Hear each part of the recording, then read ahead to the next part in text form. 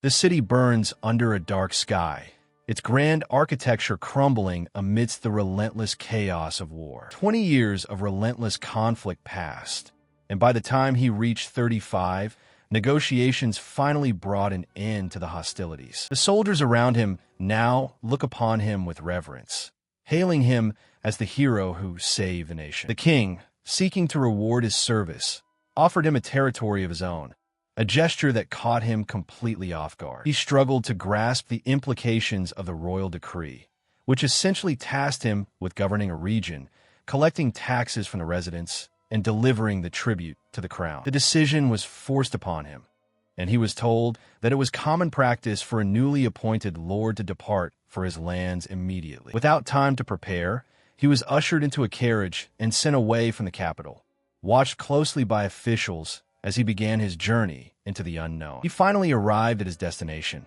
the carriage coming to a halt as he was ordered to disembark. Standing in the heart of his new territory, he listened as his escorts offered a brief, dismissive explanation of the land's boundaries. Before him stretched nothing but an endless, desolate expanse of grass. The men mocked his new status, naming the barren field Netheros before leaving him to his fate. Exhausted from his journey, he found a clean stream and reflected on the muddy, war-torn waters he had been forced to drink for years. He sampled the local vegetation, finding the taste surprisingly palatable despite the lack of any other resources. As night fell, he resolved to survive the next 2 days, determined not to perish in the wilderness. Lying under the stars, he made a silent vow to abandon this wasteland and seek a life where his skills could truly serve others. He was jolted from his slumber by a sharp command to wake up, his eyes snapping open to find a stranger looming over him. The figure stood tall, a woman with an unmistakable horn protruding from her forehead, watching him with intense, guarded eyes. She demanded to know his identity and his business in these lands, her voice laced with suspicion as she fixated on his human features. He sat up slowly, identifying himself as Deus, and gestured toward the open field where he had been resting. When she questioned why he would choose such a desolate place to sleep, he explained that he had been ordered to reside in this territory, and he had nowhere else to go. She scoffed at his situation, prompting him to admit that while he had no grand plan, his primary goal was simply to survive. She grew impatient with his vague answers, demanding he take her questions seriously, while he maintained his calm, weary demeanor. Finally, she revealed her own purpose, to honor her parents' legacy by protecting the weak and serving those in need. She demands to know his true allegiance, her eyes narrowing as she questions why he would lie to her. He remains calm, noting that he has no reason to deceive her, while internally deducing that her hostility stems from her status as a local resident of this territory. Suddenly, he shouts with conviction, declaring that he is her ally and vows to protect her regardless of the enemies they might face. A blinding flash of light erupts from her horn, cutting through the tension of the moment. As the radiance intensifies, she recoils in shock, bewildered by the sudden, inexplicable power emanating from her own body. He watches in disbelief as the light manifests, struggling to comprehend the impossible phenomenon unfolding before his eyes. She quickly recovers, grabbing his arm and urging him to follow her without further delay. He is stunned to learn of a nearby village, watching as she leads him across the vast, desolate plains toward an unseen destination. He arrived at the outskirts of the settlement, a cluster of nomadic tents standing stark against the horizon. The woman led him through the camp, her presence drawing curious glances from the villagers as they moved toward a central structure. She stopped, turning to him with a sharp look, insisting that he must face the village elder to explain how he managed to track their hidden location. Inside the tent, the elder watched them approach, questioning why she would bring an outsider into their midst, and asking if this was the man known as Blue. He explained the circumstances of his arrival, noting that he had captured a scout nearby, though the interrogation yielded little useful information. When pressed by the elder about the scout's allegiance, he confirmed that the captive had identified himself as an ally, though his answers remained stubbornly singular in their focus on the color blue. The elder found the situation intriguing, prompting him to ask the soldier for his own name. He identified himself as Deus, and as the conversation deepened, the elder questioned whether he was truly an ally to the woman, Alner, and if he was prepared to prove his loyalty. He calmly explains to the elder that his actions are merely the fulfillment of his duty, though he admits the orders originated from the king. In response, the horned woman draws her bow with lethal precision, her eyes narrowing as she challenges his true allegiance. The elder leans forward, his gaze piercing, and demands that he recount his entire history and the reasons behind his service to the crown. He complies, baring his soul as he recounts every memory from his earliest childhood to the present day. After listening intently, the elder acknowledges his sincerity, noting that his genuine desire to protect the villagers has finally become clear. The elder then poses a hypothetical, asking how he would react if he discovered they were not the villagers he was sent to protect. He responds with a steady smile, insisting that even if they were strangers, he would still choose to stand by their side if they were in need. The elder observes his reaction with a knowing look, realizing that the man's kindness extends far beyond the boundaries of his duty. He questioned the soldier's status, asking if he was truly a subject of the kingdom, while the horned woman stood by, observing the tension. The soldier countered, noting that he did not live in the kingdom's territory, prompting the elder to ask if he had finally realized the truth of their situation. He realized the gravity of the implication. By opposing the king, he was effectively an enemy of the soldier's own nation. Despite this, the elder offered a reprieve, suggesting that the soldier might not be their enemy after all, even if they remained adversaries of the king. He commanded the soldier's attention, insisting that he listen to the history of their people. The elder, known as Maul, explained that his tribe had long contested the control of the grasslands against the soldier's kingdom. He recounted the devastating defeat 50 years ago, which forced them to flee the grasslands after losing many of their kin in the endless cycle of war. Pointing to the horn, he revealed its power to store magic, a necessity for their survival, and questioned why the soldier had chosen to live in these lands after their long exile. He explains that their survival hinges on a unique concealment magic, a technique that allows them to mask their presence and slip past the kingdom's reach unnoticed. The soldier listens intently, questioning why such vital knowledge would be shared with someone from the kingdom, to which he replies that the soldier's nature is not one of malice. He elaborates on the soul appraisal magic, noting that the color of the light shifts based on one's inner intent.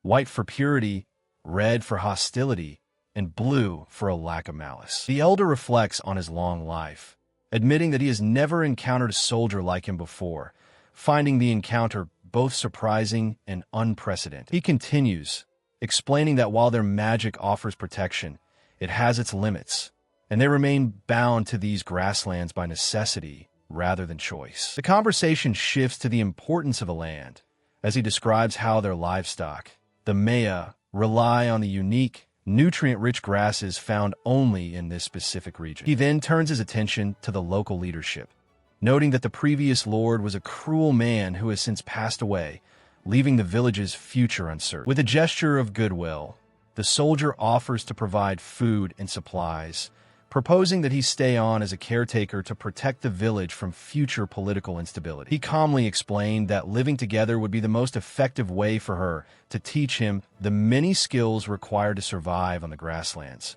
a suggestion that left her completely stunned. Thus, he took his first step as a local lord, finding himself unexpectedly sharing a life with a woman known as Alner. The creature known as a Maya is a horned beast covered in thick, soft fur, prized not for its meat, but for the valuable wool it produces. He listens intently as she explains that by shearing the Maya and bringing the wool to the village, they can trade for food and essential supplies. She grows frustrated, grabbing his face to ensure he understands the gravity of the situation, to which he quickly insists that he has grasped the plan. Meanwhile, the village elder continues to mentor her, teaching her the intricate ways of surviving on these vast plains. The elder reflects on the necessity of increasing the population to satisfy the expectations of the demon tribe and ensure the prosperity of the territory. She looks at him with a troubled expression, admitting that she has no idea how to actually increase the number of people in their domain. She challenges the logic of their situation,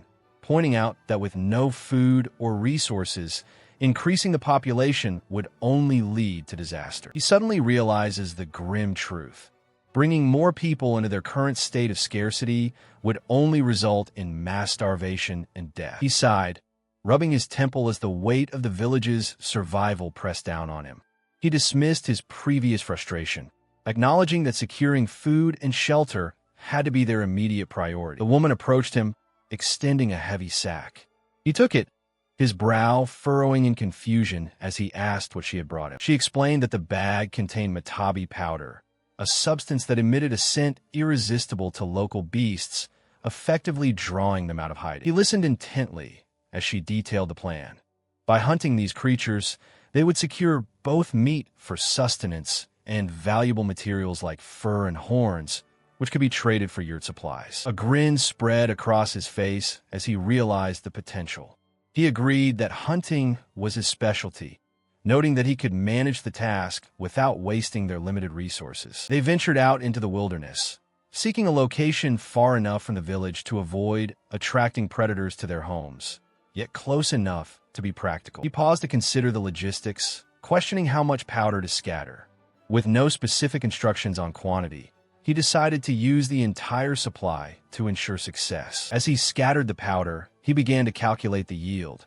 If one beast provided enough for a trade, he would need 100 to meet their needs.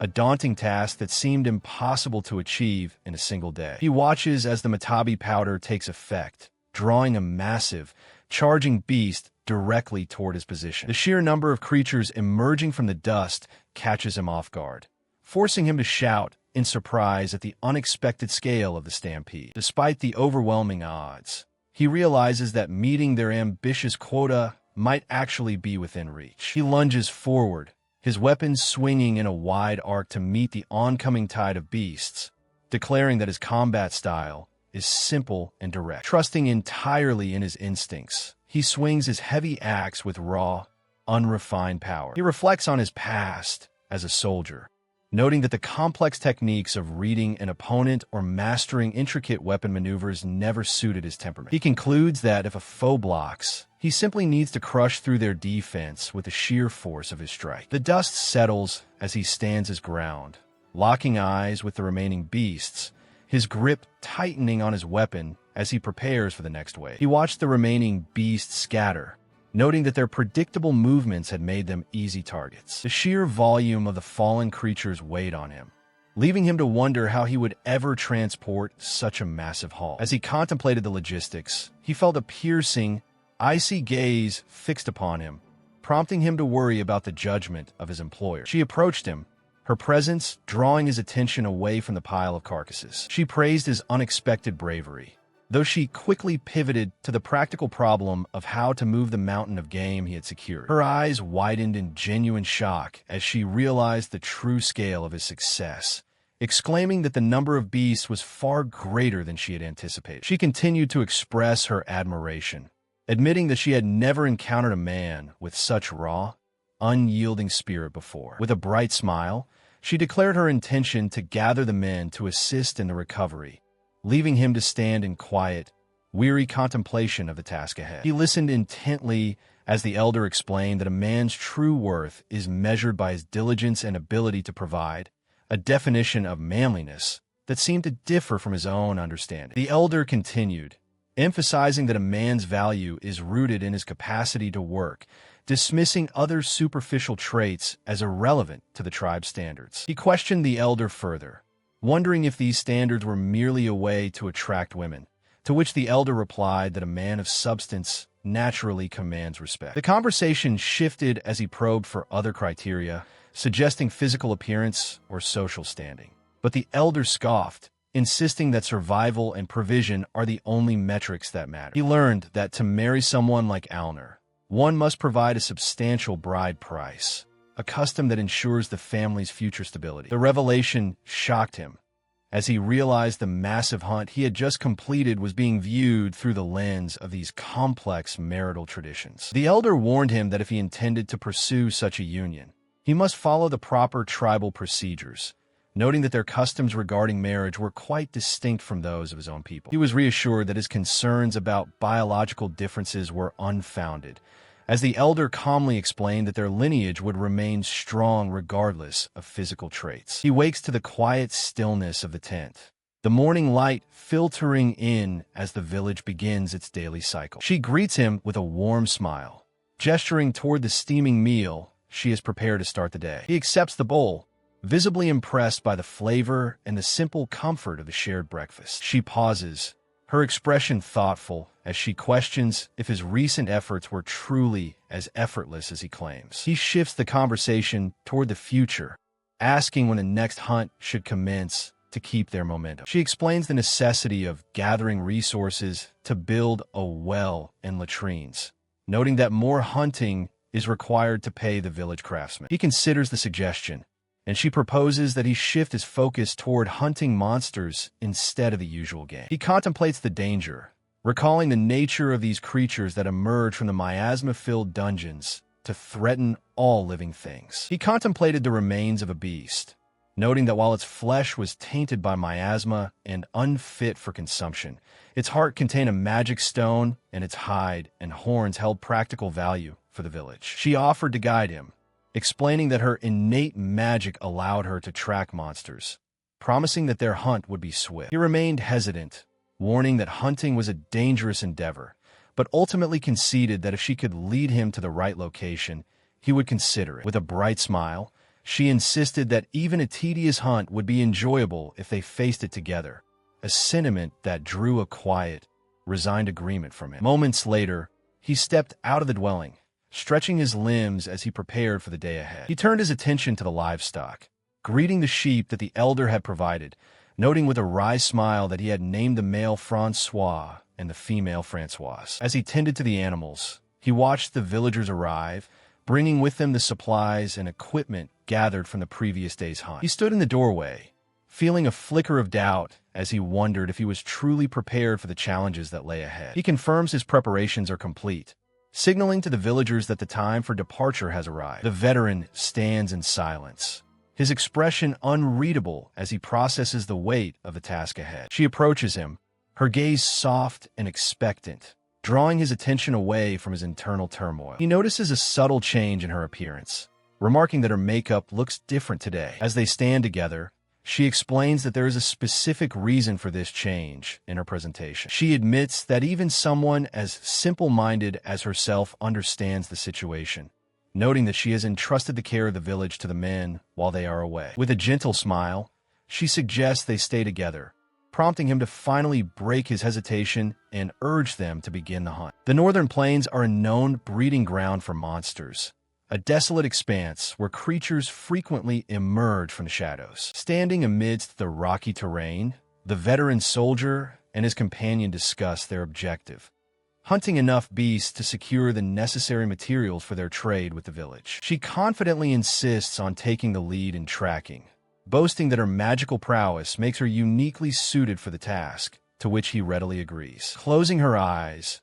she focuses her senses, reaching out with her spirit to scan the vast, empty landscape for any sign of life. As she chants, a surge of magical energy ripples through the air, drawing the soldier's watchful gaze as he observes her concentration. The environment reacts to her presence.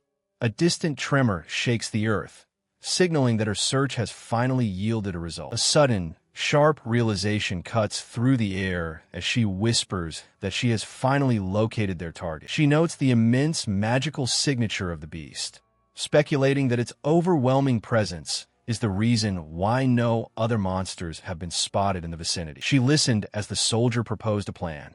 He would scout the area alone while she remained hidden, minimizing the risk of discovery. He reminded her of her own concealment magic, suggesting they could both approach safely if they worked together, a proposal she accepted with a nod. They moved forward cautiously, their eyes widening as the terrain shifted to reveal a massive, unexpected presence. A colossal, armored beast stood before them, its heavy, reptilian gaze locking onto their position with primal intensity. The soldier recognized the creature instantly, his voice tight with disbelief as he identified the earth dragon, wondering how such a monster could be found in this region. He dismissed her suggestion to retreat, insisting that he would strike the beast while she maintained her magical concealment. With a defiant shout, he charged toward the dragon, confident that he could escape if the situation turned dire. He analyzed the creature's thick hide, calculating that a direct strike to its limbs might force it to retract, and prepared to test his theory against the titan. He struck the beast with all his might, only to recoil in shock at the impenetrable density of its hide. Realizing a direct assault was futile, he shifted his focus to the creature's neck. The warrior pressed his advantage, his weapon flashing as he unleashed a flurry of strikes against the dragon's armored plating. He stood atop the massive creature, his boots finding purchase on the jagged, stone-like scales as he prepared his next maneuver. Watching from a distance, she shouted in disbelief, questioning his sanity for attempting to face an earth dragon alone and urging him to retreat while he still could. He acknowledged the danger, yet remained resolute, determined to carve a weakness into the dragon's armor before considering any escape. The soldier admitted that while his actions might seem foolish, he had no other viable targets to strike. He steeled himself for a war of attrition, calculating how many blows he could land before his own stamina finally gave out. With renewed focus, he resumed his relentless assault, raining down strike after strike upon the beast as she watched, helpless to intervene. He stumbles, his breath hitching as he realizes his physical reserves are nearly spent. The woman watches, startled, as he commands his weapon to mend itself, revealing that she had discovered this peculiar property long ago. He recalls the origins of the spear, a relic taken from a fallen soldier that possessed the uncanny ability to repair minor damage on its own. Focusing his intent, he channels his energy into the weapon, watching as it rapidly restores its structural integrity. With the spear restored, he readies himself, shouting that the battle must continue. The air rings with the relentless, metallic clatter of his strikes against the creature's impenetrable hide. He pauses, sweat dripping from his brow, frustrated that the armor remains unyielding as the sun begins to dip below the horizon. He sighs, acknowledging the daunting reality that he must defeat this turtle-like monster before nightfall, regardless of the difficulty. He pauses his assault, noticing the woman shivering nearby. He asks if she is cold, suggesting it might be time to bring their struggle to an end. Suddenly, she cries out as the dragon's hide fractures under the pressure. The beast's eye widens in shock, mirroring the soldier's own intense focus. The creature retaliates with a violent burst of energy, forcing him to brace himself against the shockwave while she watches in terror. A deafening roar echoes across the landscape as the massive beast shifts, its armored bulk shaking the very ground beneath them. He lunges forward, his spear striking true, leaving the dragon stunned by the unexpected precision of the blow. Frustration mounts as he realizes the dragon has already begun to mend its armor, sealing the breach he fought so hard to create. She struggles to remain standing, overwhelmed by the dragon's oppressive magical aura, and wonders aloud how he manages to keep fighting despite the crushing weight of the magic. He observes the creature's sudden stillness and decides to capitalize on the moment, setting his sights firmly on the remaining cracks in its hide. He lunged forward, his blade biting deep into the dragon's hide as the beast recoiled from the sudden, precise strike. The creature stumbled, its movements erratic and sluggish, clearly disoriented by the unexpected assault on its armor. He realized the dragon had never been targeted there before. The beast was struggling to compensate, its defenses faltering under the pressure. With a surge of confidence, he pressed the attack, convinced that victory was within his grasp if he maintained this momentum. Suddenly, the ground erupted as the dragon retaliated with a massive, crushing blow, forcing him to scramble away in shock. He turned to see his companion caught in the debris, his voice tearing through the air as he shouted her name in desperation. The dragon's eye narrowed, a cold, predatory intelligence focusing on the fallen warrior as it prepared to strike again. She looked up, breathless and trembling, as the beast loomed over her, its form beginning to shift and surge with renewed, dark energy. She lies vulnerable on the ground, her breath hitching as the beast looms over her, its massive form casting a long, suffocating shadow. The creature's throat begins to glow with a malevolent, pulsing energy, signaling an imminent and devastating discharge. He watches in horror, realizing the monster has bypassed him entirely, to focus its lethal intent solely on his fallen companion. A surge of desperate resolve floods his mind. He refuses to let her perish, swearing to protect her regardless of the overwhelming odds. With a guttural roar, he lunges forward, his face twisted in a mask of pure, unadulterated fury. The ground shatters beneath his feet as he launches himself into the fray, closing the distance with desperate speed. He reaches her side, his eyes wide with concern as he calls out to check if she still draws breath. The impact of his intervention forces a sudden, violent recoil, leaving him gasping as the weight of the struggle takes its toll. He held her close, her cries of relief echoing through the desolate landscape as the immediate danger subsided. Tears streaming down her face, she looked at him and made a sudden, desperate vow to marry him. Nearby, the villagers watched the scene unfold, their voices filled with concern as they questioned if the pair had returned safely. Amidst the jagged, broken remains of the battlefield, he stood stunned by the sheer intensity of the moment. He tried to calm her, but her grip remained as powerful as a dragon's, her resolve to marry him unshakable despite the chaos surrounding them. The group stands before the massive, fallen earth dragon, its sheer scale dwarfing the villagers who gather to witness the aftermath of the battle. Transporting the colossal beast proves to be a monumental task, requiring the combined strength of the village men to move it. They finally reach the village as dawn breaks, the heavy carcass secured upon a makeshift cart pulled by oxen. The veteran soldier and the elder discuss the feat, both stunned that a single warrior managed to fell such a powerful creature. He insists on returning the majority of the materials to the village, noting that the creature's value is far too great for him to keep alone. The soldier suggests using the remains to build a well and storage yurts, planning to trade the surplus with traveling merchants to benefit the community. He is caught off guard when the elder mentions that presenting a claw to Alner's parents would be seen as a formal proposal of marriage, leaving him visibly flustered. He stood frozen as the elder insisted that marriage was unavoidable, warning that a man who slays a dragon must be bound by deep ties or face dire consequences. The elder pressed further, questioning if he truly wanted to ignore the village maidens who were now swarming around him with expectations of matrimony. Caught in the sudden fervor, he found himself physically pulled toward the center of the attention, his stoic expression crumbling into bewilderment. Surrounded by hopeful gazes and hearts floating in the air, he felt the walls of his solitary life closing in, leaving him visibly overwhelmed. The elder explained that the kingdom's customs were rigid. Since he was the only man available, Alner believed he was destined to be her husband. He wiped sweat from his brow, desperately searching for an alternative, asking if a simple engagement might suffice instead of a full marriage. The elder dismissed the idea, noting that Alner had already informed her parents, and that the only remaining choice was how to proceed with the union. With the matter settled by forces beyond his control, he stood amidst the village, officially betrothed to Alner. He contemplated his new reality, acknowledging that while he did not dislike Alner, the sudden shift in his life was overwhelming. He wondered if she truly understood the implications of their union, given the vast difference in their ages and backgrounds. The reality of the situation hit him hard. He was 35, and she was merely 15.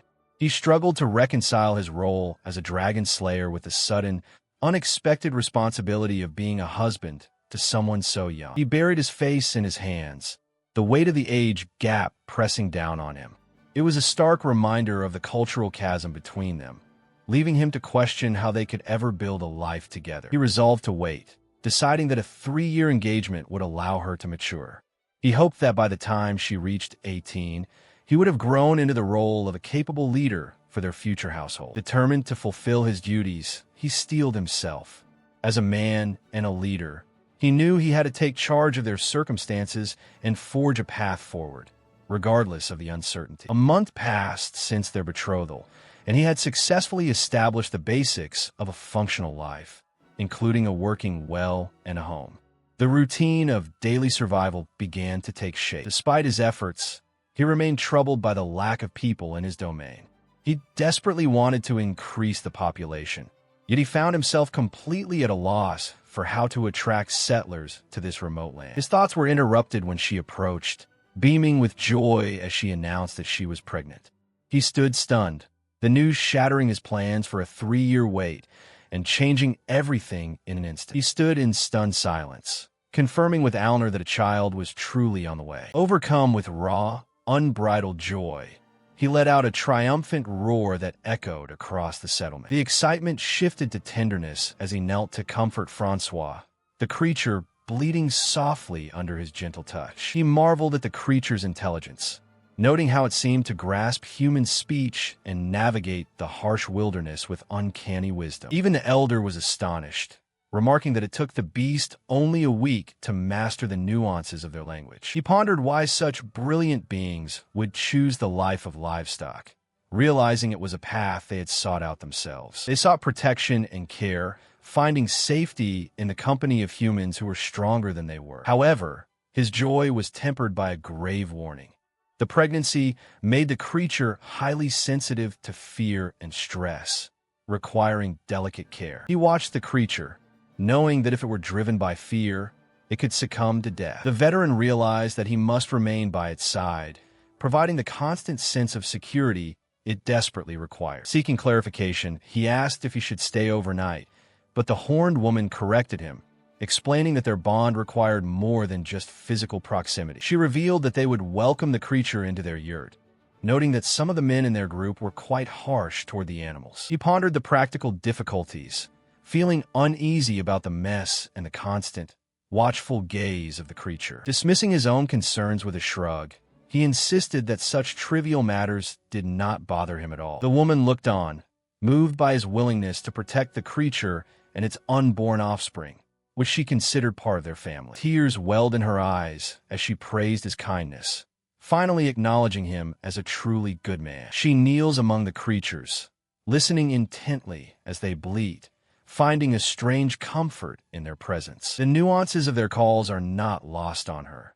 She understands that each sound carries a distinct meaning, a language of the herd that remains a mystery to others. He watches her with a gentle smile, though he remains baffled by the conversation she seems to be having with the animals. The creatures suddenly chime in, their voices sharp and indignant as they gossip about the soldier, much to her embarrassment. Flustered, she tries to silence them, insisting that their private affairs are not for public consumption. A sudden, sharp glint of light pierces the horizon, cutting through the calm of the day. She senses the shift in the air, her eyes widening as she detects a group of 10 approaching, their magical signatures unmistakable and hostile. He steps forward, his expression hardening as he commands her to hide the others, determined to face the incoming threat alone. He watches the creatures with a steady gaze, noting their unease as the threat draws near. Reassuring them, he dismisses the danger, confident that 10 adversaries pose no greater challenge than a dragon. She offers a gentle smile, accepting the responsibility to guard the area while he departs. With a firm grip on his spear, he prepares for the coming clash, his resolve hardening. His eyes narrow as he spots the approaching group on the horizon, confirming the enemy's presence. He quickly assesses the tactical situation, noting the mix of infantry and cavalry, and prepares to close the distance before they can utilize their bows. Suddenly, a familiar face appears, and he recognizes an old comrade in arms standing before him. The newcomer greets him warmly, explaining that he has come to provide escort and guidance, despite the veteran's surprise at his arrival. He stood frozen, his eyes widening as he recognized the figure approaching from a distance. The newcomer drew closer, her presence commanding and unmistakable as she rode into view. She halted her mount, flanked by her companions, her gaze fixed forward with a stern, unwavering intensity. Because of her sudden appearance, he could only stare in confusion, whispering to himself as he struggled to identify the stranger. The group travels across the plains as a request is made for the veteran to guide them to his residence. He agrees, gesturing for them to follow him toward his home. He expresses his excitement about seeing the veteran's new estate, noting that everyone is exhausted from the long journey. They arrive at a vast, empty expanse, only to find a single, solitary tent standing in the distance. The sight leaves them stunned and speechless. The veteran explains that he had Alner use concealment magic to hide the structure, ensuring it remains unseen by outsiders. He invites them to enter without hesitation. As they approach, the group observes the surroundings, noting the peculiar nature of the hidden encampment. A quiet realization passes between them as they inspect the interior, sensing the weight of the secrecy surrounding the place. A woman steps forward, introducing herself as the third princess, Diane, and formally acknowledges the veteran's reputation as a hero. She questions the veteran about the nature of this dwelling, noting the lack of servants or signs of construction, leaving the group in a state of confusion. She demands that the soldier show proper respect, her voice sharp as she reprimands him for his informal address. Ignoring the outburst, he calmly points out the reality of his situation. There are no servants here, and certainly no grand estate to speak of. He gestures to the humble tent, admitting that while it may lack prestige, he put significant effort into setting it up himself. Stunned by the revelation, she questions if he truly constructed the dwelling with his own hands, her skepticism evident. She presses further, noting that in such a desolate plain, hiring skilled laborers would have been the logical choice, especially given the generous rewards he received from the throne. He looks at her, bewildered, and clarifies that he never received a single copper coin for his service. The soldier emphasizes his plight, revealing that he lacks not only funds, but even the most basic necessities like water and food. She stares back, her expression shifting from regal indignation to a mix of disbelief and frustration as she recalls her own initial fears of perishing in this wilderness. She stares in disbelief, her composure fracturing as the reality of the situation sinks in. Recovering her regal tone, she demands to know the true purpose of their visit. The air grows heavy as they explain that war is looming, and they have come to request the aid of the nation's hero. She contemplates the offer, weighing the political implications of marriage as a reward against the presence of her companions. He dismisses the notion of war as a joke, his mind firmly set on his devotion to his current charge, Francine. A sharp silence follows his refusal, his jaw set in a line of absolute determination. He turns his gaze toward the horned woman, gently but firmly declaring that he will not participate in this conflict. She watches him, her expression hardening into a mask of cold, calculated frustration. She struggled to contain her indignation, her voice rising as she pressed him to reconsider his refusal, offering even greater rewards for his service. He remained unmoved, his expression hardening as he dismissed her offer, stating that no amount of wealth could sway his decision and requesting that she take her leave. Incensed by his insolence, one of her guards stepped forward, bellowing in outrage at the lack of respect shown toward a member of the royal family. The guard continued his tirade, mocking the veteran's common origins before drawing his blade with a sharp, metallic ring. Without hesitation, the veteran slammed his hand into the ground, a surge of raw power erupting to create a barrier between himself and the aggressor. The force of the impact shattered the guard's sword, leaving only the hilt in his trembling grip as the blade lay in pieces. Shock rippled through the room. The princess and her escort stood frozen, their eyes wide as they processed the sudden display of overwhelming strength. He stood calmly amidst the tension, noting with a detached air that the guard's attack had lacked any true killing intent. He stood his ground, his voice cold as he dismissed the royal guards, telling them their business was finished and ordering them to leave immediately. The guards, visibly shaken by the display of power, urged one another to retreat before the situation escalated further. Klaus looked toward the veteran, warning the others that even their combined strength would be no match for the hero of the nation, and asked if they truly intended to challenge him. The veteran remained motionless, his expression hardened into a mask of grim determination. He sighed, looking at the damage he had caused to the floor, worried that he would be scolded by Alner for the destruction. Diane, her face contorted with fury, realized the man possessed neither wealth nor soldiers, and she lashed out,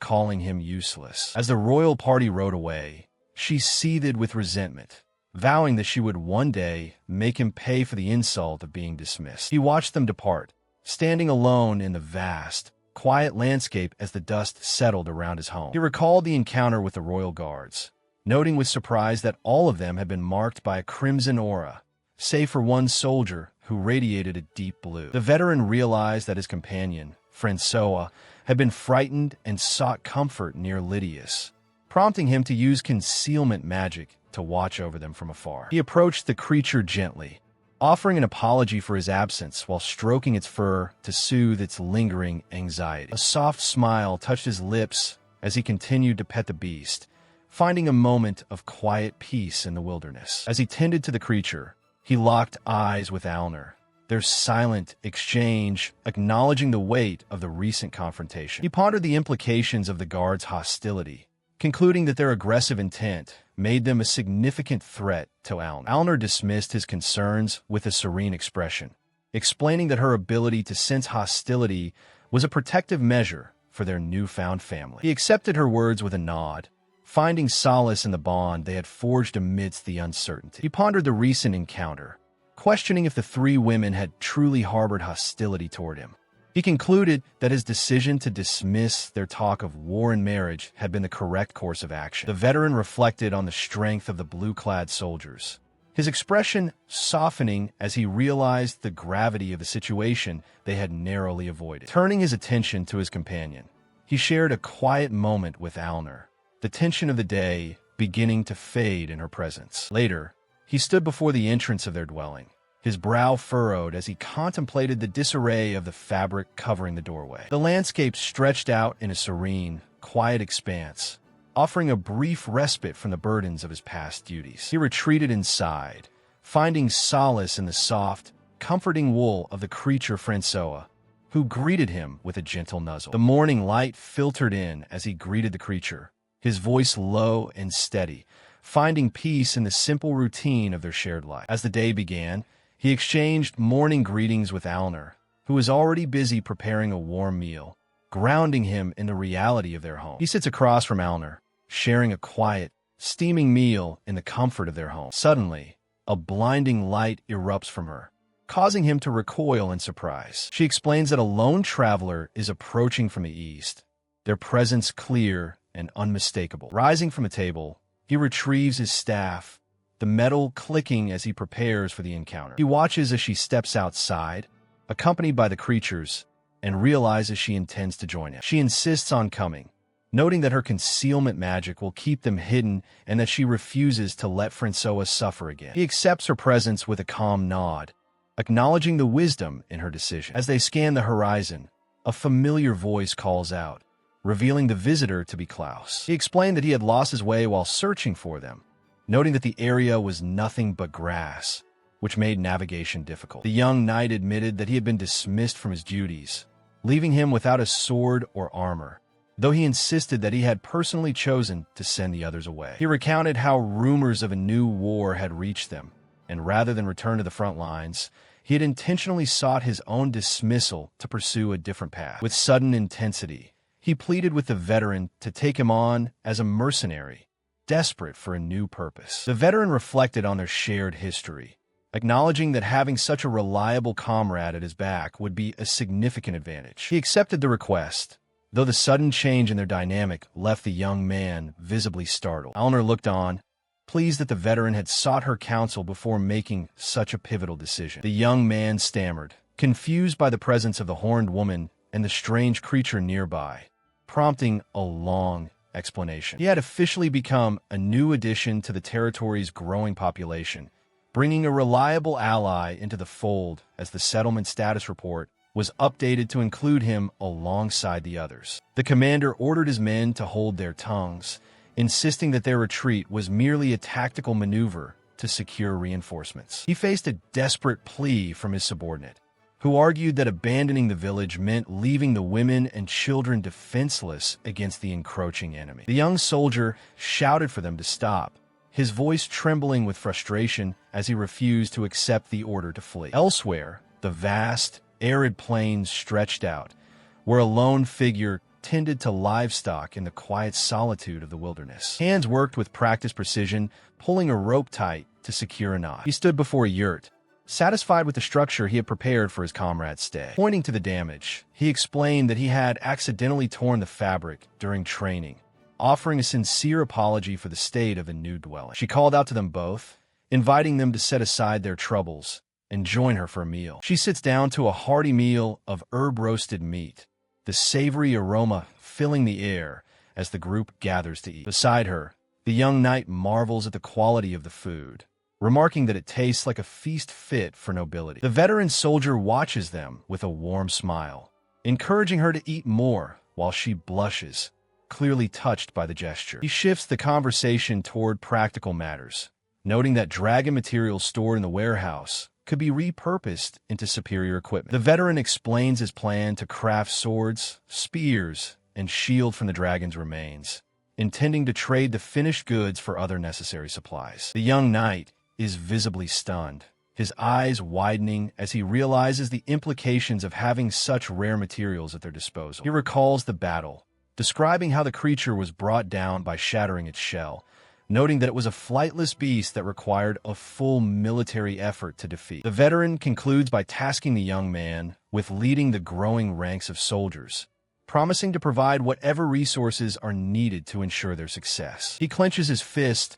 eyes burning with resolve as he vows to live up to the expectations placed upon him, promising to protect the people with his life. The veteran soldier and the horned woman watch him, acknowledging his newfound commitment to the cause. He insists on maintaining formal titles, arguing that establishing clear positions is essential for their mission, even if it feels slightly awkward. 10 days pass, and he stands ready, his training having sharpened his skills and focus. He inspects his gear, noting that both his armor and spear are crafted from dragon materials, rare treasures that even nobility would struggle to acquire. Reflecting on the veteran's trust, he feels the weight of responsibility, determined to prove himself worthy of the faith placed in him. Meanwhile, the capital is embroiled in a bitter succession struggle, with various factions of nobles maneuvering for power, casting long shadows over the future of the kingdom. He stood amidst the quiet encampment, reflecting on the lawless state of the borderlands where the capital's influence had long since faded,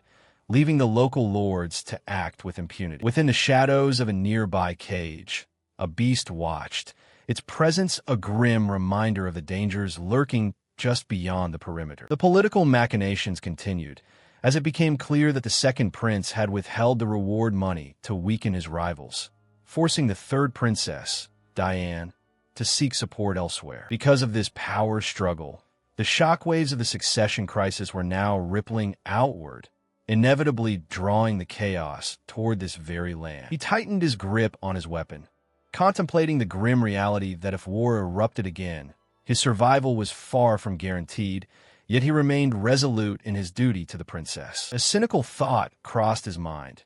Perhaps dying in the coming conflict would be a fitting end for a soldier of his standing. His internal monologue was interrupted as a comrade approached, inquiring about his well-being and the cause of his visible distress. The soldier turned to address the newcomer, explaining that Alner had detected 12 hostile signatures approaching from the east, and he immediately volunteered to investigate the situation. He listened intently as the veteran soldier instructed him to remain behind, tasking him with the protection of the others should the situation at the border turn dire. Accepting the order with a nod, he watched as his companion prepared to depart. He marveled at the display of Alner's concealment magic, which allowed her to vanish into the landscape as if she were never there. A sudden shift in the horizon caught his attention, pulling his gaze toward the distance. The veteran soldier returned sooner than anticipated, his brow furrowed in confusion as he surveyed the area. He stood alongside the others, watching as the veteran soldier arrived, accompanied by a group of elderly villagers. Alner knelt beside the newcomers, offering them sustenance and comfort in their weary state. He learned the grim truth. These elders were outcasts, driven from their village by those who sought to reduce the burden of the impoverished. He observed the unfolding chaos as civil war erupted in the neighboring territory, sparked by the second son's rebellion against his brother, the Duke. The young knight watched as the elderly woman, guided by her own divination, finally reached their destination after a long and arduous journey. He chuckled, noting that their group of refugees had grown by 12, a development he had not anticipated. The veteran soldier remarked on the remarkable age of the newcomers, noting that many were over 70, with one woman reaching 90, and jokingly wondered about the secret to their longevity. Ignoring the soldier's light-hearted banter, he grew frustrated, realizing his warnings were falling on deaf ears. Memories surfaced of a past encounter years ago when he had desperately called out to a village under attack, by enemy soldiers near a military outpost. He shouted in defiance, declaring that as soldiers of the kingdom, they could not abandon the village, as its fall would be a strategic disaster. Realizing the enemy was already closing in, he braced himself, fearing that this very ground might become his final resting place. He exhaled in relief upon finding his comrade alive, having feared the worst when the others fled. Hearing a child's cries nearby, he moved toward a house to investigate. Inside, he found a man desperately pleading for someone to take in a terrified child, begging them not to leave the little one behind. The child wept uncontrollably, clutching at him and begging not to be abandoned in the face of the encroaching danger. He offered a gentle, reassuring smile, promising the child that he would protect them and asking for just a little more patience. With the child safely tucked away, he turned his attention back to the immediate threat, closing the door firmly behind him. The battle erupted in a flurry of steel. He stood shoulder to shoulder with his comrade, both men shouting warnings as they braced for the onslaught. In the chaos, his memories blurred, leaving only the singular, desperate focus on defending the innocent and the unwavering conviction that his actions were the only path to survival. By the time reinforcements finally arrived, the enemy had long since retreated, leaving him exhausted amidst the silence of the empty village. He wiped the grime from his face, his expression softening as the adrenaline of the recent conflict began to ebb away. Reflecting on his comrade, he realized that despite the man's rise to power and status, his core remained unchanged, a kind and honest soul at heart. A self-deprecating smile touched his lips as he chided himself for his foolish thoughts of martyrdom. He resolved to live and support his leader, declaring with renewed fervor that he would stand by him as he strove to become a noble lord. Suddenly, he called out to his companion, urging him not to pull so roughly on the child, Yult, for fear of causing harm. Days after gathering the survivors, the group found themselves at a crossroads. With the population growing, the horned woman proposed naming their new home Ilk Village, explaining that in the ancient tongue, it signified the first village. He dismissed the suggestion of Dragon Slayer Village with a firm shake of his head, marking the official establishment of their first settlement. Under the vast, open sky, the modest collection of yurts stood as a testament to their newfound stability in the wilderness. The villagers insisted on a celebration, and though modest, a feast was held to mark the occasion. Watching the joy spread among the people, the veteran soldier felt a rare sense of peace wash over him. It was a simple gathering, yet seeing their genuine smiles brought a warmth to his heart that he had long forgotten. As the festivities continued, the horned woman approached him, requesting a private moment to discuss the pressing matter of recruiting more settlers. He acknowledged the weight of the situation, noting that while they had discussed strategies for recruitment, finding immediate solutions remained a difficult challenge that required his full attention. He turned, startled by the sudden appearance of the elder, who questioned why he had been calling out for him. The elder pressed him on his previous suggestion, wondering why he was so adamantly opposed to the idea of purchasing slaves to bolster their numbers. He gestured toward the proposal brought forth by Maya, his expression grim as he contemplated the moral weight of the suggestion. The elder reflected on the cold reality of the market, noting that human beings were treated as mere tools, easily acquired and discarded. He admitted his deep-seated disdain for the institution of slavery, recalling the harrowing sights of slave soldiers he had witnessed on the battlefield. A shadow of pain crossed his face as he gripped his blade, the memory of those injustices fueling his resolve. He argued that the act of purchasing them was the core issue, warning that engaging with such merchants would only perpetuate a cycle of exploitation. The elder listened intently as he declared his intent to ban the ownership and trade of slaves within his domain, finding a sense of relief in his firm moral stance. He listened intently as the elder voiced her concerns, admitting she had feared he might eventually be swayed by those advocating for slave labor to expand their settlement. Standing in the quiet of the evening, he acknowledged her wisdom, agreeing that her caution was well-founded. She offered a sincere apology, explaining that the harrowing tales of slavery from the Castex territory had clouded her judgment and fueled her anxiety. He looked at her with unwavering resolve, declaring that such darkness would never take root in his domain, for he would personally ensure it remained forbidden. Suddenly, The tension was broken by the arrival of Klaus, who stumbled upon them in the dim light, startled to find the elder present. Moments later, he shared the news that merchants were approaching the village, a development that promised new opportunities for trade. He turned his attention to the arriving traders,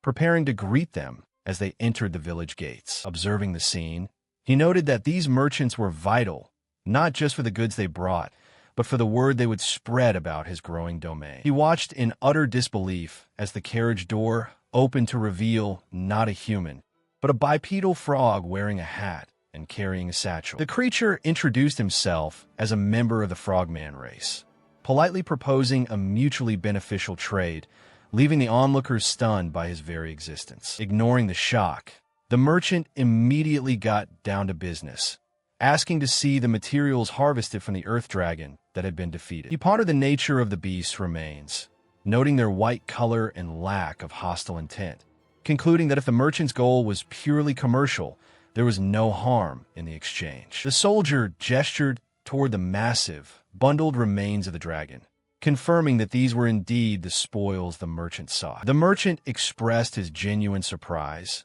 having heard rumors that the dragon was a formidable foe, and was impressed to learn it had been taken down by a single individual. Observing the interaction, the beastkin guards exchanged wary glances, questioning if the creature had truly scavenged the remains from a corpse rather than slaying the beast himself. He decided to put the suspicion aside, instructing Klaus to retrieve a battle axe to help process the dragon's hide, while the frog merchant looked on in surprise at the sudden change in plans. He brought his axe down with tremendous force, shattering the dragon's hide in a single, precise strike. The onlookers cheered at the display, while the merchant watched, his long tongue flicking out in surprise at the sudden breakthrough. He reflected on the difficulty of the task, noting that the dragon's armor had long been the most challenging material to process. Driven by a desire to ease the burden on the villagers, he had spent countless hours experimenting with different methods to break the tough hide. After days of trial and error, he finally mastered the technique, allowing him to split the armor with a single, efficient blow. Klaus, watching the display with wide-eyed admiration, excitedly dubbed the new technique the Dragon Shell Breaker. The merchant, now fully convinced of the value of the processed materials, eagerly offered to purchase the shattered remains. He instructed the merchant to unload the goods quickly, noting that the current payment in gold would not be enough to cover the entire haul. He watches as the merchant tallies the final figures, confirming that the payment for the dragon materials is ready and calculated according to the agreed-upon rates. The merchant notes that while the beast folk had no interest in the remaining items, he believes the soldier might be willing to purchase them. Two young, pale-skinned girls are brought forward from the back of the wagon, their expressions somber and eyes downcast. They stand in silence, their faces revealing a profound sense of resignation. The soldier and his companions stare in shock,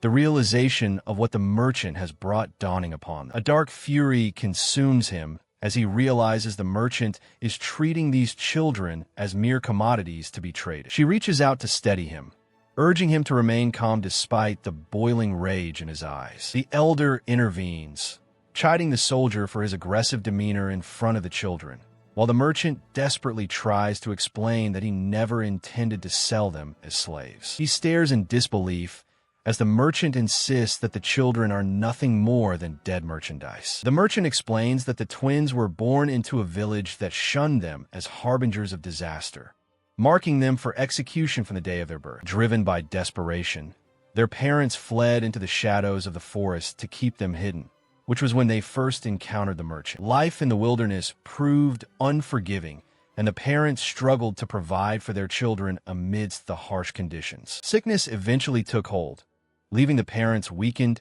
and unable to continue their struggle. Facing their own mortality, the parents begged the merchant to take the children, but he refused, citing that he was a businessman with no interest in charity. In a final, desperate act, the parents offered the children to him as trade goods, hoping he would at least ensure their survival. He accepted the arrangement, and the children were left in his care, their fate now tied to his cold, transactional world. He watched as the memories surfaced, the woman weeping openly while clutching the children in a desperate, protective embrace. Her tears continued to fall, a silent testament to the agony of a past she could not escape. She held out a small, worn locket, the only remnant of the life that had been stolen from them. The merchant recounted the grim pact, explaining how he had been forced to take the children in when their parents, facing death, begged him to ensure their survival until they could be placed in safe hands. The twins sobbed uncontrollably, their small hands reaching out as the weight of their history finally broke through their defenses. He listened as the merchant insisted he had no malice,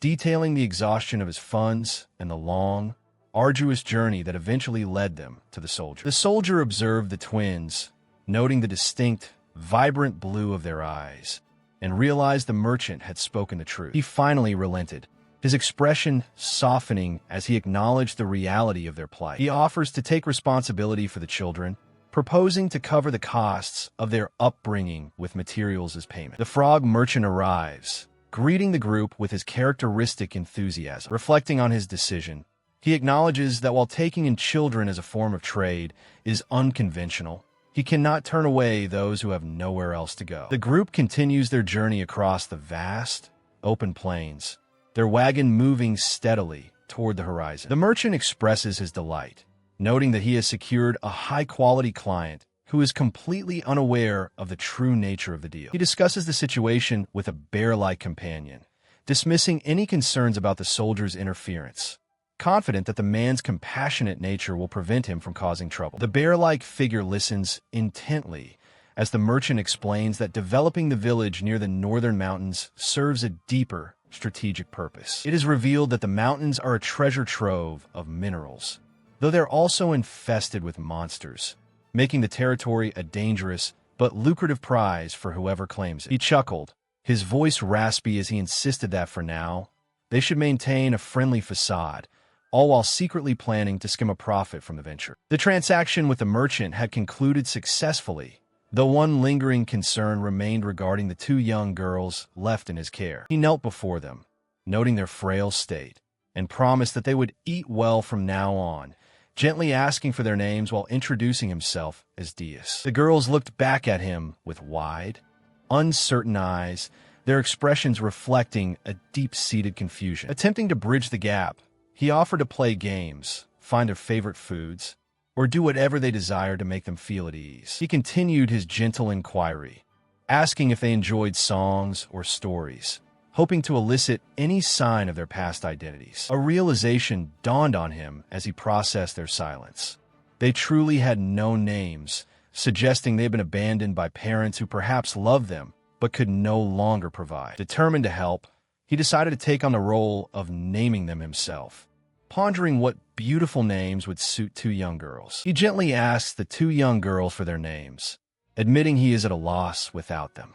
They respond in unison, their voices small and hesitant, declaring they have none. Deciding to bestow identities upon them, he names the first girl Sinai and the second Ihan, watching as they repeat their new names with a flicker of recognition. The horned woman smiles warmly, praising the choice of names, and noting how well they suit the two children who had previously been trapped within their own shells. He reflects on the tragic fate that often befalls children who lose their way, recalling the many broken souls he has encountered in his past. Observing the twins, he realizes they have managed to break through their emotional barriers, finding strength in the memory of their parents. He instructs them to accompany the horned woman and the elder to bathe and change into fresh clothes, while he remains behind to organize the supplies with his comrade. The girls look up, their expressions softening as they begin to accept the kindness offered to them. The elder beckons them forward with a gentle promise of steamed potatoes, guiding the twins toward a new, more hopeful beginning.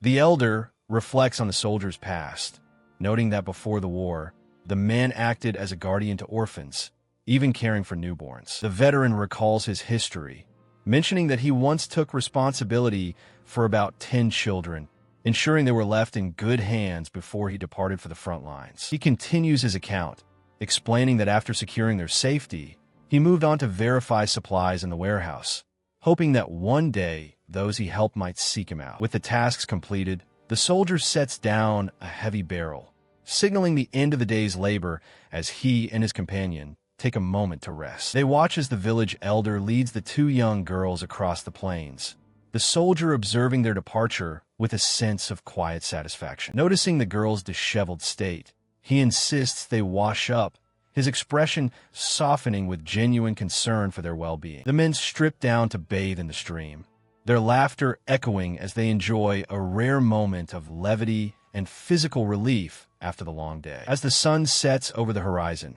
the two men walk back toward the camp, their silhouettes framed against the vast, quiet landscape. He watches from a distance as the horned woman gently braids the hair of the young girls, their expressions soft in content. She smiles warmly, explaining that she is braiding their hair now so that, in time, they will learn to do it for themselves. Nearby, the elder observes the scene with a gentle gaze, remarking that these children bring a sense of peace and joy to the village. The girls proudly show off their new appearance, and the veteran soldier offers a kind compliment, noting how well the style suits them. He reflects on their progress, noting with satisfaction that they seem to have opened their hearts more since their arrival. Calling them closer, the woman prepares to bestow upon them their true names, marking a new chapter in their lives. She reveals their names: Sanai, meaning beautiful person of the moon, and Aihin, meaning sacred moon, both rooted in ancient tongues. Finally,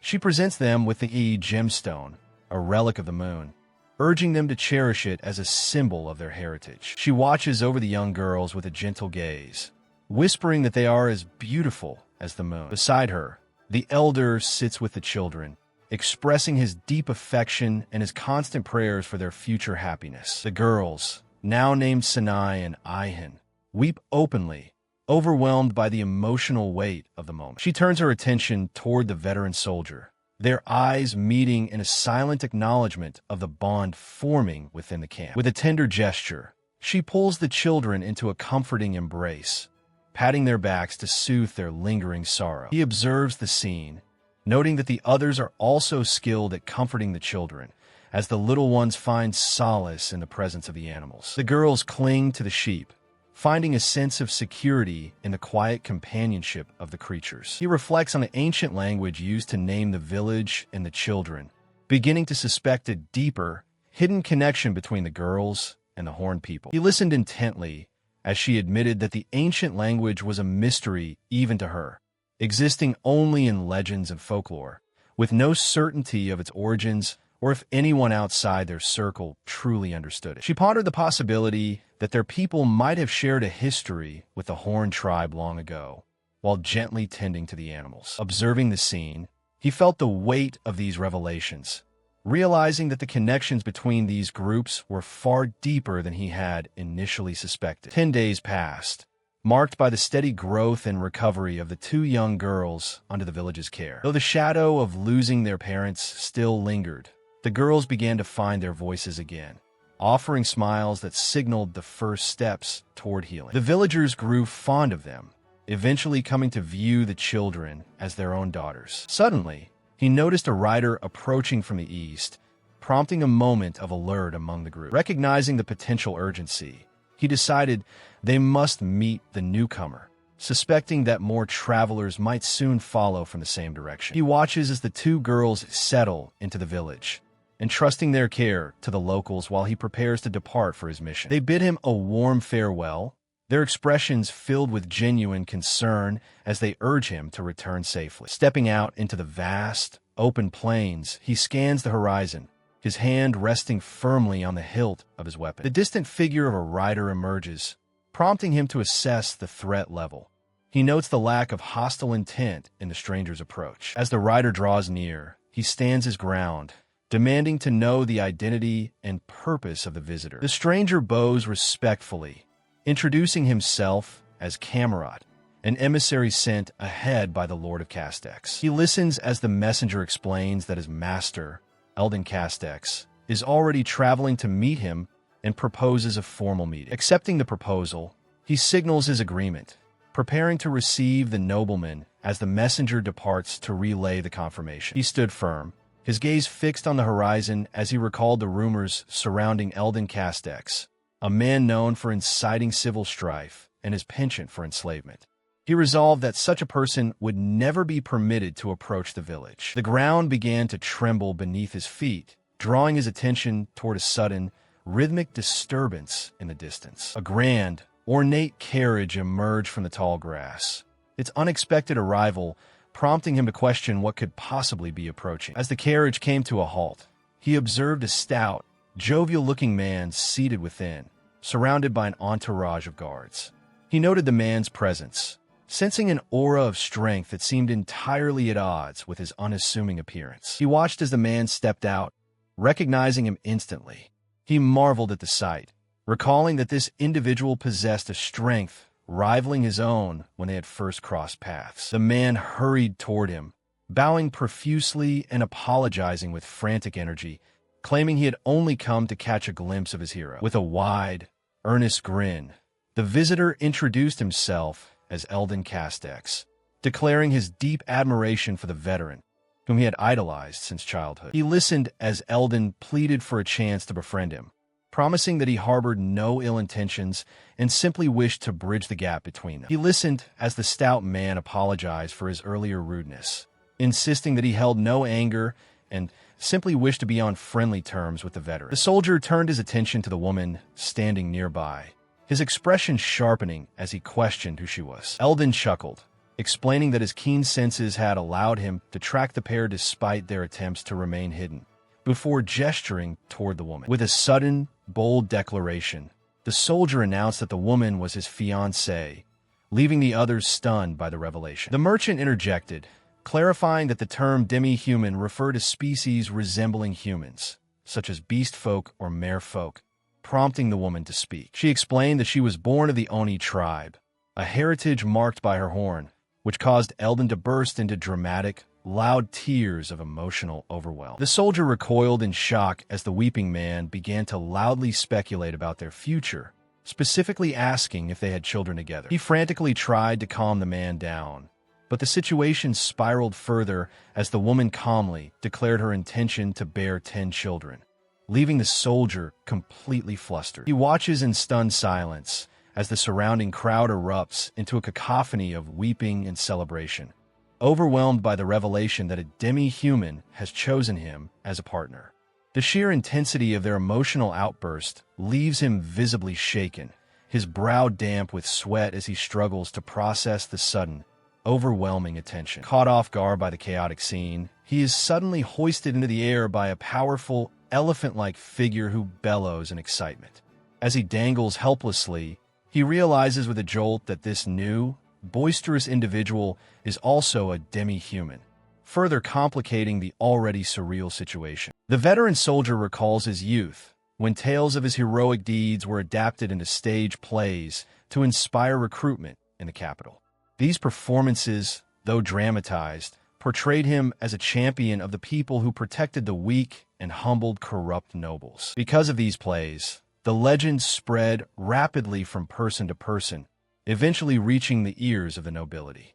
The performance was so influential that it became a catalyst for public interest, turning his name into a symbol of hope. In the present, the group receives word from the capital that the Duke has suspended the play for a week. The news leaves them visibly frustrated and confused as they struggle to understand the reasoning behind such a sudden decision. They continue their journey, traveling in a large, ornate carriage pulled by horses, moving steadily through the landscape toward their next destination. Inside the carriage, the soldier sits with his companions, reflecting on the stories he has heard. He admits that while the plays were popular, he never actually encountered the nobles who supposedly sponsored them on the battlefield. The elephant demi-human listens intently, noting that he does not believe every rumor he hears. He explains that many veterans and merchants who returned from the front lines held the soldier in high regard, and he himself grew to admire him through their accounts. Suddenly, the atmosphere shifts as the elephant demi-human collapses, his health failing rapidly. The soldier rushes to his side, lifting him with urgency while urging him not to push himself beyond his limits. He watches with growing concern, wondering what could be causing such a sudden and severe decline in his companion's physical state. He watched with growing concern as the elephant demi-human lay unconscious, his thoughts fixated on the fallen leader. The explanation unfolded. This individual was a hybrid, gifted with the rare ability to shift between forms, though the transformation placed a heavy, taxing burden upon his physiology. Because of this inherent instability, the veteran soldier listened intently as the risks of his dual nature were laid bare, noting how the strain manifested in his small, human-like stature. To maintain his fragile health, he required constant, devoted care from his companions, who provided nourishment and comfort to keep him stable. She observed the scene with a flushed face, clearly moved by the display of intimacy and the selfless dedication required to sustain him. Meanwhile, the broader context of the Castex territory became clear. The treatment of demi-humans there was remarkably benevolent, a stark contrast to common prejudices. The Son of the Lord had secretly championed these creatures, driven by a profound desire to create a world where all races could coexist in harmony, free from the barriers of prejudice. As the truth settled in, he turned to his companion, pressing for one final, hidden detail regarding the rumors of the Lord's Son and his alleged romantic inclinations. He pressed for answers, questioning why the Lord had refused to enslave the demi-human, despite the common practice of treating them as mere property. The explanation unfolded. The Lord had taken a wife named Jania, and together they had a son who shared his father's cruel disposition. Despite his distaste for the boy, the Lord had publicly declared the child his heir, granting him significant status and authority. Disgusted by the tale, the soldier remarked on the irony of a man favoring a child he despised while showing no affection for those who truly resembled him. The history continued, revealing that the Lord had eventually discovered the true identity of the elephant demi-human's mother, leading to a secret, protective bond. He watched over the child in the shadows, witnessing the moment the boy's true nature began to manifest through physical changes. The soldier listened intently, beginning to piece together that the internal strife was not merely a power struggle, but a desperate attempt to protect those the Lord held dear. Everything culminated in a violent betrayal.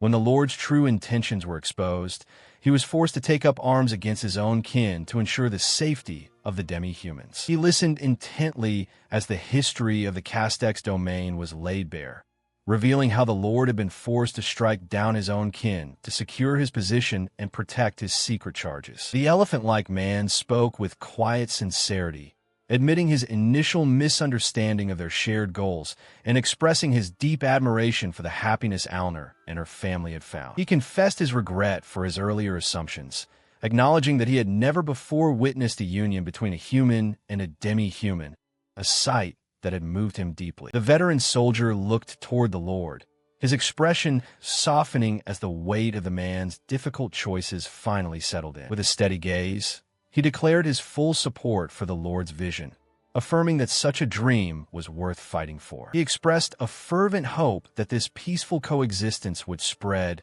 promising to lend his own strength to ensure their continued safety. The Lord looked on, visibly moved by the soldier's sudden and heartfelt validation of his life's work. He offered a final, encouraging smile, urging the Lord to stand tall and take pride in the noble path he had chosen to walk. He watched as the elephant-like leader broke down in tears, his massive frame shaking with raw, unbridled emotion. The surrounding crowd joined in the weeping, their collective sorrow filling the air as they witnessed their leader's profound vulnerability. Observing the scene, the veteran soldier and the horned woman exchanged a look of quiet understanding, moved by the sincerity of the moment. Later, the group gathered within the quiet confines of a tent to discuss the future of their domain. Eldon Castex spoke earnestly, emphasizing that without adequate food reserves, the growing population would soon face a dire crisis. The veteran soldier took these words to heart,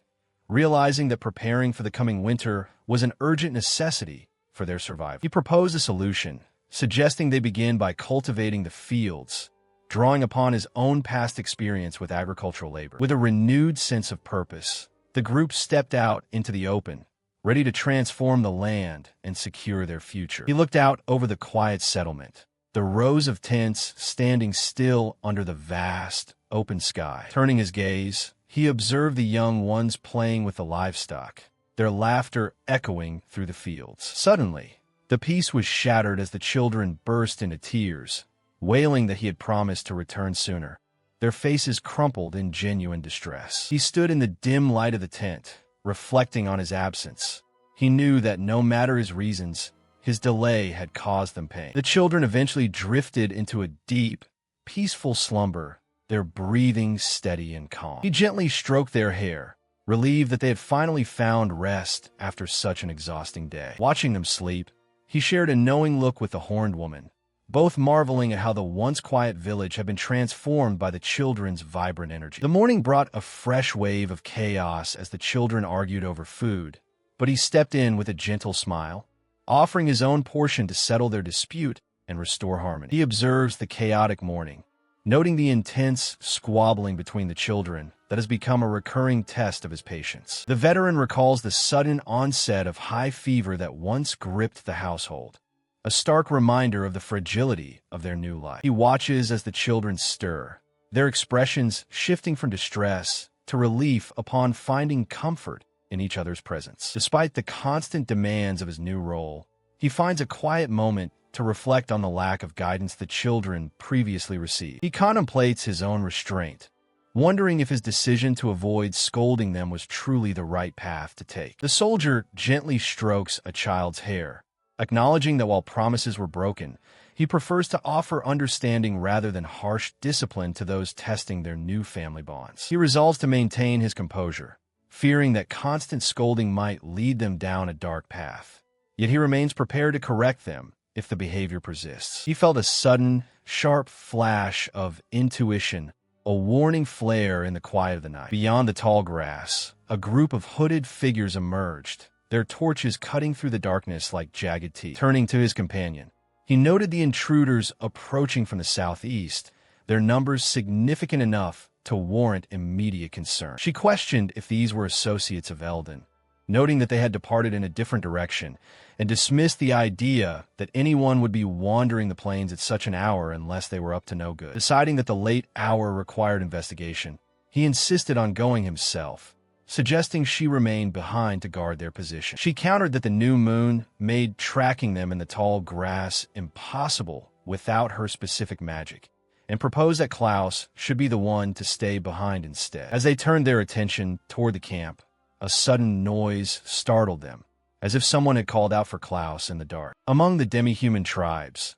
the wealthy sustain themselves through livestock, while those lacking such resources often turn to banditry as a desperate means of survival. They often target those unable to provide the necessary dowry for marriage, forcing young men into these dangerous raids. He observes the desolate landscape, questioning why anyone would venture into such a barren, impoverished territory. Under the cover of darkness, a group of hooded figures advances across the plains, their torches flickering against the night. One of the intruders pauses, his expression hardening as he surveys the empty, lifeless terrain. He dismisses his companion's complaints about the lack of vegetation, ordering him to remain silent and focused on their objective. The leader confronts the group, reminding them that he is paid handsomely for their services and expects them to work, not chatter, despite the moonless night. He grips his weapon, realizing the gravity of their situation.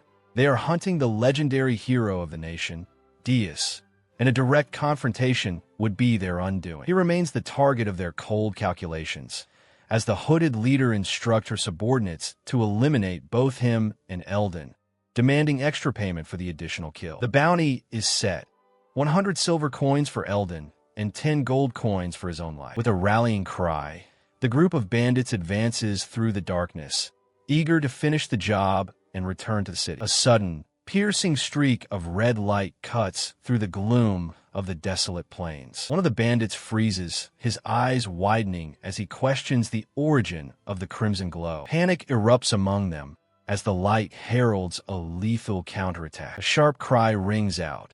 A projectile has struck true, claiming one of their own. Realizing they have been discovered, the remaining bandits scramble in terror as arrows rain down from the direction of the light. He watched as the bandits, desperate and panicked, ordered their men to fire back at the source of the mysterious red light, abandoning all caution in their attempt to strike the unseen archer. The air whistled as projectiles cut through the darkness, their paths illuminated by a faint, eerie glow. He crouched low, his brow furrowed in confusion as he questioned the nature of the strange light that had vanished as quickly as it appeared. Chaos erupted among the attackers. One by one, they cried out in agony as they were struck down from the shadows, unable to pinpoint their assailant. He stood his ground, his mind racing as he realized the precision of the attacks. The unseen enemy knew exactly where they were, turning what was supposed to be an easy job into a nightmare. The bandit leader bellowed at his men, demanding they keep firing, desperate to overwhelm the lone marksman with sheer volume of arrows. With a grim determination, the leader insisted that if they could just locate the enemy, they would surely emerge victorious by flushing them out with a barrage of fire. Arrows rained down into the tall grass, turning the field into a deadly gauntlet as the unseen battle intensified. He hears the voice from the front and immediately rallies his men, shouting for them to seize the opportunity and surround the unseen attacker. The group scatters across the terrain, their movements swift as they attempt to close the distance and trap their elusive foe. They scan the darkness, desperate to locate the source of the threat, but a sudden, blinding flash of light erupts, forcing them to recoil. He stands his ground, sword drawn, as the realization hits him. The enemy is not just using arrows, but possesses a far more dangerous, unknown power. The leader bellows for his men to hold their formation, confident that their superior numbers will eventually overwhelm the hidden assailant. As they advance, a streak of green energy cuts through the air, striking with lethal precision and sending his comrades flying. He screams in frustration, demanding the coward reveal themselves, his mind racing to identify if they are facing a demi-human or something far worse. The veteran soldier braces himself as the green light surges once more, preparing for a final, desperate confrontation against the unseen force. He braced himself as the air around him shattered, the impact of the unseen force threatening to overwhelm his senses. Amidst the chaos, he caught a glimpse of his assailant, a figure with piercing blue eyes, clad in armor and wielding a massive two-handed axe. The attacker lunged with terrifying speed, forcing him to retreat as he cursed the monstrous strength of his opponent. He scrambled through the dense forest, his breath coming in ragged gasps as he desperately sought cover. The assailant paused, frustration evident as they muttered about the incompetence of their fallen comrades and the danger of being discovered. They leaned against a tree, chest heaving with exhaustion, eyes darting through the shadows to ensure they remained unseen. Suddenly, the figure began to glow with a radiant, ethereal light, their forms shimmering as they prepared to unleash a powerful technique. The energy surged, leaving them collapsed on the forest floor, gasping for air as the forest fell into an eerie, heavy silence. She seethes with rage, her voice trembling as she curses the veteran for interfering and forcing her to endure the agony of her reopened wounds. Driven by pure spite, she vows that she will never give up until she has finally claimed his life. The skirmish with the bandits concludes, leaving the veteran to reflect on the declaration he made before the fight began. In the aftermath, he recalls the chaos of the struggle, noting how the woman's face was grazed by an arrow, causing a brief but violent outburst. He surveys the defeated group, deciding to disarm them and lecture them on the folly of their ways before banishing them from the grasslands. Observing the scene, he notes her reluctance to show mercy, though he remains firm in his resolve to handle any future transgressions with absolute severity. She explains the economics of their trade, noting that hunting bandits is lucrative because the tribal leaders pay a bounty for every piece of iron equipment recovered. He examines the scavenged weapons, realizing that in these lands, even worn-out steel is a precious commodity that can be melted down and repurposed into valuable tools. He listened as she explained that her family had never known true wealth, and that hunting bandits had become her only path to a better life. She reflected on how, before they met, she had patrolled the grasslands to survive, noting that while bandit hunting was lucrative, such large groups were rarely seen in these parts. Recalling their first encounter, she admitted her initial excitement at his arrival, only to be disappointed when she realized the wagon carried no bandits. She recounted how she had sensed his movement and initially assumed the travelers were merely corpses discarded from a wagon, left to rot in the wild. Upon closer inspection, she realized her mistake. She looked down to find him fast asleep, leaving her completely stunned by his lack of caution. She sighed, frustrated that her attempt to use a soul appraisal technique had yielded such an unexpectedly powerful result. She confessed that, for a fleeting moment, she had even considered killing him to claim his armor and weapons for herself. She reflects on that pivotal moment, wondering why she chose to speak with him instead of ending his life, a question that still eludes her. Though their current life together is the result of that choice, she occasionally finds herself questioning the path that brought them here. The veteran stands silently in the distance, his silhouette framed against the twilight as he carries his heavy gear. She remains motionless, a solitary figure bathed in a faint, ethereal glow that seems to emanate from within. As she contemplates her past, the veteran calls out, confused by the sudden, inexplicable light surrounding her. The air hums with energy as a spectral chain manifests, glowing with an intense, otherworldly power. Overcome by a sudden impulse, she leans in and presses a gentle kiss against his cheek, catching him completely off guard. He stares ahead, stunned and speechless, as the weight of her unexpected affection settles between them. He stood frozen, his breath hitching as the woman pulled away, her face flushed with a deep, crimson heat that betrayed the intensity of her sudden, impulsive gesture. Stunned by the encounter,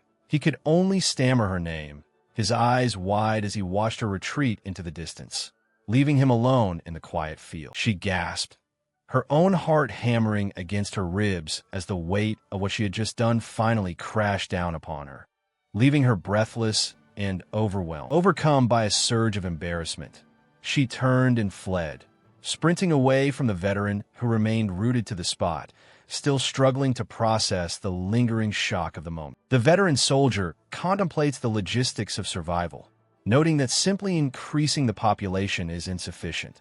They must secure food reserves and supplies to avoid catastrophe. He discusses the looming threat of winter with his companion, agreeing that they must begin preparations immediately to prevent the people from starving. The soldier emphasizes the urgency of the situation, noting that if Alner and the children go hungry, it would be a disaster, and proposes intensifying their hunting efforts to produce dried meat. His companion agrees, adding that a balanced diet is essential for health, and they must store various vegetables and grains to ensure long-term survival. The conversation shifts as they consider the possibility of cultivating the land, questioning whether tilling the soil and starting a farm is a viable solution. Eldon Castex expresses skepticism, pointing out that the harsh soil of the plains has defeated many who attempted to settle there before. Despite the warnings, the soldier remains determined, declaring that he will do whatever is within his power to make it work. Eldon, moved by his resolve, pledges his full support to ensure the endeavor succeeds, while the soldier looks on with renewed focus. He awakens within the quiet confines of his tent, the morning light filtering through the roof as he shakes off the remnants of a dream. Stepping outside, he stretches his limbs toward the sky, greeting the new day with a boisterous shout of energy. Nearby, the daily chores continue as others gather water from the well, maintaining the rhythm of village life. He encounters the horned woman, exchanging morning greetings before the village elders approach, teasing her about her unusually cheerful demeanor. Klaus arrives, reporting that he encountered an unusual creature while on his morning patrol. He examines the small, winged beast held in Klaus's hand, noting its sharp features and leathery wings. The younger knight explains that the creature had attacked them while flying in a swarm, forcing him to strike it down to protect the group. They discuss the unknown species, and he decides that they must remain vigilant, as the rest of the swarm has retreated for now. He sat under the clear, cloudless sky, enjoying a morning meal that felt remarkably peaceful compared to recent trials. While eating, he checked on the villagers, noting with satisfaction that everyone, including the elderly, seemed healthier and more vibrant than before. The improvement in their vitality was clearly linked to the medicinal herbs provided by Alner, which had become a staple in their daily diet. Curious about the source of such abundance, he turned to Alner and asked where she managed to procure so many herbs. She explained that while they occasionally traded with merchants, the majority of their supply came from their own cultivation efforts. Inspired by her success, he proposed starting a communal garden on the plains to ensure long-term stability for everyone, asking her to teach him the necessary techniques. Alner suggested that the village elder would be the best person to consult, as he held the deepest knowledge of their traditional agricultural practices. The elder, however, expressed deep skepticism, explaining that the plains were notoriously difficult to farm and that the ancient, specialized methods of their ancestors have been lost to the ravages of war. He contemplates the peculiar method of crushing gemstones and mixing them into the soil, noting the stark difference in cultural values regarding such resources. The elder explains that while they once attempted to grow crops, the plants would wither or fail to bear fruit, suggesting that perhaps the forest people possess the knowledge they lack. He continues, recounting how the forest people could transform even the most barren wasteland into a lush, green paradise with a mere touch. The elder then proposes a deal. If the soldier shares the secrets of successful cultivation, he will help them realize their long-held dream of farming these plains. He agrees readily, offering not just his expertise, but also to bring mountain vegetables to aid in their efforts. The elder laughs heartily, expressing his high expectations for the soldier's success. He adds that he will also provide medicinal herbs for the children, intending to pass them on to Alner later. The elder chuckles again, warning him not to hand over anything too dangerous to her, his jovial demeanor masking the gravity of the task ahead. He leaned in close, his expression intense, as he issued a final, stern warning.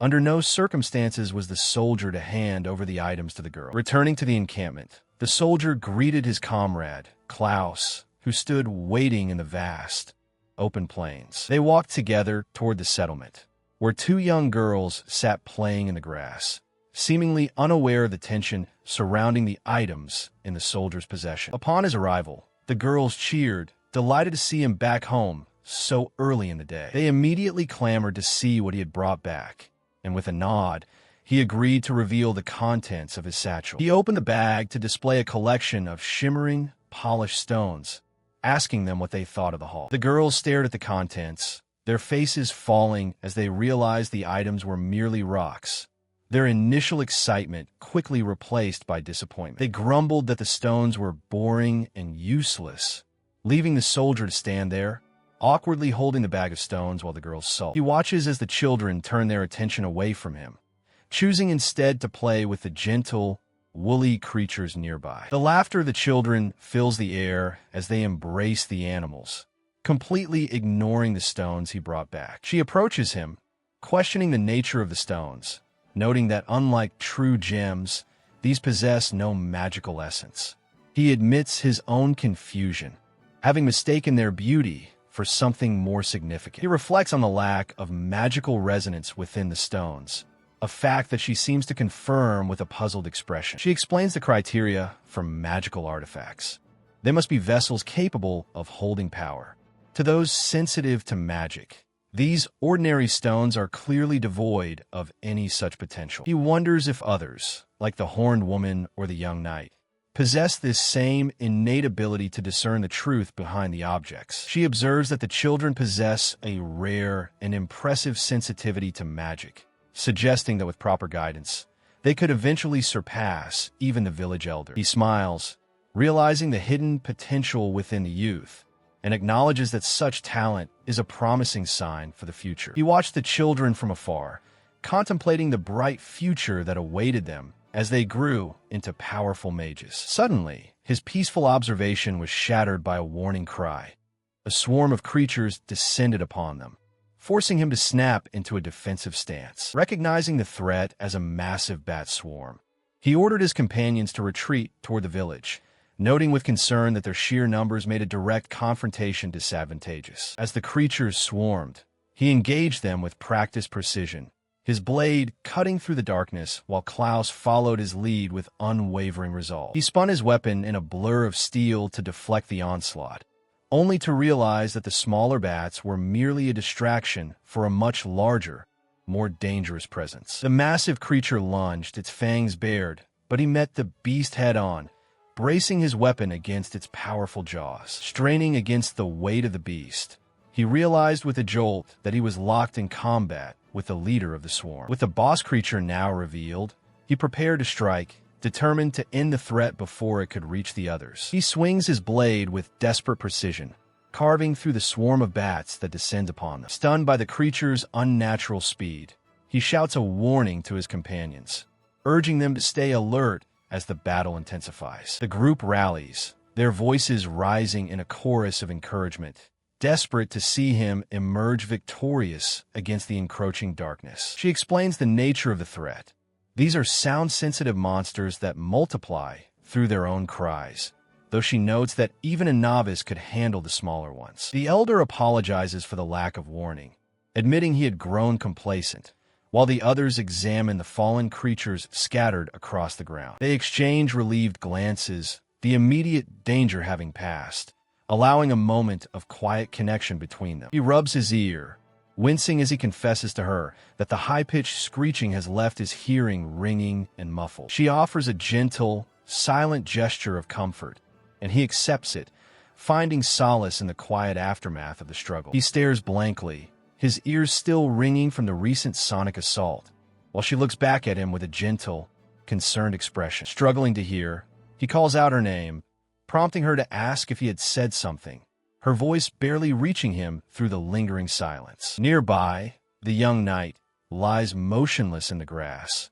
having succumbed to the overwhelming chaos of the battle. The veteran soldier grinds materials into a fine powder, the rhythmic motion of the pestle echoing his focused determination. He pauses, satisfied with the progress made on the field, noting that the arduous task of preparing the soil is finally yielding results. Reflecting on the past 5 days, he acknowledges that the crushing of the fertilizer stones is complete, marking the end of the initial phase of their agricultural labor. As he surveys the horizon, a sudden shift in the atmosphere catches his attention. Nearby, the horned woman senses a disturbance, noting that something is approaching rapidly from the east. Because of her heightened magical perception, she alerts him to the incoming presence, prompting them to prepare for an unknown arrival. A group of wagons and riders emerges in the distance, though the nature of the travelers remains unclear. He insists on investigating the strangers alone to ensure safety, but she firmly refuses to let him go by himself, choosing to stand by his side. She peered through the spyglass, her eyes widening as the approaching figures finally came into focus. Recognizing the man in the lead wagon, he identified him as Cameroltz, a servant of Eldon, and felt a wave of relief knowing his companion was by his side. They scrutinized the caravan, noting the strange white beast being led and the unusually heavy guard presence surrounding the cargo. Observing the creatures closely, he remarked on the similarity between these white beasts and the ones known as Kurogi, finding the name easy to remember. He continued to track the movement of the wagons, his gaze fixed on the suspicious activity occurring near the rear transport. Deciding to investigate the mysterious cargo, he moved toward the second wagon, catching a glimpse of a small shadow darting within. As he approached, a small, frantic creature emerged, babbling about its failed attempt to sneak away and its desperate need to secure food for the journey. The creature insisted that food was essential for survival, dismissing the veteran's concerns as it prioritized its own provisions above all else. The creature trembled, questioning if the soldier had truly failed to notice that the caravan was heading west, not south, and that its true goal was to slay a dragon. It continued its frantic explanation, claiming it had only sought the soldier's intellect to infiltrate the caravan, insisting that the desert people needed to reclaim their honor by proving they could slay a dragon themselves. With growing fervor, it denounced humanity as a race of liars who had deceived its people, declaring that striking back against them was the only righteous path. The creature shrieked, recounting how a mysterious man had convinced it that stealing the food and returning to the desert was the ultimate strategy to expose the caravan's true nature. Suddenly, Cameroltz intervened, his voice booming with authority as he commanded the caravan to halt. The creature froze in terror as heavy boots stepped onto the grass nearby, signaling the arrival of the caravan's master. Cameroltz turned his attention to the veteran and his companion, offering his gratitude for their escort and confirming the delivery of the promised goods to Eldon. In a final desperate outburst, the creature pointed toward the elder, screaming that he was the one who sought the dragon's death. The small creature frantically insists that they cannot win, while Cameroltz acknowledges the arrival, eager to press for answers. It screams in terror, warning that everyone is about to be slaughtered. Startled by the commotion, the knight turns toward the wagon, questioning what is happening as the creature darts away. Suddenly, an order rings out to strike down the dragon, seizing the moment while the target remains undefended. The soldier recoils in shock, his eyes widening as he realizes the rodent is capable of human speech. In the chaos, the horned woman leaps into action, her blade flashing as she engages the attackers to protect her kin. The veteran observes the skirmish with a critical eye, noting that the opponent was careless and perhaps even held back, questioning the true intentions behind the assault. The creature lashes out in fury, declaring that the people of the desert are not mere objects to be discarded by such insolent individuals. He stood firm, declaring that the insults directed at Alner were unforgivable, his resolve hardening as he faced the opposition. The small creature continued its defiant stance, demanding that the others protect the two individuals while insisting that the perpetrators be captured immediately. Nearby, the beasts let out low, agitated grunts, their presence adding a layer of tension to the already volatile situation. One of the figures bowed deeply in apology, lamenting the dragon's actions and muttering that humans were truly beyond redemption. He turned to his companion, dismissing the need for further apologies and suggesting that the matter was already settled. The soldier questioned the identity of the attackers, wondering if they were beast folk, and expressed his concern that he would be held responsible for the actions of those living within his territory. A detailed explanation followed, clarifying the distinction between beast folk and demi-humans, noting that even if they appeared as animals, those who possessed culture and language were to be treated as a distinct race. He listened intently as the history of the long-eared tribe was recounted, learning that they were a people blessed by the gods, yet often misunderstood and marginalized within the kingdom. He listened intently as the map was laid out, illustrating the vast, arid expanse of the desert region far to the south, a place far removed from the kingdom's central territories. The tension flared as he questioned the validity of the claims, his voice rising in disbelief at the suggestion that these creatures could simply return to their homeland. He reflected on the revelation that Eldon had faced significant backlash for his decision to protect the tribe, a testament to the man's unwavering commitment despite the social cost. She spoke with a somber tone, noting how the colors of their past had shifted, and while she accepted the current peace, she warned that the intensity of their previous encounters would not be easily forgotten. He softened his stance, acknowledging that while no formal apology was necessary, he would accept the gesture of goodwill to put the matter to rest. The elder stepped forward, suggesting that future interactions be handled with caution and that any necessary disciplinary measures would be left to Camerolt's discretion. He offered a respectful nod of agreement, acknowledging the wisdom in the elder's words as the group reached a mutual understanding. The small creature sniffed the air, signaling the end of their verification process, though it noted with a wry observation that scent-based identification remained a difficult task. The small creature watches as the veteran soldier and his companion inspect the cargo, noting the distinct scent of spices emanating from the wagon. They conclude their search,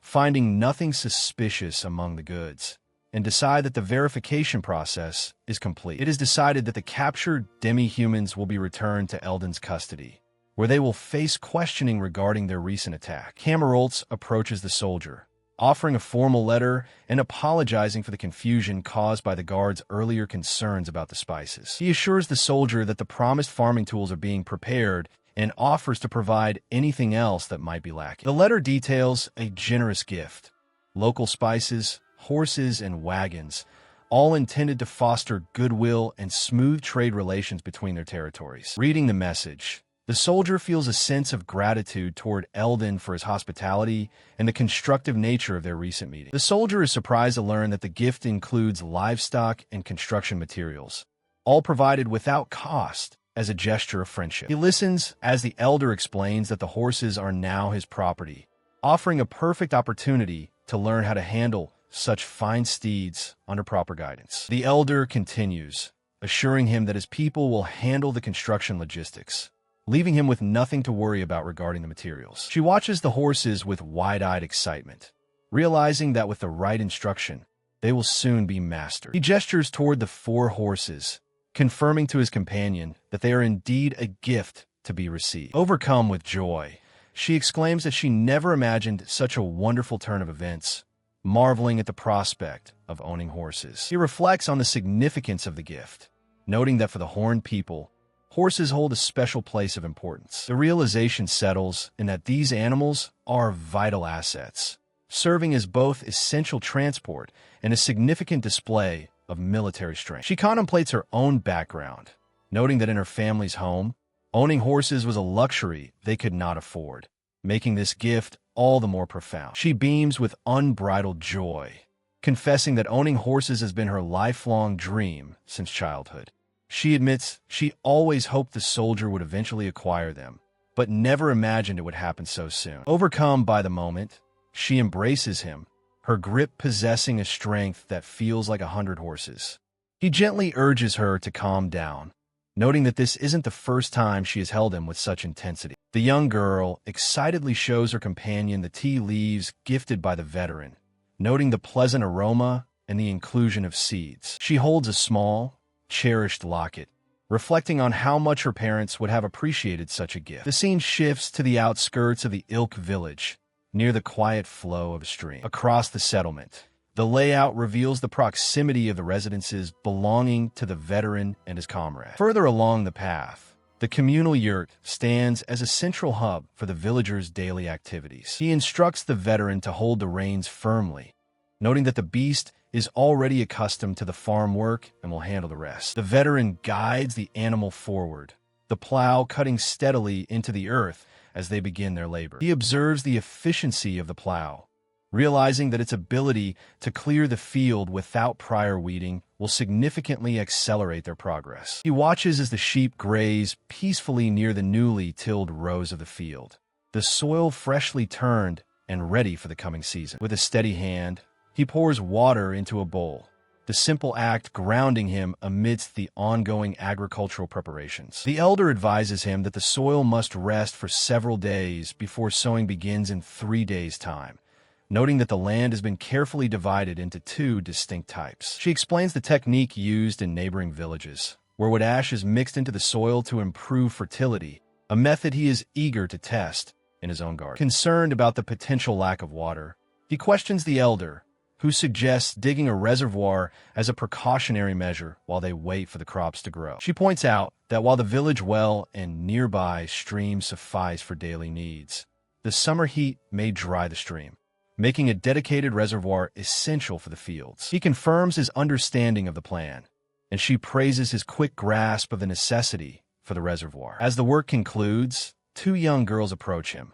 asking if the field preparations are finally finished. He observed the group, noting that the work would still require several more days to reach completion. The horned woman approached, urging them to return home as dinner was ready, thanking the young girls for coming to fetch them. He looked up, his brow furrowing in confusion at the sudden interruption. Nearby, the sheep bleated insistently, their presence a stark contrast to the quiet planning session. Noticing the girls' unusual demeanor, he felt a flicker of concern regarding their behavior. One of them turned to the veteran, asking if the labor in the fields was proving too exhausting for him. He dismissed the concern, insisting the work was manageable, and questioned if she truly believed failure in such tasks was a cause for sorrow. She looked at him with tear-filled eyes, confessing that they had been hiding something, her voice trembling as she asked if he felt no sadness at all. He offered a gentle reassurance, suggesting that keeping secrets is a common human frailty and nothing to be ashamed of. The young girls looked up at him, their expressions shifting from sorrow to a quiet, contemplative silence. Suddenly, they broke into a playful dance, hopping about with light-hearted energy that seemed to dismiss the previous tension entirely. As they bounded away across the field, they called out his name, their voices carrying across the open expanse. He watched them go, reflecting on the unanswered questions that lingered. Despite his attempts to understand their strange behavior, they remained elusive, leaving him with only his own thoughts. Time passed, and as he continued to work alongside them, the initial worry faded, replaced by the simple, steady rhythm of their daily lives. Alner approached him, explaining that the soil was finally ready for planting, and presented the seeds of the yamashurb, a plant known for its remarkably rapid growth. He marveled at the potency of the fertilizer, noting that the sprouts had already emerged in a single day, and thanked her, looking forward to the harvest ahead. He listened as the young man reported that the stables were finally complete, thanks to the efforts of Cameroltz and his team. Surveying the structure, he couldn't help but express his bewilderment. Only 3 days had passed, and yet the construction was already finished. The secret to such rapid progress lay in the materials used, which allowed for an incredibly swift assembly. This modular construction method was designed for efficiency, utilizing pre-processed components that could be easily expanded, dismantled, or relocated to accommodate the changing needs of the livestock. Cameroltz humbly deflected the praise, explaining that he was merely following the precise instructions provided by Eldon. When asked about the origin of the high-quality materials, the older man revealed they were derived from Earth Dragon remains, offered as a gesture of goodwill. The revelation caused a sudden panic, as the sheer value and rarity of such materials made them impossible to accept without hesitation. He narrowed his eyes, demanding to know the true motive behind such a generous and suspicious gift. He stood in contemplation, processing the revelation that the materials were not a gift, but a trust to be managed,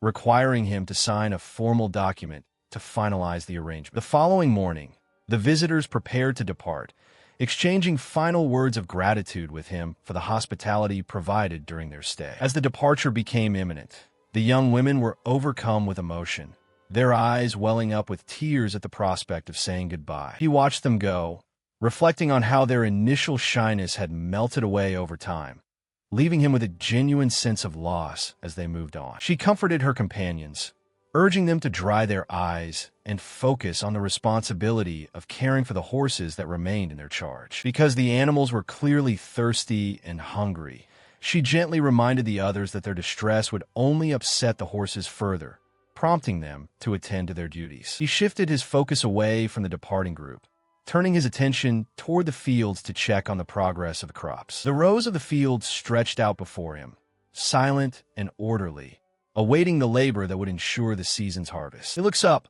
meeting the gaze of the horned woman, who calls out his name with concern. The next morning, he reflects on the previous day's work, acknowledging that success rarely comes instantly, and deciding to inspect the fields. Standing over the soil, he observes the sprouts with a furrowed brow, clearly dissatisfied with their progress. He begins grinding materials, concluding that the lack of growth stems from insufficient fertilizer, and prepares to add more. After applying the mixture, he waits, but the following day reveals the plants remain stunted and weak. Determined to fix the issue, he increases the dosage, meticulously working the soil until the sun sets over the horizon. Another day passes, yet the fields show no signs of improvement. He sighs, weary from the repeated failures, while the woman watches him from behind, her expression filled with quiet empathy. He knelt in the dirt, muttering to himself about doubling the fertilizer and tripling his devotion, his exhaustion palpable as he finally conceded that it was time to rest. Watching him,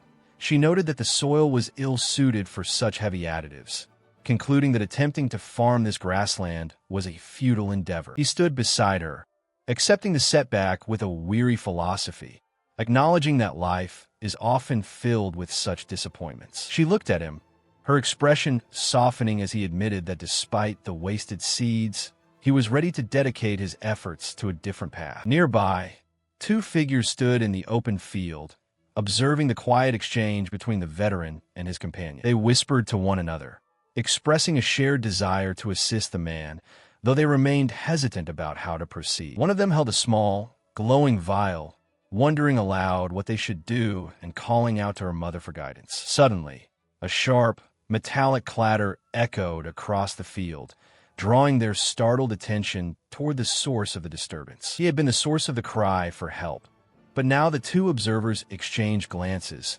confirming they both heard the desperate plea and deciding to investigate the origin of the sound. They moved across the quiet, sun-drenched pasture, the rhythmic sound of their footsteps echoing against the stillness of the farm. Approaching the small, isolated storage shed, they noticed the structure stood solitary amidst the vast, empty fields. From within the shed, The muffled voice continued to beg for release, the plea growing more frantic as the observers drew near. Inside the cramped space, a small, rabbit-like creature huddled in the dark, lamenting that it had been trapped for a week without water, reaching the absolute limit of its endurance. The creature lamented its misfortune, wishing it had sought the aid of the legendary dragon slayer, Deus, while the observers peered through the gaps in the wooden walls, realizing the identity of captive. The trapped being continued to shout into the void, demanding to know if anyone was nearby to hear its desperate cries for rescue. They stood outside,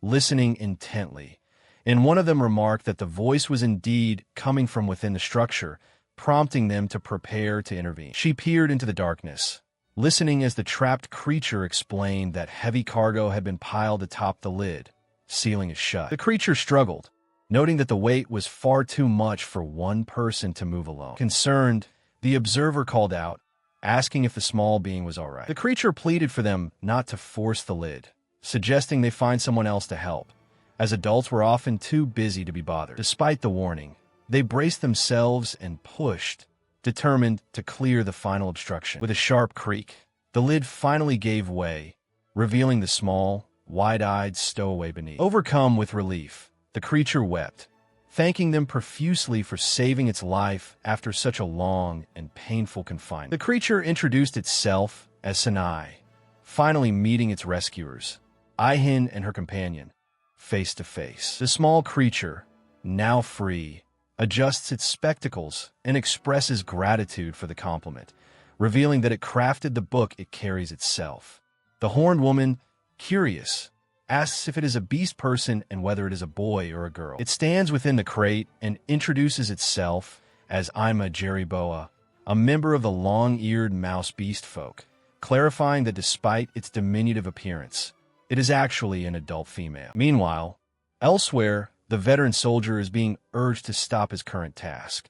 He suggests that perhaps changing their location would improve their results, but his companion sharply rebukes him, comparing his behavior to that of slave owner. The small creature explains that it was trapped inside a crate, hidden beneath heavy cargo, and asks if it is being punished for some wrongdoing. It continues its tale, recounting how it had been trying to avoid a dangerous acquaintance, only to find itself inadvertently locked away in the dark. The two listeners press for clarification, questioning the nature of its relationship with the veteran soldier and why they seem so distant. They lean in closer, whispering that they have a secret matter to discuss, specifically with the stowaway. Nearby, the veteran soldier and his companion continue their grueling labor in the fields, unaware of the conversation unfolding behind them. The stowaway is warned that the village elders are not to be trusted with this information, as the secret must be kept from the others at all costs. Despite the soldier's tireless dedication to the village's prosperity,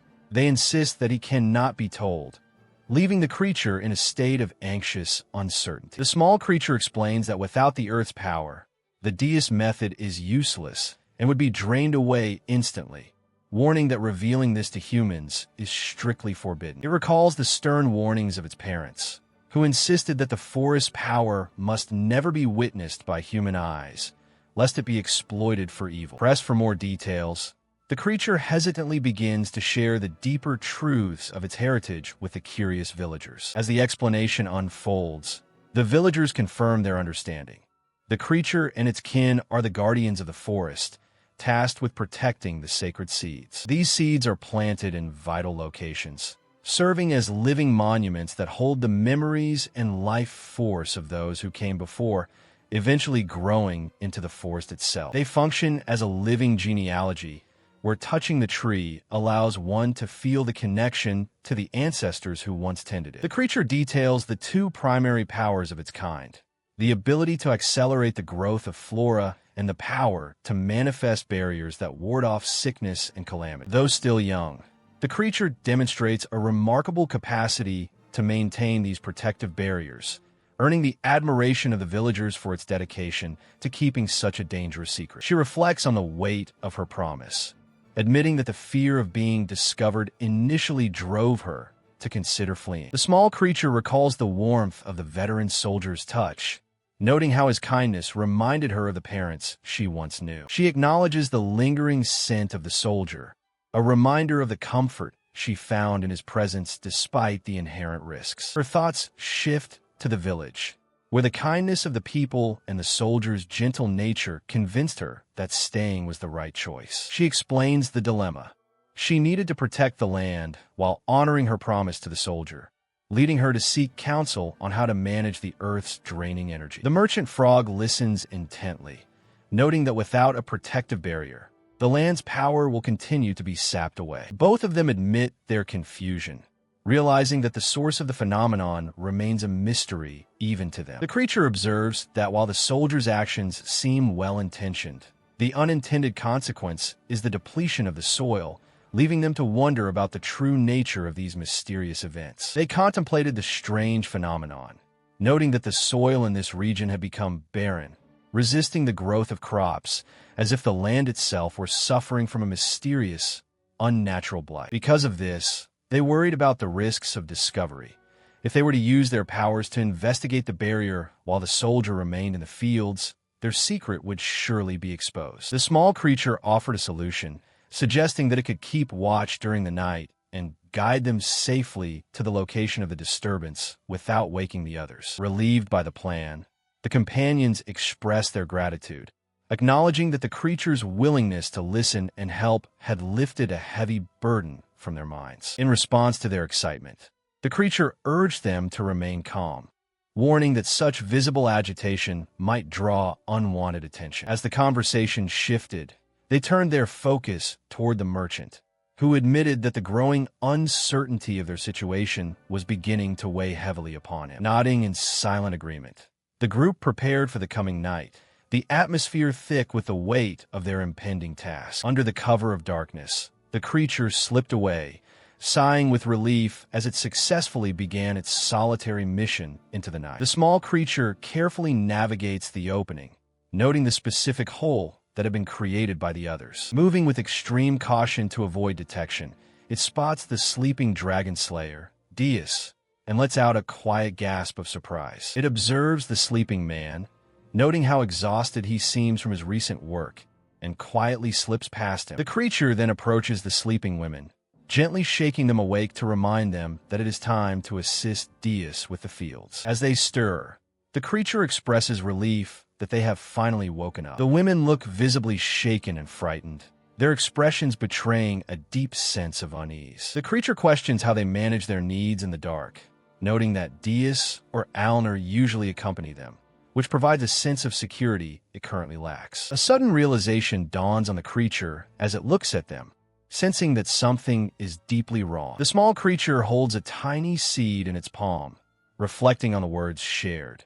It is a seed from the parents, a token that carries their essence and comfort. They explain that holding the seed makes them feel close to their parents, as if they were still there, offering strength and the chance to speak with them in quiet moments. Understanding the significance of the heirloom, the creature listens intently as the two girls share their intimate connection to the past. Turning its attention to the field prepared by the veteran, the creature notes the empty, silent rows under the night sky, wondering about the purpose behind such a desolate expanse. The girls stand together, their expressions serene as they continue to hold onto their memories. One of them closes her eyes, whispering a soft prayer or invocation, her face illuminated by a sudden, ethereal glow. As the light intensifies, the creature watches in awe as the barren field begins to shimmer with a magical, radiant energy. The girl continues her chant, her focus absolute,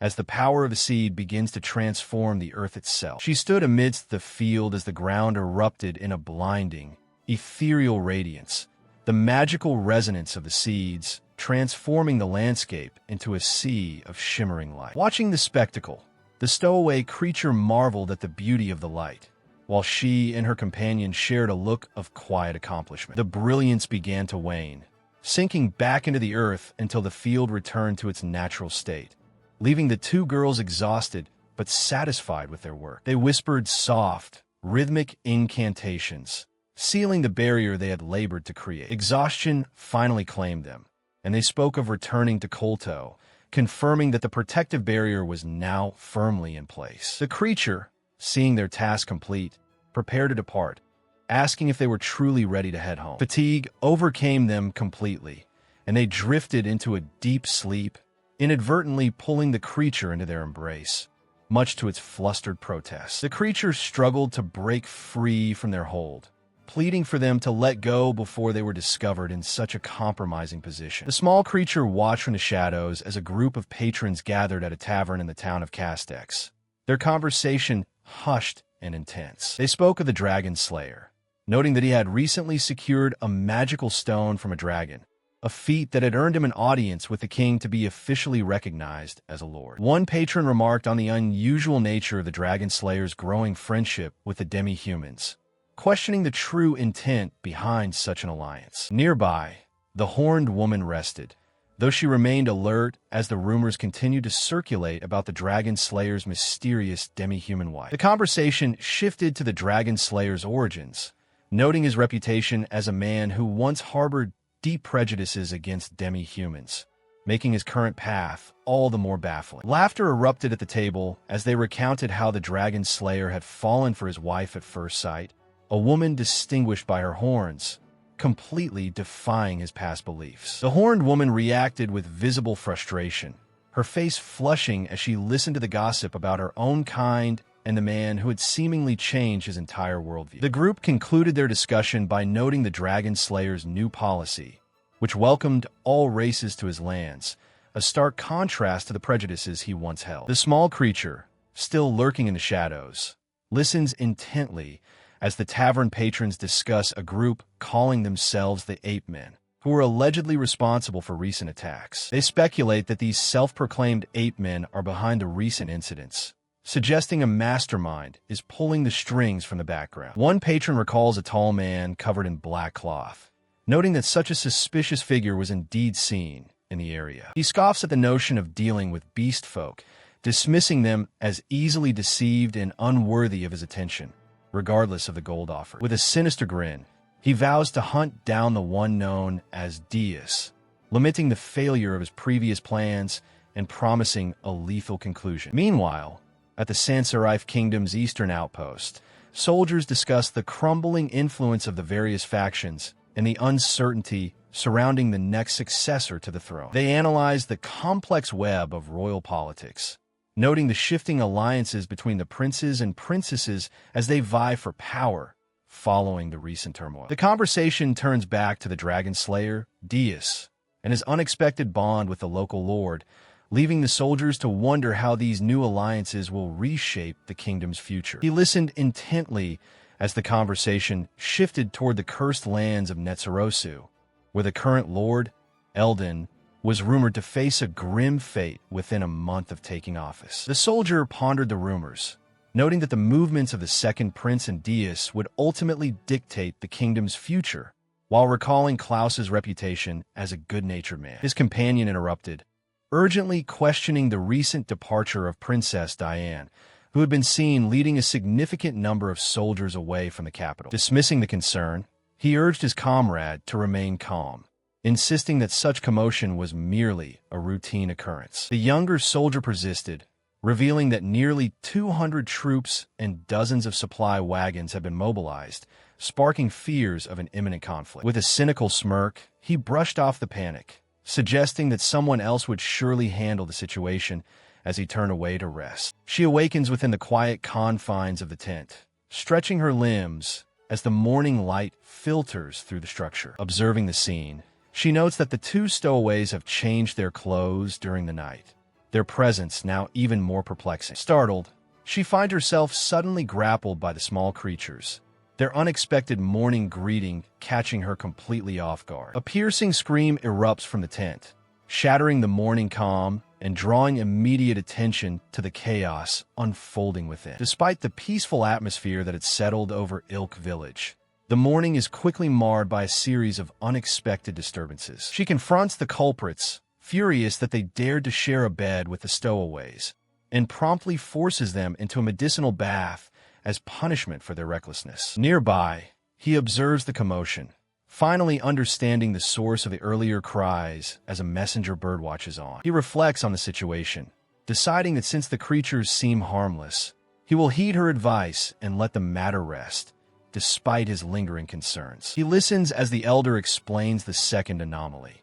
Seeds planted just yesterday have already sprouted, a phenomenon that defies the natural order. The conversation shifts to the field itself, where a perfect circle of green growth stands out against the surrounding soil. He contemplates the mystery, wondering why the crops have formed such an unnatural geometric pattern. The merchant observes the birds circling the field, musing that their strange interest in the new sprouts might suggest they understand something hidden from human eyes. Dismissing the supernatural, the merchant laughs off the idea of dreamlike events, noting that the stowaway's attempt to help had only resulted in a chaotic mess in the warehouse. He stares at the spilled beans, torn between the waste of good food and the frustration of the stowaway's clumsy interference. With a heavy sigh, he begins the tedious task of cleaning up the scattered cargo, realizing that this mundane chore has become the most significant event of his day. Suddenly, a bird approaches him,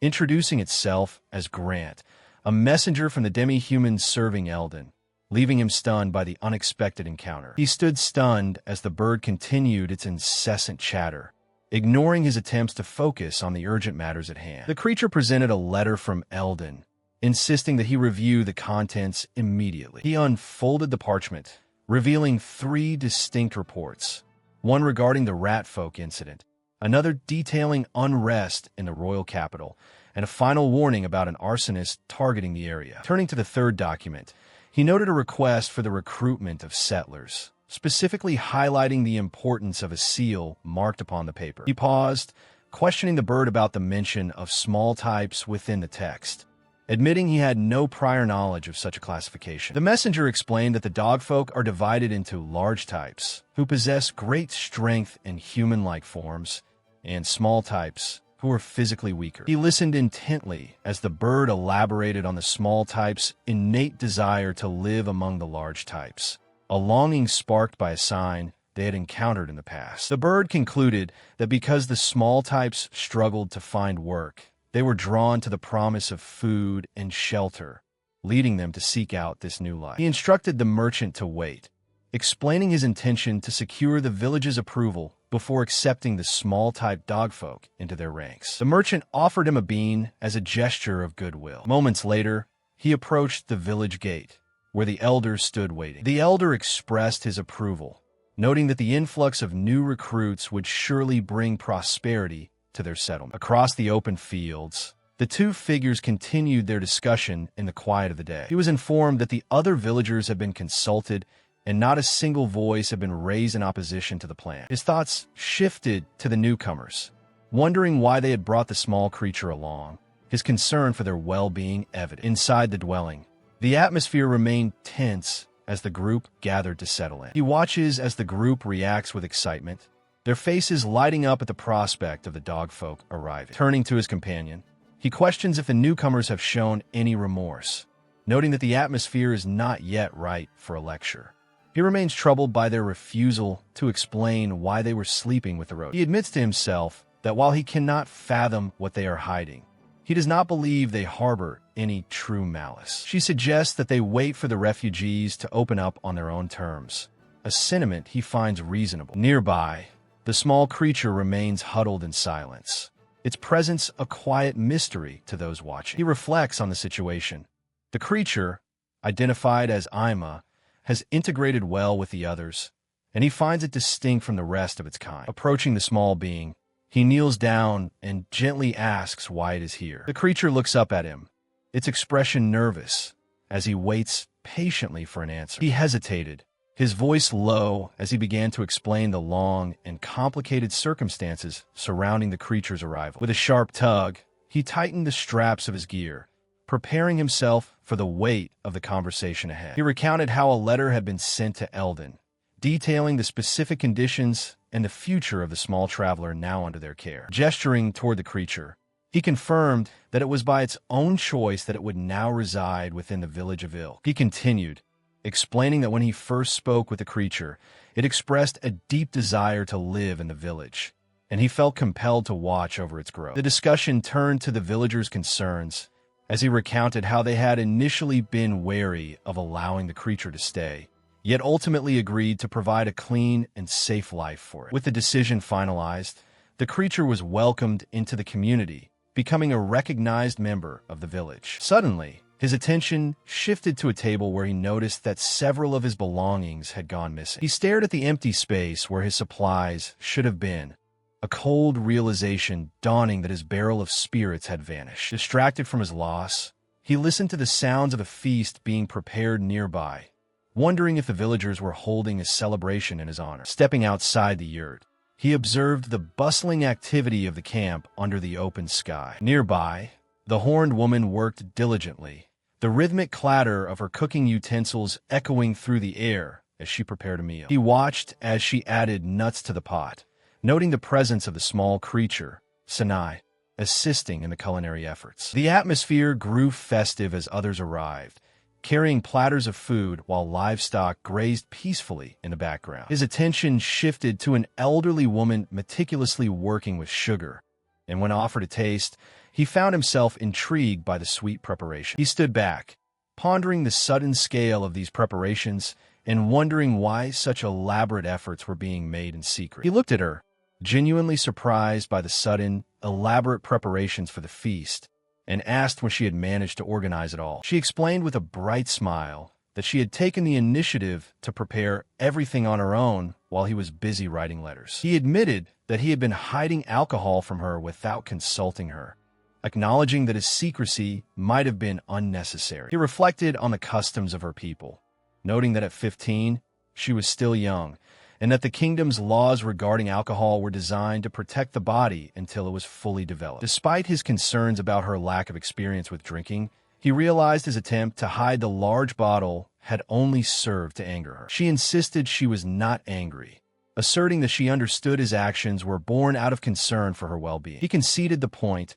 expressing his desire for better communication regarding the feast preparations in the future. She looked at him with resolve, reminding him that as a married couple, they should face these decisions together. She blushed, her expression softening as she admitted that while she appreciated him consulting her on matters like the stowaway, she truly wished he would simply express concern for her well-being. He nodded in agreement, suggesting that they take this moment to have a proper, honest conversation about their life together as a couple. Turning to the subject of alcohol, he apologized for his previous oversight, promising to be more considerate moving forward. She laughed, finding his sudden seriousness regarding the health effects of alcohol on their family to be quite amusing. He countered by explaining that certain cultures, like those who raise horses, utilize fermented mare's milk for its medicinal properties and nutritional value for children. Her eyes widened in shock as she bellowed that giving alcohol to an infant was reckless and could prove fatal. He recoiled,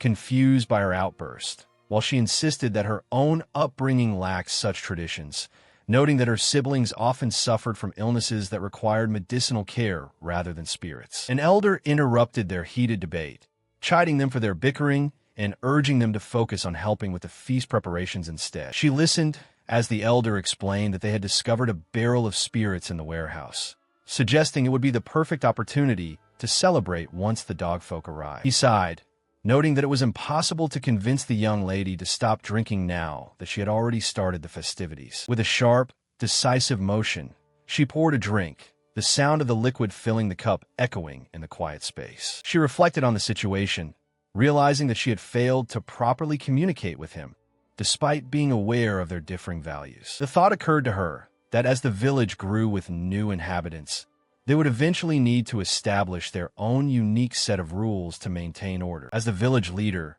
she recognized the weight of her responsibility to oversee this integration and ensure the prosperity of all who live there. She raised her cup with a smile, fully embracing her duty to protect the village and its people, while those around her joined in the cheerful atmosphere. A formal report was displayed, detailing the current census of the village, including the new arrivals and the expansion of the local facilities, standing as a testament to their growth. The morning after the festivities, a mysterious white liquid appeared on the breakfast table, marking a quiet start to the day. She explained that it was mare's milk wine, a drink they had discussed the previous night, which had been sourced from the nearby ogre village that very morning. He looked at the cup with hesitation, but she urged him to take a sip, her expression calm and inviting. Surprised by the taste, He questioned if it was truly alcohol, noting that it would take a significant amount to feel any effect. She reassured him that the alcohol content was extremely low,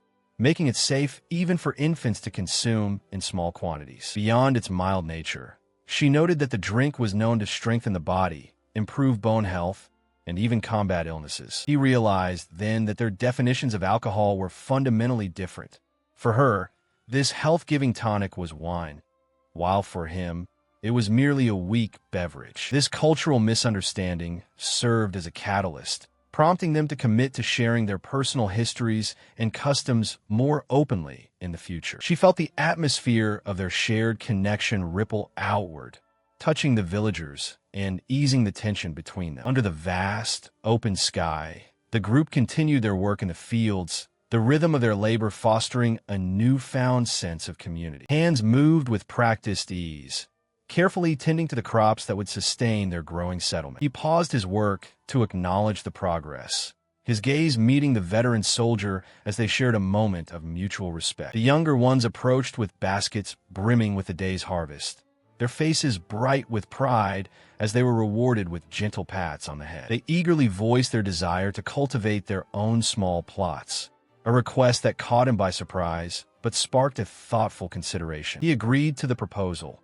suggesting a safe location near the plaza to ensure they could tend to their gardens without straying too far. With the sun beginning to dip, he signaled for the day's labor to conclude, allowing everyone to rest after their productive efforts. He turned to find the elderly woman approaching him, her expression serious as she requested a moment of his time. She began to speak, noting that she had been giving some thought to the current state of affairs. Later that night, the villagers gathered in the meeting hall to discuss the proposal she had brought forward. She voiced her concerns about the future, noting that while gathering everyone's opinion was ideal now, it would become impossible as the village population grew from 100 to 1,000. The veteran listened intently as she explained that conflicting opinions could lead to unnecessary discord, and that a more structured approach was required for the sake of the community. She proposed a system of representatives, suggesting that groups could consolidate their views and relay them to him, thereby streamlining the decision-making process. He agreed with the logic,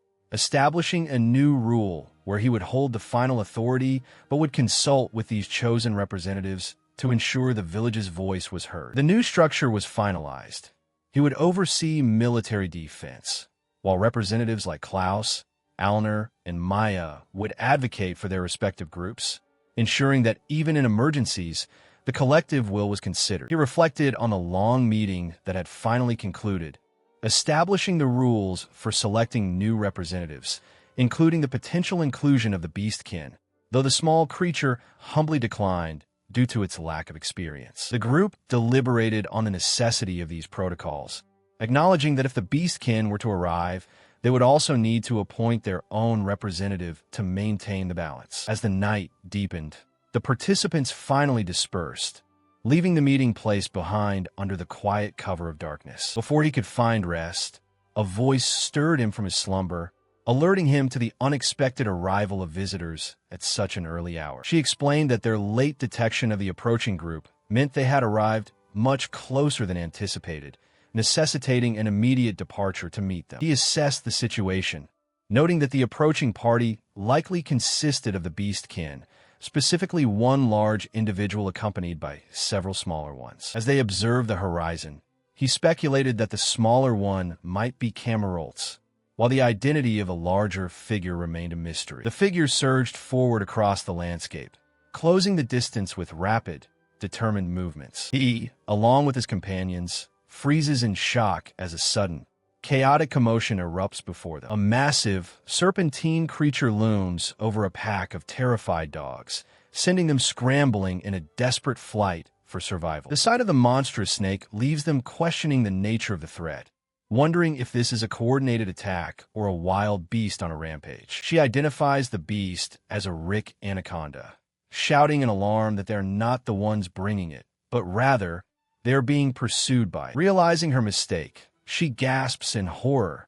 remembering that she left her bow and arrows behind, leaving her defenseless. He watches with grim determination as the serpent strikes, its jaws wide open, ready to consume the fleeing pack. Panic spreads through the area as cries for help echo. He lunges forward to intervene, ignoring her desperate pleas for him to stop. With a powerful surge of strength, he closes the distance, bracing himself to confront the colossal predator head-on. He lunged forward, his hands locking onto the massive serpent's jaws with raw, desperate strength. The creature thrashed, its scales scraping against the earth as he held firm, pinning the beast down. She shouted in alarm, berating him for his recklessness, insisting that confronting a Rick anaconda without weapons was pure madness. After the struggle, he turned to check on the others, his voice calm as he ensured everyone had survived the encounter. She looked down, her expression heavy with regret as she lamented her failure to bring her bow, vowing to never be caught off guard again. A stranger approached, expressing deep gratitude for their intervention, noting how the serpent had nearly ended their journey prematurely. He introduced himself as the lord of these lands, gesturing toward his companion, Alner, as they stood amidst the quiet aftermath. The newcomer identified herself as Canis, explaining that she served under Eldon and was currently escorting a group of small-stature migrants. She begins to categorize the small creatures, identifying the black-furred ones as Mastais, known for their bravery. The brown-furred group are Sensis, noted for their earnest nature, while the white-furred ones are Sheps, who thrive on hard work. The traveler emphasizes that these tribal distinctions are vital to the creatures, urging him to learn and respect their individual identities. He expresses surprise at the uniformity of their strength, prompting her to explain that these small beings have an innate, desperate need to work. Without tasks to perform, they suffer from immense stress. The creatures listen intently, their expressions shifting from curiosity to anticipation as they absorb the conversation. He considers the practical implications, noting that there is plenty of labor available, from tending to livestock to assisting with irrigation, while also contemplating integrating those who wish to serve as guards alongside Klaus. With a welcoming gesture, he offers them the freedom to choose their roles, promising to accommodate any request that aligns with the group's needs. Upon hearing the offer of employment, the creatures erupt into a jubilant, chaotic frenzy of excitement. He raises his hands, chuckling as he attempts to calm the overwhelming surge of enthusiasm from his new companions. He observed the group with a newfound appreciation, realizing that these beings were far more receptive to reason than he had initially anticipated. Standing before them, he introduced himself as the lord of these grasslands, extending a gesture of goodwill to the gathered tribe. They watched him with quiet surprise, struck by the unusual sight of a human leader who would humble himself to speak with them on equal footing. The atmosphere shifted instantly as the tribe's representatives stepped forward, their presence commanding and eager. One by one, they introduced themselves, Mastiff, Mark, and Abersenji, each expressing a fervent desire to contribute their labor to his territory. Their excitement became palpable, manifesting in restless movements and wide-eyed anticipation as they awaited his approval. He reached out to steady them, his calm demeanor acting as an anchor against their overwhelming enthusiasm. The final representative, Shep, bounded forward with unbridled energy, pleading for the chance to care for the horses and sheep, promising that their dedication would be absolute. He introduces the small creature to the others, explaining that while it resembles a sheep, its name is Maya, and he entrusts its care to them. The creature, Alner, steps forward to greet the newcomer, offering a warm welcome to the soldier's companion. They observe the interaction with delight, remarking on how charming the young one appears. A sense of mutual understanding passes between the soldier and his companions as they look toward the future. The logistics of their growing group become clear, with dozens of individuals from various clans ready to contribute their labor. Concerned by the scale of the recruitment, his companion questions the wisdom of arming such small, physically frail creatures for military service. He acknowledges the validity of these concerns, noting that he has already considered how to assign them tasks that suit their capabilities without putting them in unnecessary danger. Standing before the vast horizon, he prepares to lead his new charges toward their new purpose. He greeted the group, acknowledging their hard work on patrol and inquiring about their well-being. Turning to his companions, he introduced the newcomers, Canis, the leader of the dog folk, and Klaus, a fellow soldier. The two exchanged polite introductions, their eyes meeting as they acknowledged one another for the first time. A sudden, intense spark of attraction flared in his eyes as he looked upon her. She felt the weight of his gaze, her breath hitching as a flush rose to her cheeks. In that singular moment, the air between them seemed to shimmer with unspoken potential. A drama entirely separate from the main conflict began to unfold, unnoticed by the others. While Alner immediately grasped the romantic tension, he remained completely oblivious to the shift in atmosphere. The elderly figures approached the small companions, inquiring if they intend to spend the day shearing wool or perhaps practicing embroidery. Meanwhile, the young ones are escorted by the dogfolk to the grassy plains, where they spend their time gathering stones. These stones possess unique properties. One acts as a fertilizer to strengthen roots, another encourages leaf growth, and the third fosters the fruit, together allowing a tree to flourish. 10 days have passed since the dogfolk arrived at the village, and the veteran soldier oversees their work, shouting for them to be careful not to spill the water as they draw it from the well. He reflects on how the dogfolk have learned to apply the power of the stones, even taking up farming, which inspires the others to want to join in the labor. Despite initial concerns regarding their dexterity, the dogfolk proved to be quite capable, even showing a gentle touch while grooming the horses. It becomes clear that with the right tools adapted for their needs, they handle tasks with surprising skill rather than clumsiness. The veteran soldier calls out to the first group, signaling for everyone to gather and prepare for the next phase of their training. He watches as the dogfolk engage in a vigorous training session, their movements swift and coordinated as they tackle their sparring partner. The intensity of the exercise is palpable, with one of the dogfolk playfully but firmly pinning their human companion to the ground. He notes with satisfaction that their reflexes are sharpening day by day, a testament to their dedication. Reflecting on the past, he recalls how Klaus earned his fearsome reputation as a survivor of the brutal wars, a warrior capable of defeating 10 men single-handedly. He explains to Canis that he initially hesitated to recruit them, choosing to let their actions speak for themselves rather than relying on mere words. The veteran soldier admits that while he once feared the dogfolk might struggle, they have far exceeded his expectations, proving their worth beyond measure. Observing them tending to the livestock, he feels a sense of relief, confident that such capable individuals can handle any threat, even common bandits. The sun sets over the training grounds, casting long shadows toward the ancient stone structure nestled in the forest. He stood at the threshold of the deepest sanctum within the Sanseria kingdom,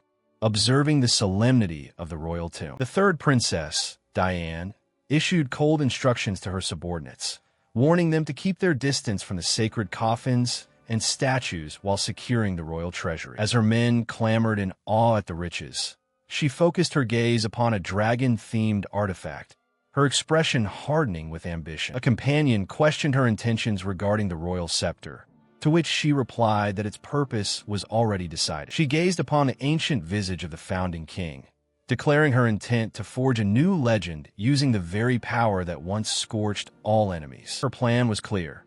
First, eliminate the deceitful Deus, then seize the dragon materials he possessed to raise an army and usurp the throne from her foolish brother. When her companion expressed doubt, she dismissed the concern, asserting that she possessed secret strategies to ensure her success. Suddenly, her attention was drawn to the king's seal, a relic that made her question the true nature of the man known as Deus. She screams in defiance, demanding unconditional cooperation, insisting that as one bearing a name derived from the same saint, her benevolent proposals must be followed. Her companion adds fuel to the fire, claiming that Deus is a fraud who slaughtered innocent civilians during the previous war. She urges haste, convinced that exposing the truth about the so-called hero is the only way to restore true justice. Determined to act, she decides to report these findings to Richard immediately. Meanwhile, a shadowy figure mocks the situation,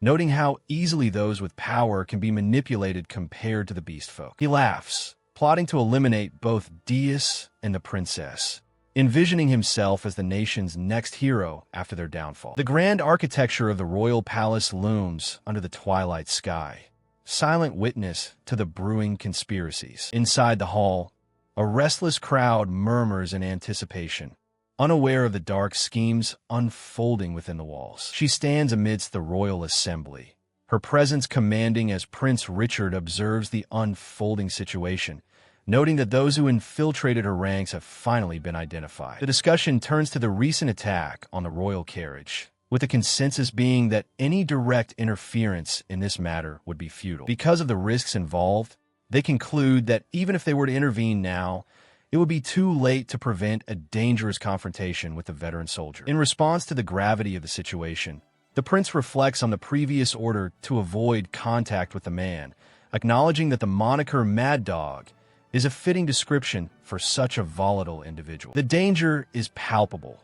They realize that any attempt to approach him could lead to a fatal outcome for the princess. As the tension mounts, the narrative shifts to the duality of the hero's reputation, contrasting his titles as a savior and a friend of the commoners against the dark reality of his alleged war crimes, including the slaughter of civilians under royal orders. Despite these accusations, the truth remains complex, as he consistently refused to engage in the pillaging of enemy territories, even when pressured by his own troops. Ultimately, it is revealed that his reputation as a hero was a fabrication, and his intervention in the kingdom's internal affairs was merely a response to the atrocities he witnessed firsthand. He recalled the grim reality of war, where such trivial problems were merely the cost of conflict, as he observed the aftermath of a skirmish. The memory shifted to his arrest, where he was accused of raising a hand against the nobility, a charge that ignited a firestorm of public outrage. A nobleman had testified that no aristocrat was present at the scene,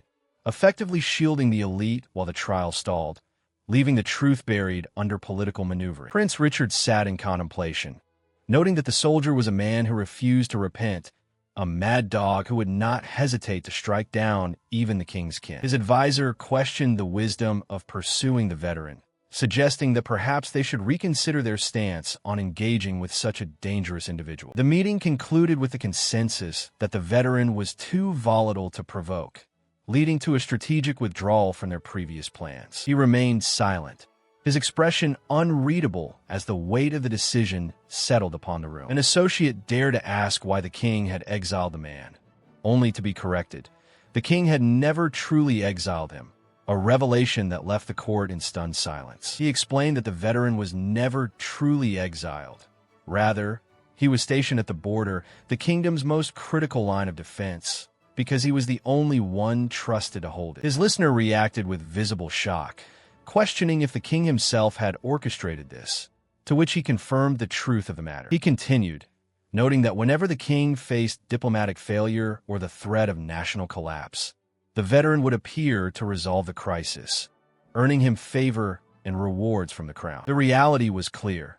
For 20 years, the king had relied on this man as both a hero and a savior, maintaining a bond of trust that spanned 2 decades. He admitted that while concrete proof was lacking, it was evident that political rivals had sabotaged the veteran, stripping him of resources and support to force his departure. She interjected, pressing for answers about who exactly had targeted the veteran, dismissing the idea that the prince himself would ever commit such a cruel act. The tension in the room spiked as the realization of the betrayal settled in, leaving them all momentarily stunned by the implications. He broke the silence with a grim tone, beginning a tale of a spoiled youth who had been coddled by his father, hinting at the root of the current corruption. He continued his tale, describing how the naive youth, eager for glory, led his unit into a disastrous ambush that nearly cost him his life. In the heat of the slaughter, a fierce, reckless warrior charged into the fray to pull the boy from the jaws of death. The savior did not mince words,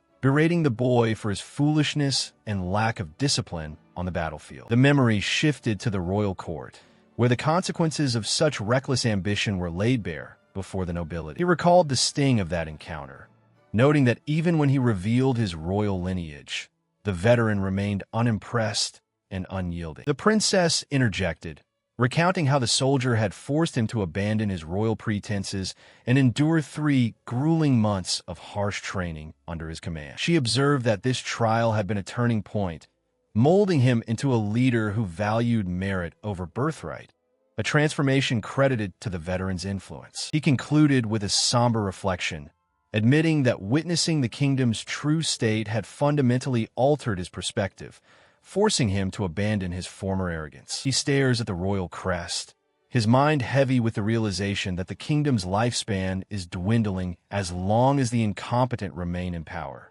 He resolves that even if the nation is on the brink of collapse, he must purge the rot from within. Turning his attention to the task at hand, he hands over a pouch, tasking his subordinates with the pursuit of Diane, emphasizing that the Commoner Guild's cooperation is essential for their success. He instructs them to secure the royal seal and establish contact with Diane before the veteran soldier can intervene, ensuring they hold the advantage. One of his men hesitates, questioning if the reward is too generous, but he remains firm, insisting that the payment is necessary to ensure their loyalty and efficiency. He continues his cold assessment, noting that if they can reach the veteran soldier, they must deliver the item, recalling the grim fate of a man who died of starvation due to the curse of the plains. Meanwhile, the atmosphere is far lighter as the others gather for a meal, teasing the veteran soldier about his appearance while urging everyone to relax and enjoy the moment. The night settles over the quiet town,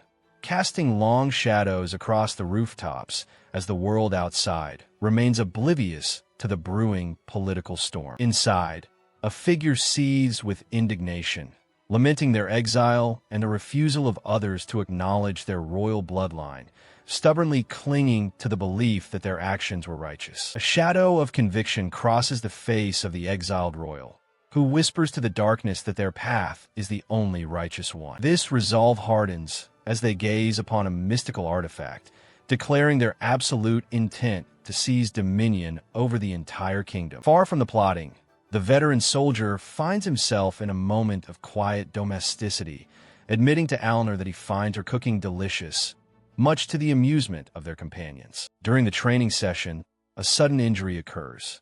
The young man rushes to provide aid, his voice urgent as he calls for medical supplies to treat the wounded canine. She looks at him with wide, glistening eyes, clearly moved by his immediate concern and gentle handling of the situation. He explains his position with a heavy heart, noting that as a human, he cannot be bound to her, for she is the daughter of the canine tribe's leader. Despite the social divide, they stand together in the vast, quiet landscape, the weight of their roles as lord and companion hanging in the air. Turning his attention to the work at hand, he instructs his companion to lift the wooden board, coordinating their efforts to secure the irrigation structure. Success fills the air as they observe the reservoir filling with water, the canine workers cheering in celebration of their hard-earned accomplishment. He reflects on the progress, acknowledging that the reservoir's completion before the heat of summer is entirely due to the tireless efforts of the canine tribe. As summer approaches,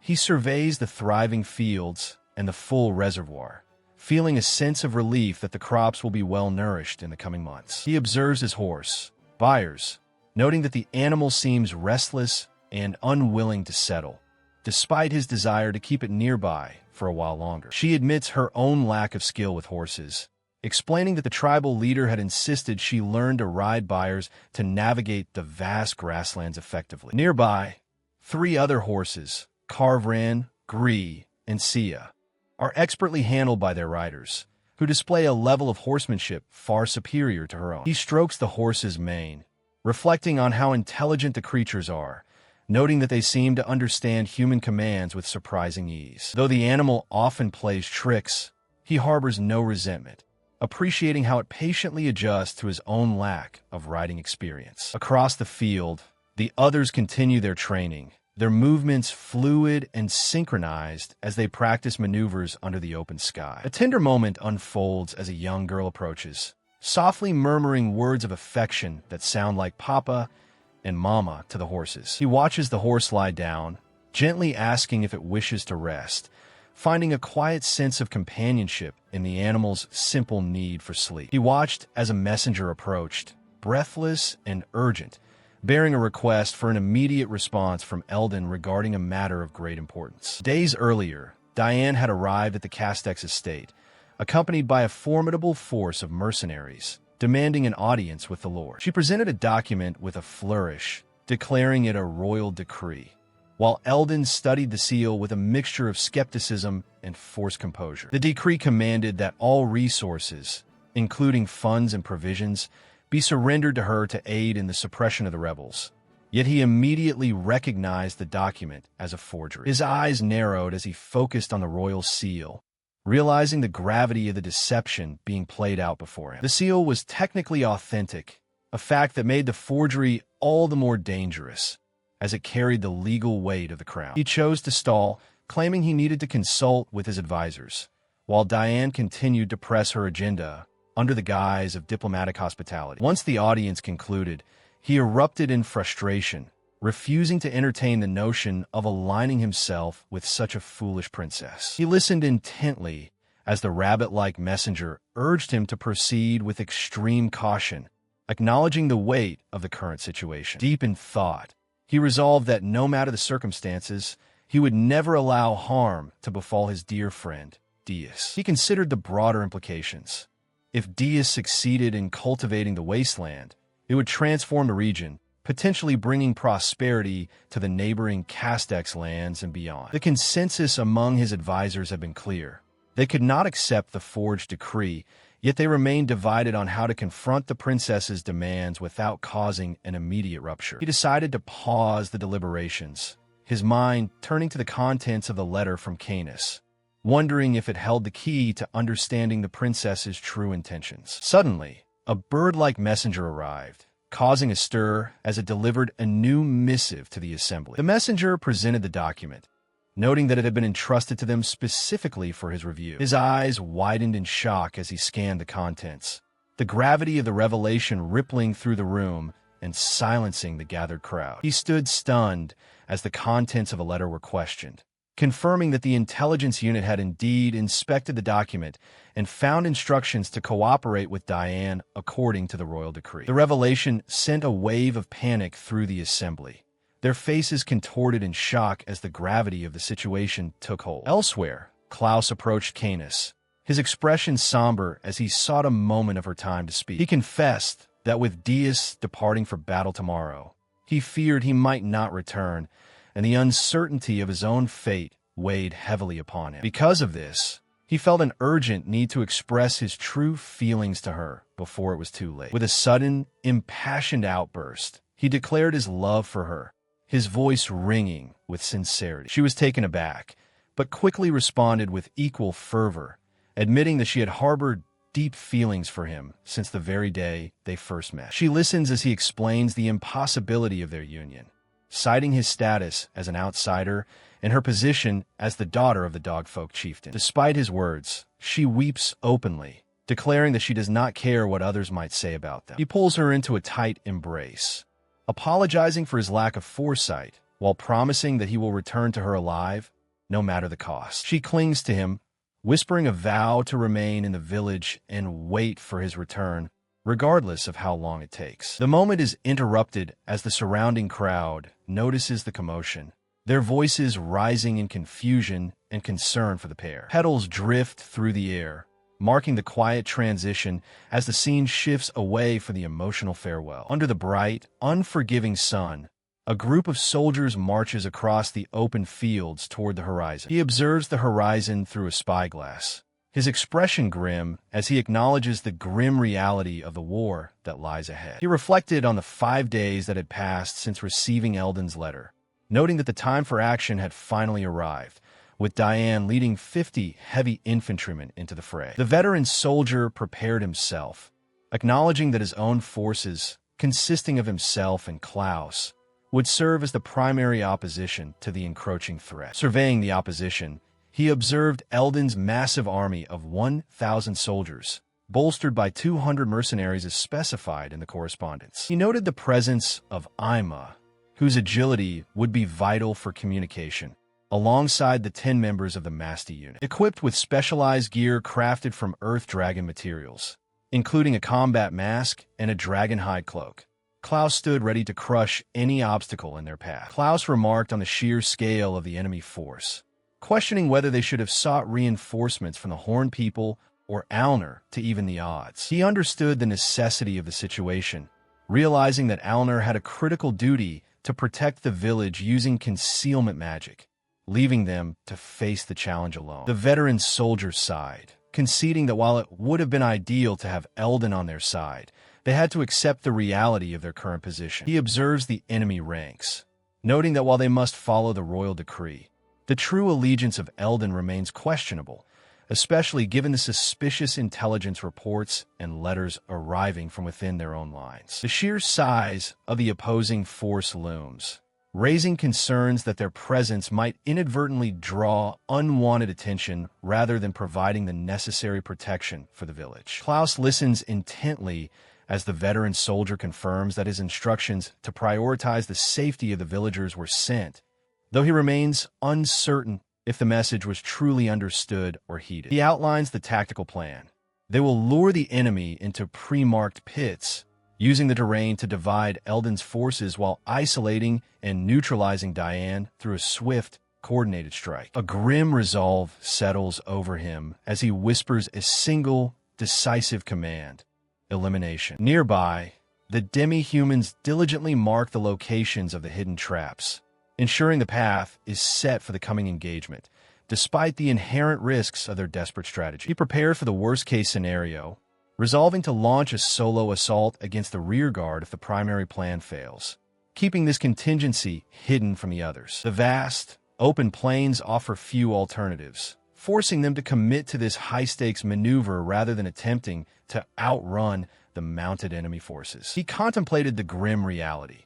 If the fields were destroyed, the children would be forced to abandon the only home they had ever known. Since tending to the soil, the young ones had found a sense of purpose, their nightly tears replaced by the quiet hope of watching a new sprout grow. The veteran soldier tightened his grip on his blade, his resolve hardening as he swore to protect them, viewing his duty as a guardian of their future. Across the field, the enemy forces stood in rigid formation, their spears glinting under the sun as they awaited the signal to advance. He identified the tolling bell as a tactical signal, noting that while it had once caused confusion among the enemy ranks, it was now a tool for precise coordination. As the bell ceased, the enemy surged forward, prompting him to question their true objective and the distance they intended to cover in this sudden assault. He barked in order to hold their ground, his eyes scanning the chaotic charge as he struggled to predict the enemy's next maneuver. The tolling of the bell ceases abruptly,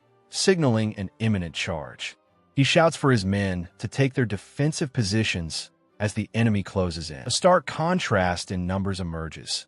The small force of 12 stands against the encroaching tide. He watches as the massive army of 1,000 soldiers under the banner of Eldon advances across the field. Elsewhere, the battlefield is divided, with 50 soldiers loyal to Diane facing off against a mercenary contingent of 200. He grips his weapon tightly, his eyes scanning the horizon as his soldiers prepare for the inevitable clash. The ground trembles under the rhythmic, heavy march of the approaching infantry. The enemy line suddenly halts, leaving the soldiers in a state of confusion and uncertainty. He observes the strange formation, noting that only the center is advancing while the flanks remain stationary.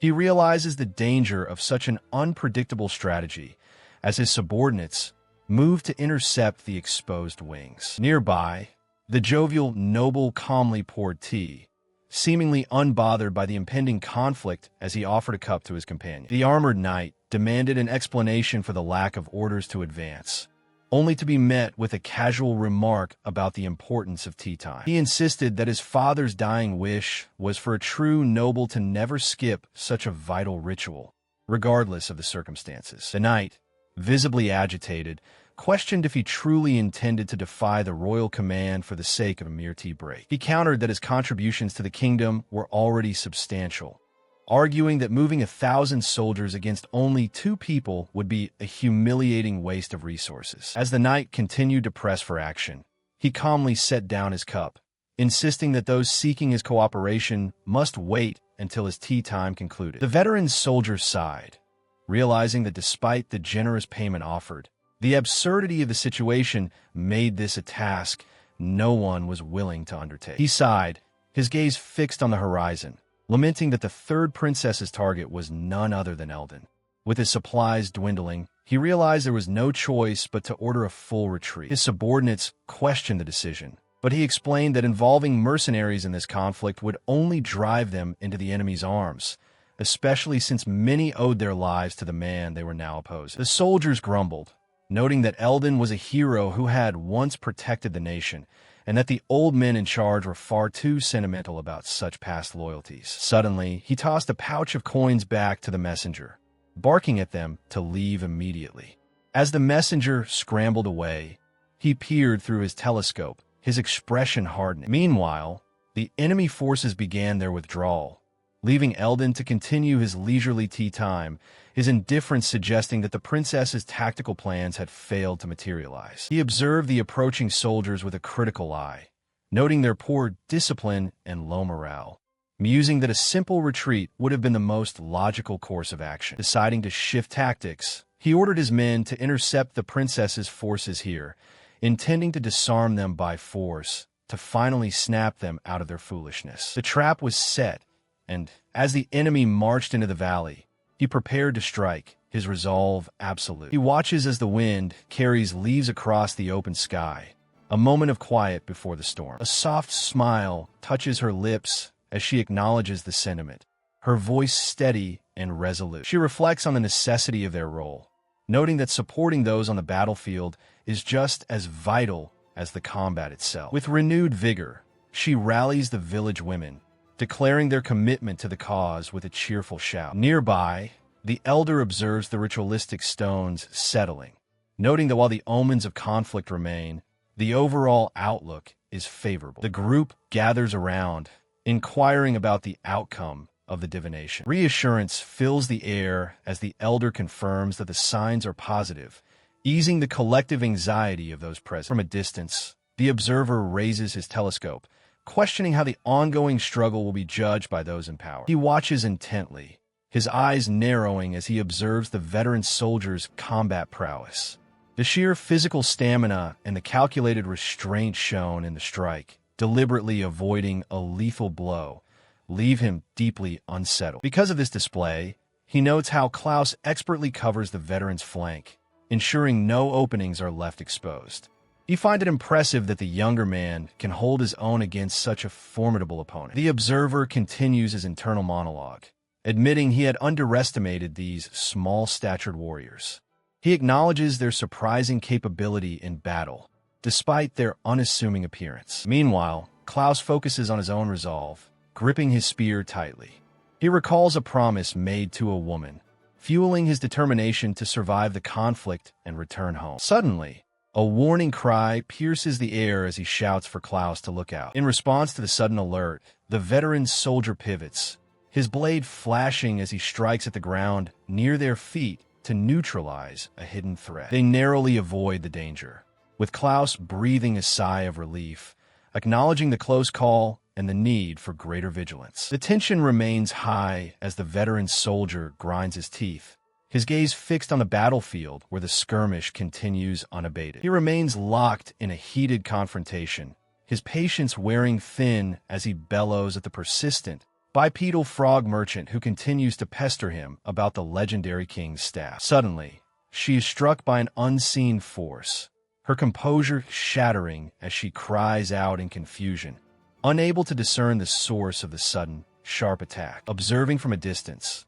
the horned woman maintains her vigil, questioning whether the aggressive creatures nearby are merely barking or if they pose a genuine threat to her charge. She turns her focus to the task at hand, declaring her intent to drive the intruders out of these plains and toward the eastern forests, the domain of Eldon. With a stern command, she instructs her companions to retrieve the strange, staff-like object from the horse, warning them that straying too far will break the concealment magic protecting them. Her eyes narrow with cold resolve as she stalks through the dense woods, determined to etch a lesson of pure terror into the minds of those who dare cross her path. The noblewoman recoils in shock, her breath hitching as she realizes the gravity of the danger closing in on her. She stands ready, her weapon drawn, coldly contemplating that ending the life of her target would be the most efficient and certain way to resolve the conflict. She draws her bowstring taut, contemplating the veteran's aversion to taking lives,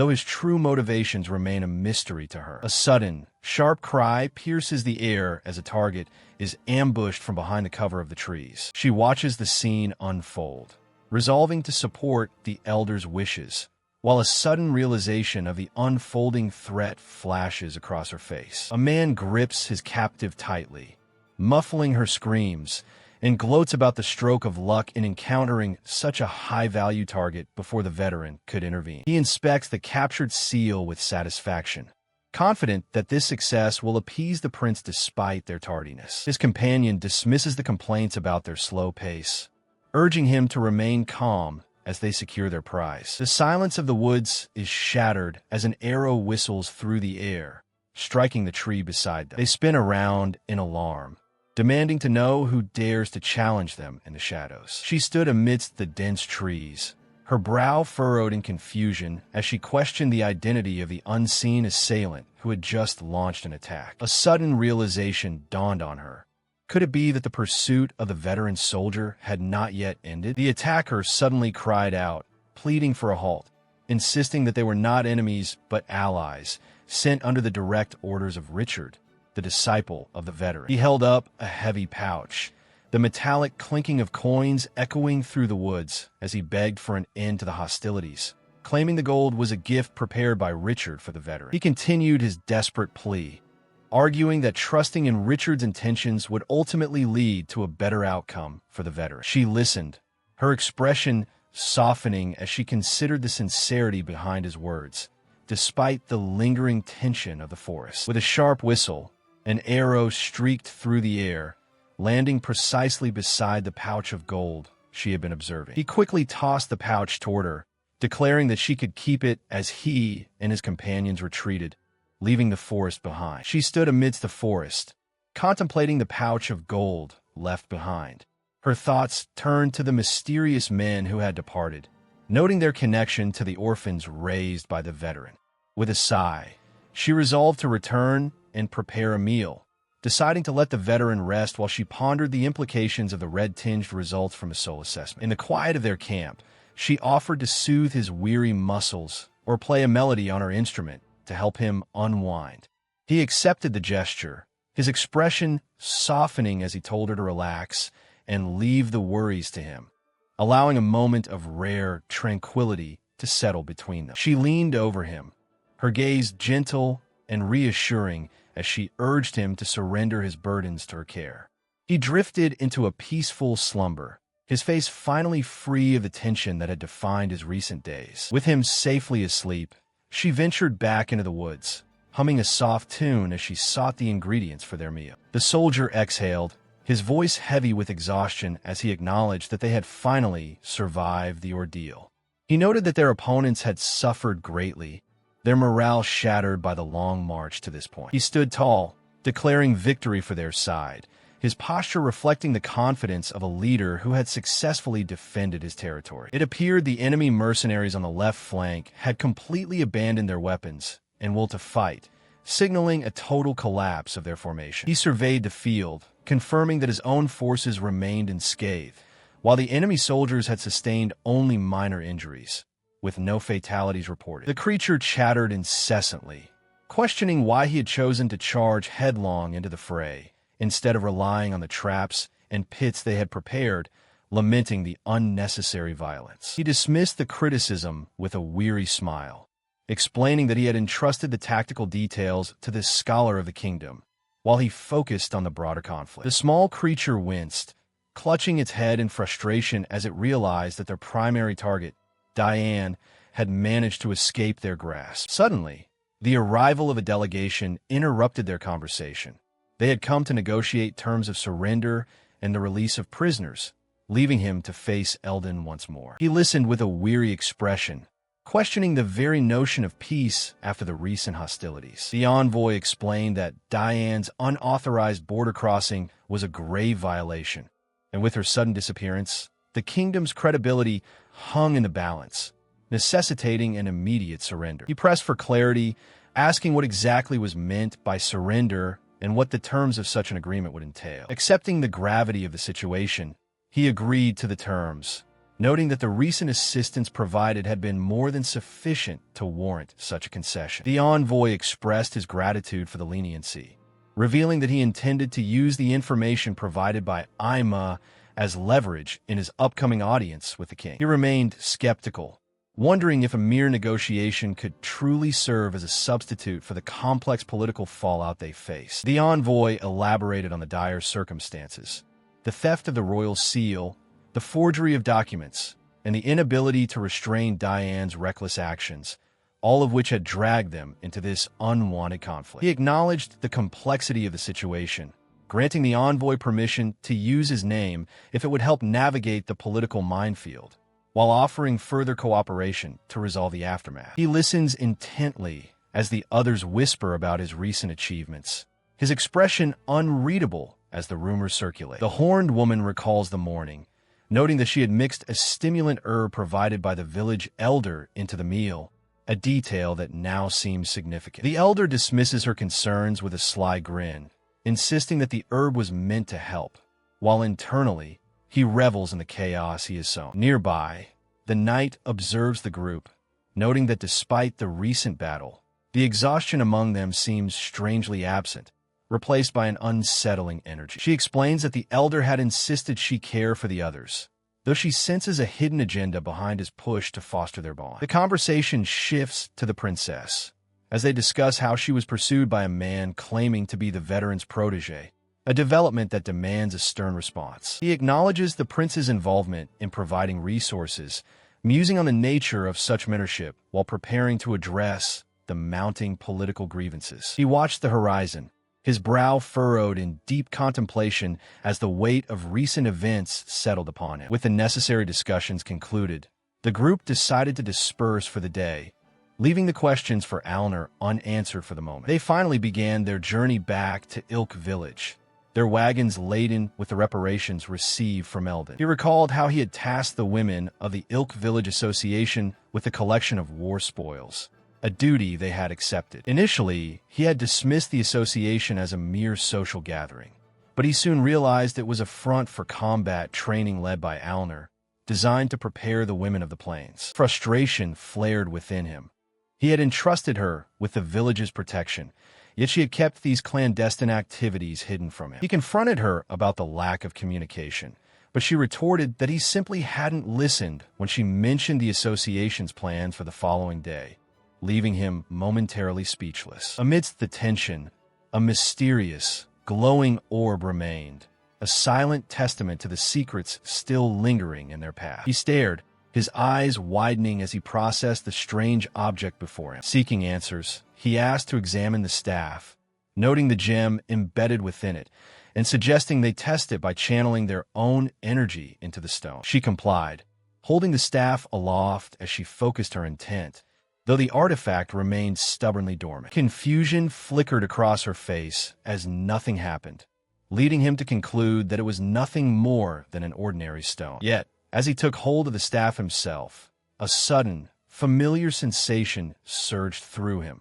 the same power he had felt from the axe, and he realized with a jolt that the gem was reacting to his touch. Without warning, a massive pillar of fire erupted from the staff, tearing into the sky with blinding intensity. The onlookers stood frozen in shock, their expressions shifting from bewilderment to sheer terror as the heat washed over them. They cried out in alarm, demanding to know what he had done, as the realization dawned that the power he wielded was far beyond their comprehension. He watches as she claims the staff, her expression bright with relief that the overwhelming heat has finally subsided. The tension of the immediate crisis fades, leaving the quiet landscape under the vast sky. Gathered together, the companions share a moment of respite, their faces reflecting the exhaustion and relief of surviving the ordeal. Memories of the conflict linger, yet the immediate threat has been neutralized, allowing a sense of peace to settle over them. He finds himself surrounded by his allies,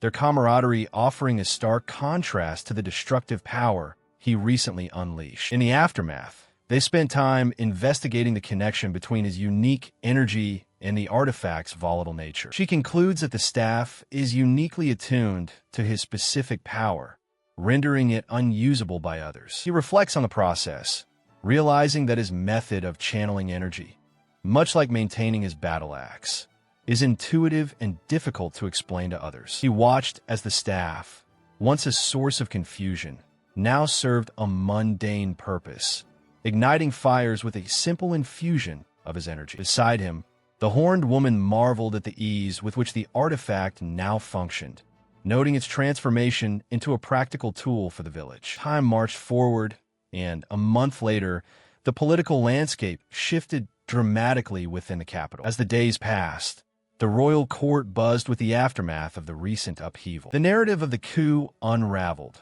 Princess Diane had attempted to steal the royal seal, but Prince Richard had acted swiftly to apprehend her, while Eldon Castex secured his own standing by exposing the plot and claiming the title of hero. She was spared the ultimate penalty for her betrayal, yet her fate was sealed, confined to the temple, stripped of her influence. This victory propelled Richard to new heights, as he consolidated power by absorbing the remnants of the princess's faction and those who had defected from the opposition. Having secured the king's trust through his intelligence and strategic offerings of regional goods, Eldon was finally granted the noble title and inheritance he had long sought. He basked in the growing recognition of his name, as the public began to acknowledge the Castex influence following the royal decree that granted a 3-year tax exemption as an apology for the princess's failed coup. In the grand halls, the prince gestured expansively, his demeanor radiating a newfound, albeit volatile, confidence. Nearby, subordinates whispered in hushed tones, questioning the prince's recent sour mood and the implications of the latest political maneuvers. The veteran soldier observed the scene with a critical eye, noting that the true victor in this exchange was clearly the cunning nobleman. He analyzed the situation further, realizing that the tax exemption was not merely a loss of revenue, but a strategic move that allowed the nobleman to consolidate power within the Western trade zones. The veteran explained that by publicly endorsing the prince for the throne, the nobleman had effectively neutralized any direct opposition, making it impossible to retract the tax benefits without causing a political catastrophe. As they walked through the palace corridors, the realization settled in. The prince felt trapped, unable to forgive himself for being so thoroughly outmaneuvered. His eyes narrowed with a cold, simmering resentment, focused entirely on the path ahead and the shadow of the man who had bested him. He, the prince, recalled the past. Diaz had been exiled to a cursed land with nothing, only to overcome the curse through the power of a sacred axe. The memories continued to surface, detailing how Diaz had slain an earth dragon and taken a beautiful woman as his wife, gathering followers who built a unique settlement under his guidance. Because of these feats, the prince acknowledged that Diaz was effectively an equal to Eldon, having secured tax exemptions and influence that spread across the Sans Serif kingdom. Deep in contemplation, he sat alone in the dim light, his mind set on traveling toward the western grasslands to find Diaz. His resolve hardened as he realized that the influence of these events was spreading, touching various people and places. The journey led him to a remote, circular dwelling, standing solitary against the horizon. Inside, he found Diaz and the horned woman, who noted that things had finally settled down after the recent turmoil, though the preparations for summer remained a daunting task. She smiled,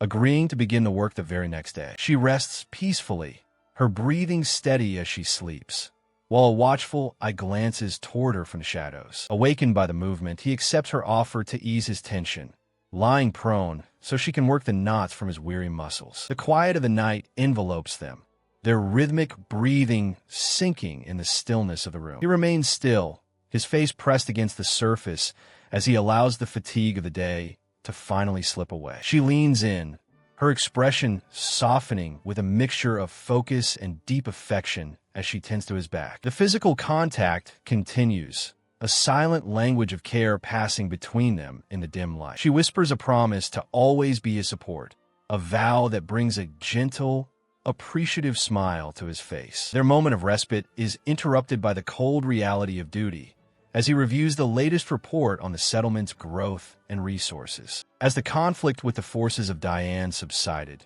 the sheep-like creatures began their migration westward, leaving the village behind despite their usual cautious nature. They possessed a unique ability to communicate, though at that moment, the The true meaning of their bleating remained elusive to those observing them. Suddenly, a deep, resonant sound emerged from beneath the earth, carrying a cryptic message that urged them to return home, leaving the listeners puzzled by the origin of the voice. The creatures eventually reached the village, their arrival marked by a sense of relief, though the events that followed their victory remained shrouded in mystery and inexplicable occurrences. Meanwhile, the veteran soldier stood beside a horse, preparing for the journey ahead as the morning light bathed the stables. He turned to the noblewoman, questioning if she still harbored reservations about mounting the animal. The horse, once belonging to Diane, stood patiently as the pair prepared to depart. He reflected on the ancient lore, noting that the term Aisha refers to the moon-haired horse, a name Alner had affectionately bestowed upon Diane's steed. She observed that since the battle, the horse had grown wary of riders, leading them to focus solely on its care rather than training it for combat, a decision he agreed was best to earn the animal's trust. Suddenly, her horn began to glow with a vibrant green light, signaling that her sensory magic had detected an incoming presence. He listened intently as she explained that while her detection spell could sense the approach of others, it lacked the precision to identify exactly who was drawing near. As a small, peculiar creature scurried toward them, he urged it to remain calm, noting its strange, shimmering appearance. She speculated that the visitor might be Peijin, noting the creature's large mouth and distinct features, to which he offered a thoughtful nod of agreement. The sound of heavy, metallic footsteps echoed through the air, signaling an arrival. It was indeed the frog merchant, Peijin, who had returned to fulfill a previous order for supplies and promotional materials for the village. The traveler stood before them, announcing his arrival with a flourish as he presented the requested goods. He greeted the veteran soldier warmly, confirming that he had brought everything that had been ordered. Upon closer inspection, the soldier and his companion realized this was not the merchant they knew, but his younger brother, Peijin Lu, who had come to fulfill the contract in his sibling's stead. The newcomer proudly explained his lineage, identifying himself as one of the 8 sons of the esteemed Peijin Octad, a family renowned for their vast wealth and mastery of trade routes. He then revealed that his brother had encountered a delicate situation involving the loss of important cargo, forcing him to step in as a cautious proxy. The soldier shifted the conversation to the primary objective, inquiring about the status of the recruitment efforts he had previously requested. The merchant sighed, explaining that the situation was dire. The beast folk were effectively trapped, as few were willing or able to leave their lands, and his brother had exhausted every avenue to assist them. He elaborated on the deep-seated prejudices and the lack of political standing that made migration nearly impossible for the beast folk, leaving them with no choice but to endure their plight. He considers the weight of his mission, acknowledging that before bringing the beast folk into the fold, he must first verify their willingness to join. The merchant suggests that since a neighboring lord is actively working toward the liberation and protection of the beast folk, it might be more beneficial for them to seek refuge there instead. He agrees with the logic, noting that those who have suffered deserve a better life under Elden's protection, and it is fortunate that such an understanding ally exists nearby. Suddenly, the merchant erupts in a fit of intense, high-pitched excitement, his eyes widening as he shouts in disbelief. Recovering his composure, he proposes a new, ambitious trade possibility, developing the roads and establishing a trading post here to facilitate commerce between the Beastfolk nation and the 3 kingdoms. The soldier watches, stunned by the merchant's sudden shift in demeanor and the sheer audacity of his business proposal. Apologizing for his outburst, the merchant quickly pivots back to the immediate business at hand, eager to showcase his wares. He presents a collection of spiral shells and an ornate wooden box, pressing the soldier to consider these high-value items despite the soldier's hesitation. He rattles a heavy pouch of gold coins, declaring his intent to purchase the finest goods available with the wealth he has gathered. The horned woman questions the necessity of such luxury crafts, noting that they are hardly essential for their daily survival. She insists that since they have ample savings, it is wiser to teach the merchants the value of their trade by supporting them, rather than letting the commerce stagnate. Acknowledging the logic, the soldier agrees to let her handle the acquisitions, realizing that selling the crafts to others remains a viable option. The merchant seizes the opportunity, presenting an ornate necklace and suggesting it would be a perfect fit for a noble lady. She stares at the jewelry with a sharp, skeptical gaze, immediately identifying the piece as a counterfeit. With a knowing laugh, she demands the genuine article instead, adding dried goods and smoked meats to the order to exhaust the remaining budget. The merchant stares back, his expression frozen in a mix of shock and realization as his attempt to deceive her is laid bare. He clapped his hands together, his expression shifting from surprise to a sly, conciliatory grin as he offered to reconsider the pricing of his wares. Watching the merchant concede, the veteran soldier sighed with relief, trusting the horned woman to handle the rest of the negotiations. He turned his attention to a nearby cage, questioning why the small creature had squeezed itself into such a cramped space. The creature's intrusion provoked an immediate, aggressive response from a geese, who hissed and snapped at the intruder with territorial fervor. Chaos erupted as the small animal scrambled away, pursued by the agitated flock across the yard. The elder watched the commotion with a knowing smile, remarking on the spirited nature of the geese while the soldier tried to calm the fleeing creature. These birds were far more than simple livestock.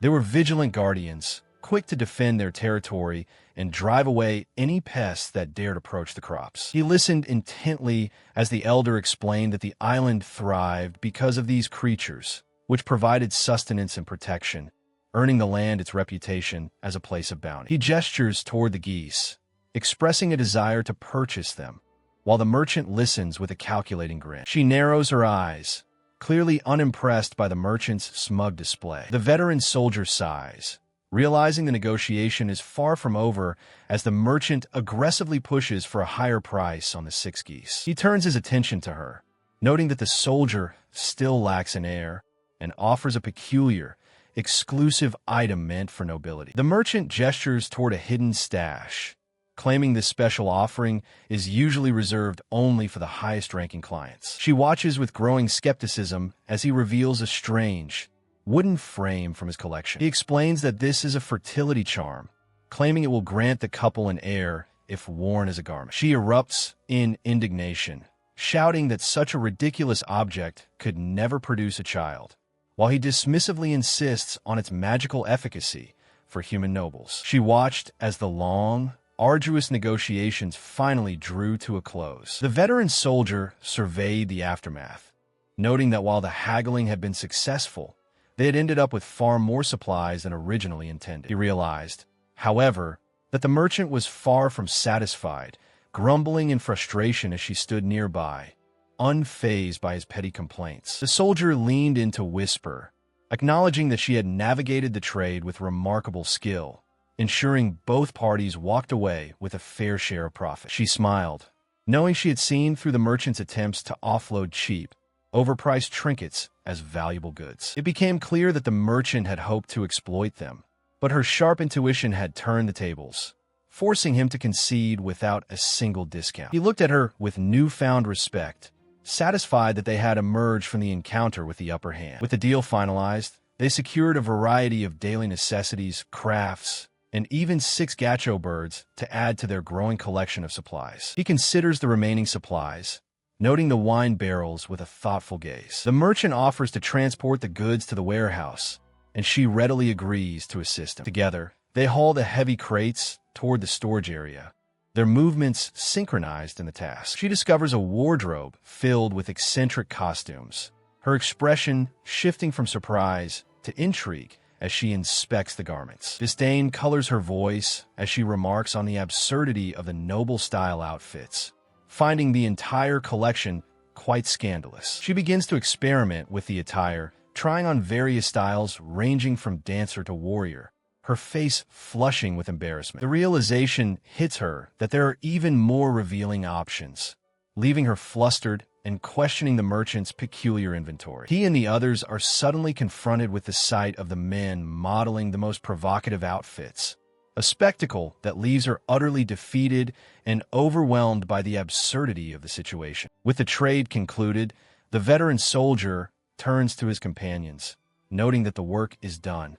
He checks on the horned woman, whose face is flushed a deep, uncharacteristic red, though she insists she is perfectly fine. The frog merchant prepares to depart, asking the soldier if there are any specific requests for their next exchange. He responds by suggesting they bring more goods that would appeal to the dogfolk, noting that they possess plenty of gold and silver to trade. As the merchant promises to bring better items next time, the horned woman remains visibly flustered, her face still burning with embarrassment. The soldier watches them leave, acknowledging that the real work, preparing for the arrival of the geese, has only just begun. He discusses the logistics with the merchant, planning to build a small shelter near the river to ensure the animals thrive in their new environment. Suddenly, he is interrupted by the arrival of the dogfolk, who approach him with clear signs of recognition and respect. He finds himself surrounded by a pack of enthusiastic dogfolk, their tails wagging as they clamor for his attention.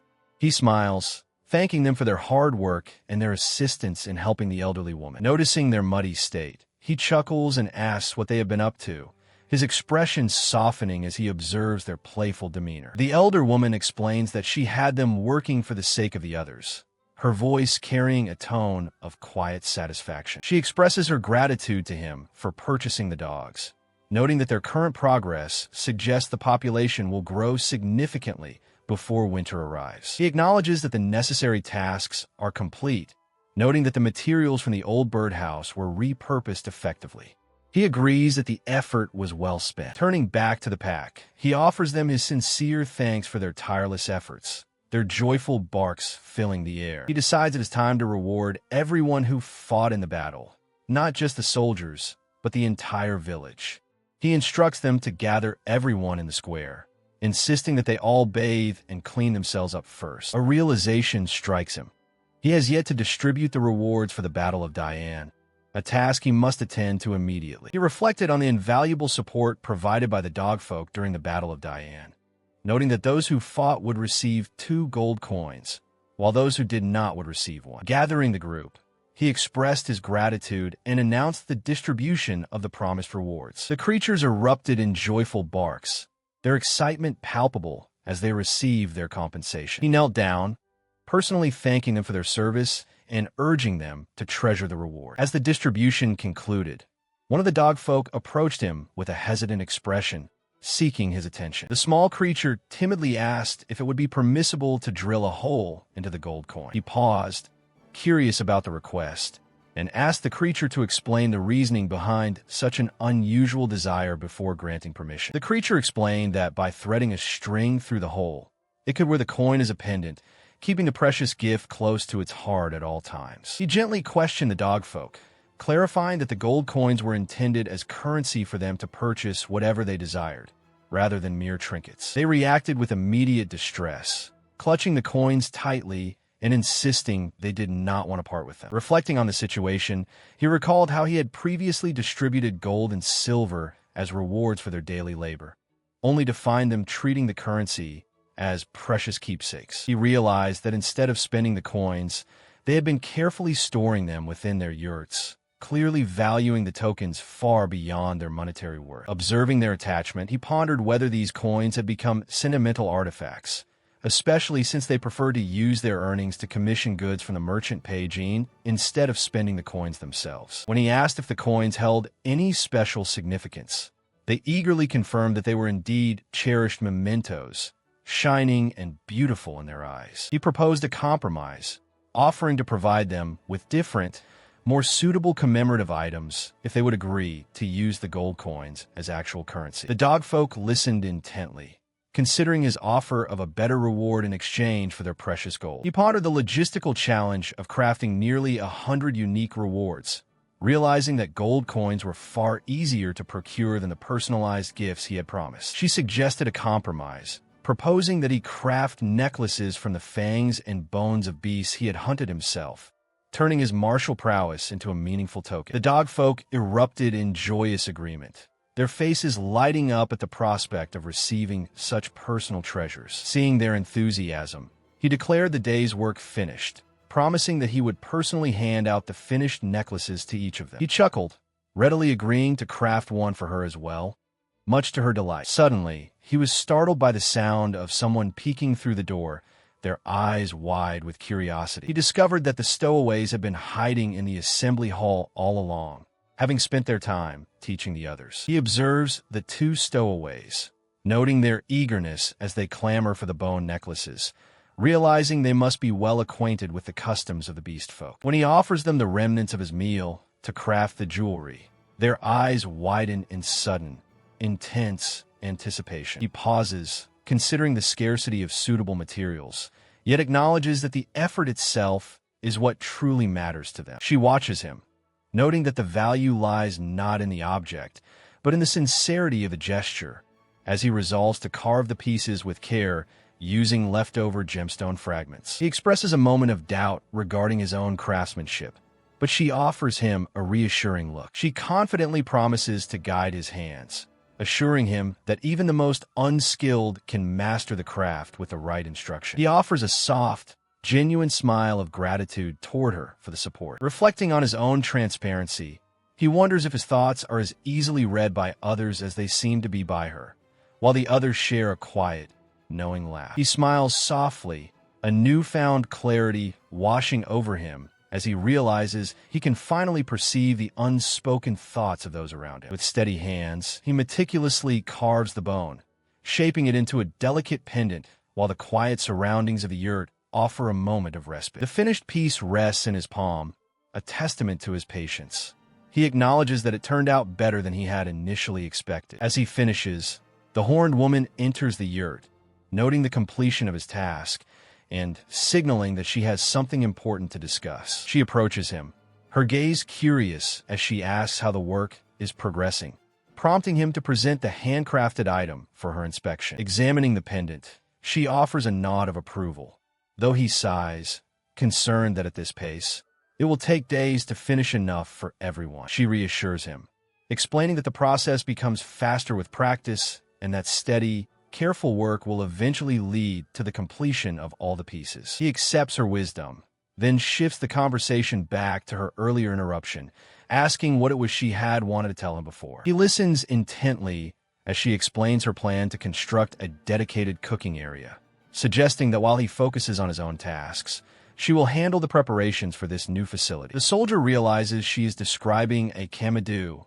a traditional stove, and envisions a row of them lined up in the new cooking space. She continues, noting that with the growing number of people, managing meals and supplies has become cumbersome, prompting a suggestion to build a well and a washing area alongside the stoves. With a hopeful expression, she proposes covering the entire area with a roof, explaining that such a structure would allow for more efficient meal preparation regardless of the weather. He agrees to the plan without hesitation, though he questions where they will source the necessary materials for such a large construction. She reveals that she has already written to Camerolds, requesting that he procure pre-made roofing materials to simplify the process. He pauses, wondering if Canis will be returning home soon, to which she confirms that she intends to ask Canis to deliver a message when she eventually departs. She adds that once Klaus returns, they will focus on expanding the yurts and managing other necessary tasks, leaving him to ponder the weight of these upcoming responsibilities. He stood in silence, reflecting on the news that Canis would soon return to her father, while the horned woman urged him to keep working in her absence. The soldier looked on, stunned, as he processed the revelation of a growing bond between Canis and Klaus. His shock deepened into disbelief, questioning how he had remained oblivious to their intimacy until now. Memories flooded his mind, showing the two of them sharing meals and quiet, affectionate moments that he had completely overlooked. He muttered to himself, his thoughts fixated on the simple act of dining together. The realization hit him hard.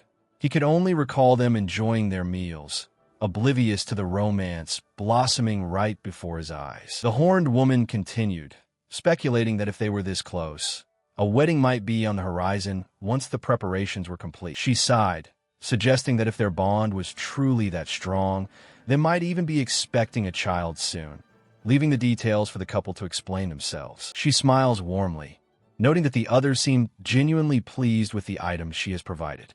Around her, the atmosphere is light and appreciative. Because of this success, the veteran soldier reflects on the situation, acknowledging that while the news of the couple is surprising, it is ultimately a joyous occasion.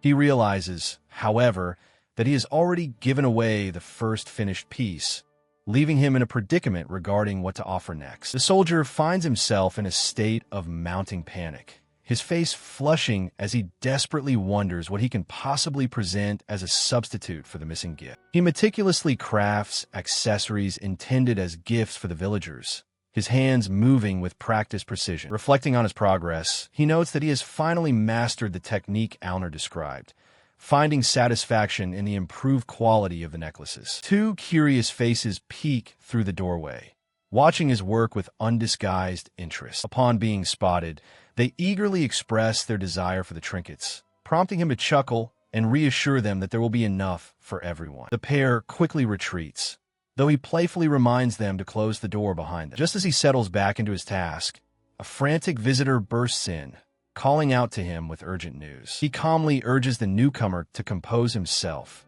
asking what matter requires such immediate attention. Elsewhere, Alner pauses her chores to listen as a beastkin approaches her, clearly troubled and seeking her counsel. She listens intently as the young knight explains his dilemma, questioning whether he should provide a gift for her parents to honor their union. He recalls his own past, noting that he once presented materials from an earth dragon as a gift, though he admits he felt little personal pride in the act. The conversation shifts to the sheer scale of the offering, as he recounts how 30 black oxen were once presented, a gesture that was received with great appreciation. He pauses to offer a word of caution, noting that cultural values differ greatly, and that simply offering gold might not be the most appropriate way to show respect. Clenching his fist, the knight expresses his desire to offer something earned through his own strength, rather than relying on mere currency. He declares his intent to emulate the veteran's path, asking for guidance on how to best present the fruits of his hunt. The veteran soldier acknowledges the sentiment, though he warns that hunting an earth dragon is a perilous task, and there is no guarantee the gift will be received as intended. Nearby, the beastkin continue their daily chores, oblivious to the heavy discussions of marriage and tradition taking place just out of sight. He listens intently as the veteran suggests that the key to a successful proposal lies in something soft and fluffy. The soldier explains the strategy. Hunt a black beast, trade its hide with the demonkin for their prized Maya cloth, and present that as the ultimate gift. They agree that the quality of the cloth will surely impress the bride's family, serving as a perfect bridge between their cultures. With a humble shrug, the veteran admits his own hunting methods are too unorthodox to be of much use as a guide. The younger man laughs, expressing his gratitude for the advice and acknowledging that the veteran's combat prowess is truly beyond human standards. 5 days pass in the quiet encampment. He carefully packs his supplies, exhaling as he prepares for the hunt ahead. The veteran watches him, noting that once he masters the technique, the task will be finished in just a few days. He watches as the door creaks open, announcing the return of Canis. The veteran soldier calls out to her, apologizing for the interruption, but insisting that he has an urgent report that requires her immediate attention. She beams with enthusiasm, declaring that she has received her parents' blessing and is ready to integrate into the household as part of Klaus's family. With a gentle smile, she expresses her sincere commitment to this new life. He acknowledges her dedication, noting that while the path ahead will be challenging, he trusts her to work alongside Klaus. The young woman responds with a bright, cheerful affirmation, fully embracing the task at hand. A brief moment of silence passes as she reflects on the weight of her new responsibilities. Suddenly remembering, she turns back to address the veteran, confirming that she indeed has a report to share with him. She explains that while her father remains in the territory to manage affairs, he has entrusted the visit to the Castex domain to her and Klaus, as Eldon and Cameroltz are currently away in the capital. Continuing her report, she notes that the necessary materials will be sent by the craftsman at a later date, and while her father cannot leave his duties to attend the wedding, her mother will be present in his stead. The veteran soldier listens intently, acknowledging that with the wedding and the ongoing black boar hunt, their schedules are quite full, and he asks for their patience until the hunt concludes. She pauses,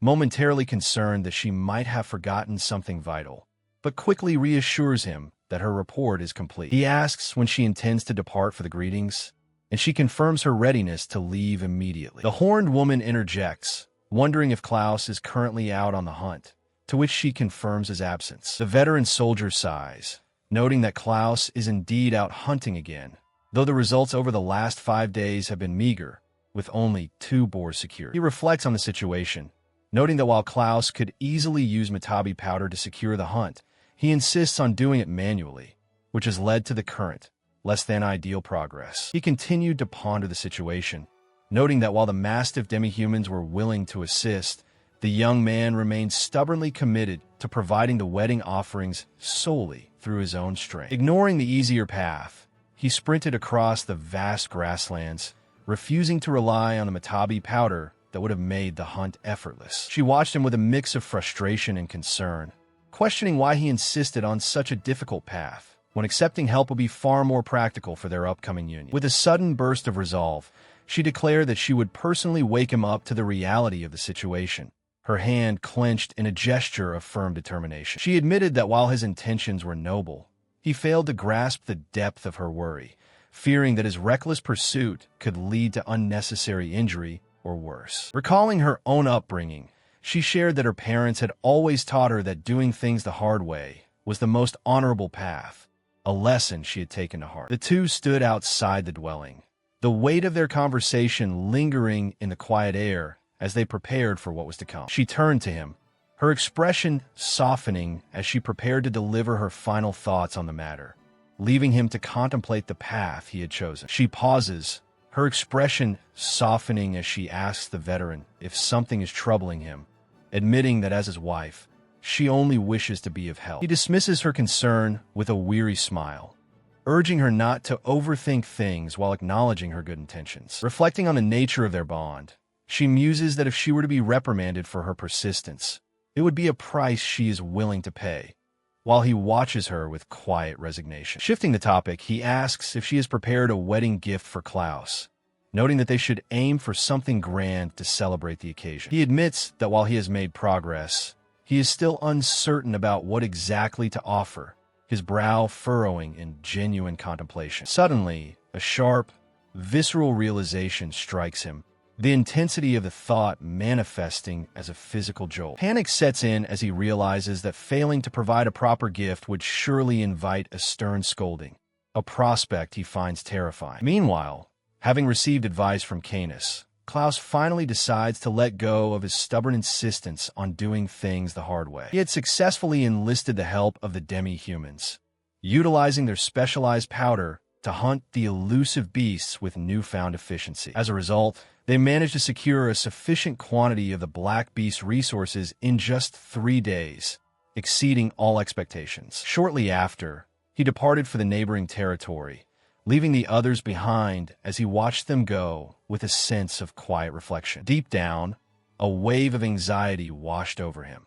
He had been so preoccupied with crafting the wedding ornaments that he had completely neglected to prepare a proper gift. He had anticipated the hunt would take much longer, but their swift return meant the deadline for the wedding gift was now dangerously close. With little time remaining, he sought out the village elder, admitting that while he should have consulted Alner, he felt too embarrassed to bring up his predicament. The elder listened patiently, suggesting that high-quality bedding would make an excellent and practical wedding gift for the newlyweds, offering to share some of his own surplus. A look of profound weariness crossed the elder's face, his eyes narrowing as he contemplated the soldier's sudden, frantic request. He sighs, conceding that gifting bedding for a newlywed couple is a thoughtful gesture, especially considering the recipient's circumstances. The elder continues, noting that while the couple's situation is unconventional, such a practical gift might be exactly what they need to settle into their new life. He then offers the soldier some medicinal herbs intended for a safe delivery, suggesting he take them along as a gesture of goodwill. The soldier examines the pillow, noting the intricate, differing patterns on each side, and accepts the gift with gratitude. When asked about the herbs, he clarifies they are for medicinal use, though he remains hesitant about their necessity. Days later, the construction of the hive and roof is completed by the craftsmen who arrive from the neighboring territory. The workers, having extra time, also take the initiative to improve the goose coop, ensuring the structure is well built and secure. He compensates the craftsmen with 10 gold coins for their excellent work, feeling relieved that the payment was appropriate despite his initial uncertainty. He watched as the sun rose over the newly completed structure, marking the departure of the craftsmen the following day. Returning to the group, he was greeted with enthusiasm by those who had been waiting for his arrival. They soon set out across the vast, open plains, their wagon moving steadily toward the horizon. Klaus cheered, his spirits high, as they traveled with a wagon filled to the brim with gifts and supplies. The travelers looked on with anticipation, their expressions reflecting the joy of the journey ahead. A campfire crackled nearby, providing warmth as they paused their trek near a quiet grove of trees. The elder expressed his deep gratitude, thanking the young companions for their kindness and for sharing their tea. He explained that he could not leave an old man to travel alone, noting that their destinations happened to align. He watches as a sheep is carefully shorn, the rhythmic snip of the shears echoing in the quiet morning air. She holds a warm cup, her gaze distant as she admits a longing to reunite with her father soon. The veteran soldier turns to his companions, his expression softening as he mentions the father they're traveling to meet. The veteran soldier checks his appearance, asking the horned woman if anything seems amiss. She reassures him that he looks fine, prompting him to take a deep breath as the ceremony finally approaches. The heavy doors swing open, revealing a vast, open space where the wedding party prepares to make their entrance before the gathered crowd. He stands alongside the bride, Canis, as the weight of the day settles in.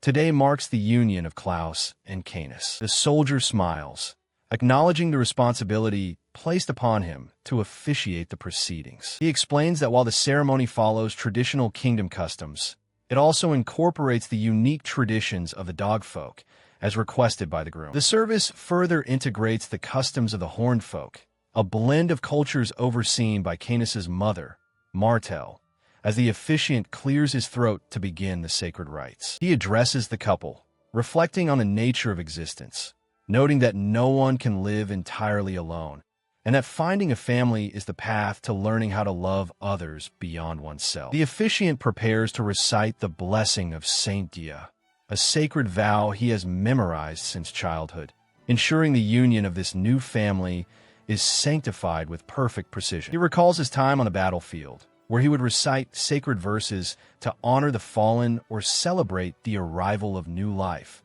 a tradition he now carries forward. The soldier explains that Klaus specifically requested him to officiate, noting that the teachings of Saint Dia are simple yet profound, serving as a vital reminder for all. He continues to recite the core tenets: love oneself and others, refrain from harming the innocent, and respect the inherent dignity of every living being, truths often forgotten in the rush of daily life. The narrative shifts to the history of Saint Dia, the wise figure who supported the kingdom's founding, though he lived a solitary life without heirs, leaving behind only his divine wisdom. As the ceremony concludes, a ceremonial medallion is presented, drawing the focused attention of the gathered guests. With the vows complete, the crowd erupts in celebration, urging the newlyweds to feast and dance as they look toward a bright future together. The atmosphere shifts to the banquet, where plates of food are served to the guests,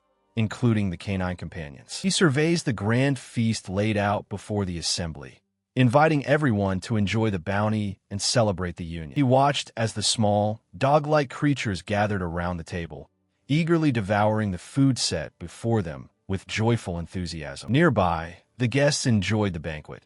Some shared quiet conversation, while others focused intently on their meals, including the animals grazing peacefully. The atmosphere remained warm and communal, with everyone seated together, sharing the bounty of the feast in a moment of rare peace. He picked up a piece of bread, noting the abundance of walnuts inside, and decided to sample the treat himself. Upon learning that the bread was a creation of Sinai and Ihan, he offered a nod of appreciation toward the two young ones, who looked back with shy smiles. He remarked on the delicious quality of the walnut bread, his expression softening as he enjoyed the simple pleasure of the meal. Noticing their playful behavior, he gently chided them, reminding them to maintain proper manners at the table. They immediately straightened up, their playful energy replaced by a sudden, stiff posture as they realized they had been caught acting out. The small creature watches from the sidelines as the group continues their joyful feast, their faces glowing with warmth and laughter. They share a moment of genuine happiness, their expressions light and carefree in the comfort of their companions. Nearby, two companions stand together, observing the festivities with a quiet sense of belonging. The atmosphere shifts as a voice calls out, signaling that the time for the traditional ceremony has finally arrived. With a synchronized shout, the villagers hoist a man into the air, tossing him upward in a display of communal celebration. This ritual, deeply rooted in the traditions of the dogfolk, involves carrying the man through the village to share in his joy. A woman watches the spectacle with a knowing smile, noting that the custom serves a dual purpose: to celebrate the man's union and to publicly mark him as married, effectively deterring any potential romantic complications. As the man is carried through the streets, the ritual concludes with a sudden, clumsy tumble, leaving him sprawled on the ground as the villagers look on. The small creature watched as the dogfolk explained their peculiar custom. By loudly declaring their single status, they sought to stir jealousy and attract new romantic prospects. He laughed heartily, his voice booming with genuine amusement as he thanked them for the spirited display. Surrounded by the joyful crowd, he found himself embraced by the affectionate animals, their warmth mirroring the light-hearted atmosphere of the village. Nearby, the veteran soldier and the horned woman observed the scene with quiet smiles, their expressions softening as they witnessed the camaraderie. He stood before the villagers, expressing his deep gratitude for their celebration, and solemnly vowed to build a happy, loving home with Canis. She beamed at him, her eyes bright with determination as she pledged to work hard to ensure their shared happiness. The village elders and the veteran soldier looked on, their faces filled with contentment as the sound of music began to fill the air. As the melody swelled, the villagers broke into song, their voices harmonizing in a celebration that brought everyone together in unity. She beckons him to join the festivities, her expression bright and inviting as the music fills the air. He hesitates, admitting his lack of skill on the dance floor, but she reassures him that expectations are low and he has nothing to fear. She explains that while such traditions are foreign to her people, she once learned the steps and insists this is a perfect opportunity to practice together. Yielding to her persistence, he steps forward and they begin to sway in rhythm with the melody. Around them, others join in the celebration, their movements mirroring the joy of the occasion. As they move in harmony, the tension leaves his shoulders and she rests her head against him, content in the shared moment. Time seems to drift by as the village continues its rhythmic dance under the open sky. Eventually, the music fades and the feast concludes, leaving behind the quiet, lingering atmosphere that follows such grand celebrations. He stepped into the room, carrying a wooden box, and noted that the timing was finally right to distribute the rewards. Gathering the group, he announced that it was time to hand out the commemorative necklaces earned from their recent battle. He urged everyone to remain calm and orderly, ensuring that every individual would receive their share in turn. Reflecting on the delay, he recalled how Klaus had suggested waiting for the celebration, as everyone had been too occupied to receive them earlier. The recipients beamed with joy, whispering amongst themselves about the gifts they had received directly from his hands. Gratitude filled the air as the villagers and travelers alike marveled at their tokens, with the small creature expressing his delight at being included. He then turned to her, offering a necklace as a token of her status as a member of the territory, which left her momentarily surprised. She accepted the gift with a bright smile, and the others joined in to offer their own congratulations, celebrating her official welcome. She watched as the group received various tokens of affection, a fragment of a horn from Francis and Maya, and a beautiful stone found in the fields from the adults, accompanied by a poem wishing the couple happiness. He examined the rock with genuine curiosity, thanking everyone for the thoughtful gift while wondering where such a unique specimen could have been discovered. Realizing he had his own contribution to make, he stepped forward to present his offering to the group. The gift was revealed to be a set of ornate bedding, which he insisted they accept as a gesture of his support. They expressed their heartfelt gratitude for the bedding, acknowledging his kindness and the unexpected thoughtfulness of the gesture. An elder observed the scene with a knowing smile, teasing him for his foresight in choosing a gift that symbolized fertility and well wishes for the future. He then turned his attention to the task of securing the items, moving them into the yurt to ensure everything was properly stored. As he prepared to leave the younger couple to their privacy, a sudden, sharp realization caused him to freeze in his tracks. He stood frozen, the weight of his sudden realization pressing down on him as the festivities continued around him.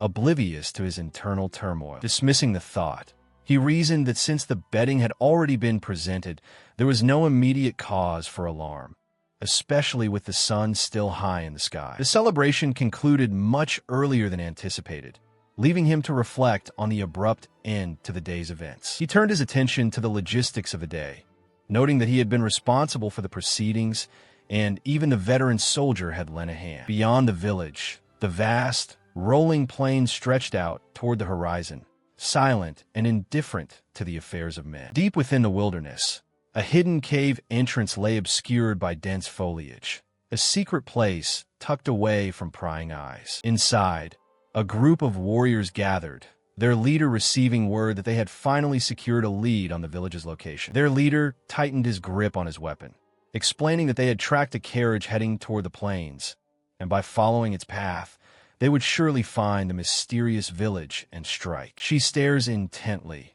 her eyes reflecting a cold, singular conviction. The strong possess an inherent right to dominate the weak. With that philosophy firmly in mind, the armored warrior known as Hyugas stands amidst his subordinates, bellowing his intent to conquer and rule over all who stand in his path. The carriage finally crosses the threshold into the territory, rolling across a vast, grassy expanse. Inside, the travelers exchange uneasy glances, questioning if they have truly arrived at the right place, as the landscape seems barren and empty. A small, animalistic creature suddenly pops up, demanding to know who is approaching and warning them to leave if they are bandits. The creature retreats into the tall grass, its presence hidden from view. As summer arrives, a subtle shift begins to permeate the daily life within the settlement. Inside the dwelling, the atmosphere is quiet and domestic, with the inhabitants tending to their routine tasks. They remain watchful, noting that one of their companions is resting inside the yurt,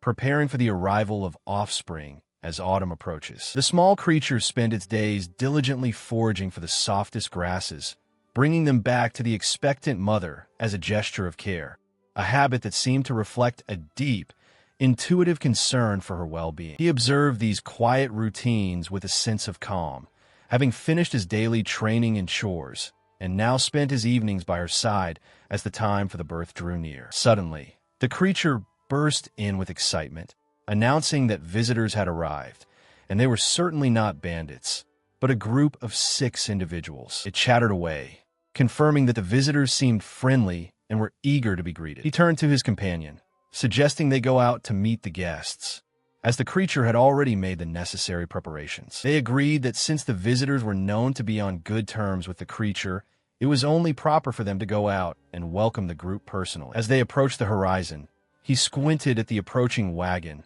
recognizing the figures and asking if she knew them as well. The realization hit them both. It was their family, grown and thriving, who had come to visit, prompting a joyful reunion filled with questions about their lives and the paths they had taken. He watches as a woman rushes toward him, her face etched with overwhelming relief and joy as she cries out for her father. Seeing the young man accompanying her, he smiles, relieved to see them both safe and in good spirits. She continues to call out, her voice filled with urgency as she checks on the well-being of the man she calls heir. The reunion is marked by a flurry of activity, with the newcomers surrounded by curious, small creatures. He reflects on the past, noting that while the 3 of them were always kind-hearted, he finds himself concerned about Eric's current physical state. An elderly man interjects with a sharp, scolding tone, berating the newcomer for having been presumed dead and calling him a fool for his reckless behavior. She turns her attention to the veteran, her expression softening as she mentions the elder's concerns, questioning the meaning behind his sudden arrival. He laughs heartily, surprised by the sight of such a grown child, and playfully asks who the mother could possibly be. He watched in stunned silence as the young woman reacted with shock, questioning if she was truly his daughter and protesting that she was not a child, nor was she familiar with the kingdom's laws. The tension shifted as he turned his gaze toward the horizon, noting the presence of others approaching their position. He stood firm, his posture hardening as he demanded to know the identity of the newcomers who had interrupted their gathering. A faint, unsettling chuckle drifted across the plains, causing him to narrow his eyes in sudden alertness. He observed the figures moving through the tall grass, impressed that they had managed to track his group despite the wind. The masked warrior stepped forward, introducing himself as Hyugas and declaring that he had grown weary of their refusal to share wealth, demanding their submission to his authority. He stared back, utterly bewildered by the intruder's arrogant demands and the absurdity of the ultimatum. He watched in disbelief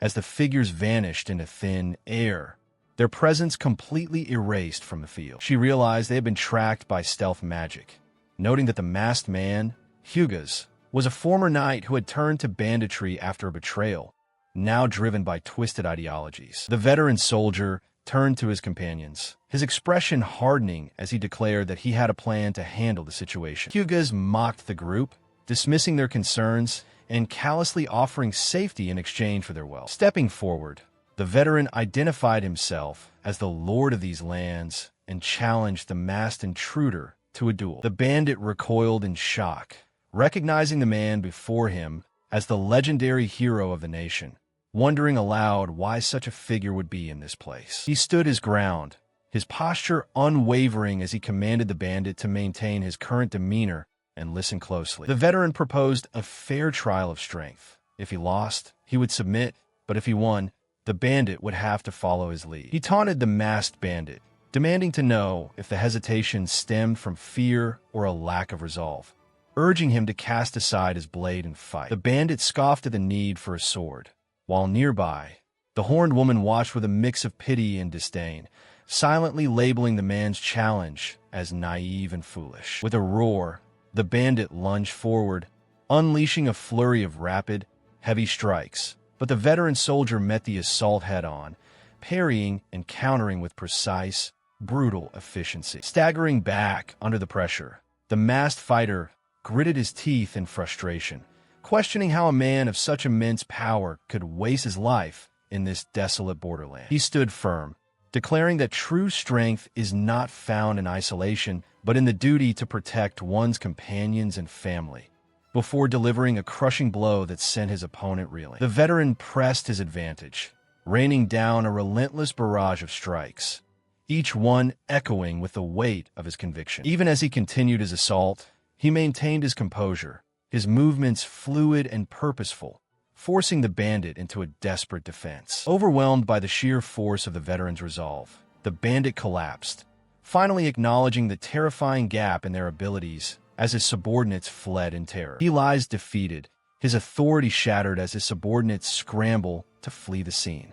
Nearby, the observers remark on the veteran's overwhelming strength, noting that he truly lives up to his reputation. They share a moment of quiet reflection, acknowledging the bond they all hold as part of his extended family. The conversation shifts to their origins, as they explain that they were orphans raised without mothers, finding a father figure in the man they affectionately call teacher. She questions what would have happened had he lost the duel, but remains confident that he would have handled the situation regardless. Watching him from afar, she smiles, certain that in a contest of pure strength, he is unmatched. The history of his leadership is recounted, describing how he lived an honest life despite his own humble beginnings, earning the respect of those around him. He eventually organized the other orphans into a supportive community, teaching them the value of hard work and literacy, effectively becoming the cornerstone of their lives. He listens intently as his companions express genuine surprise,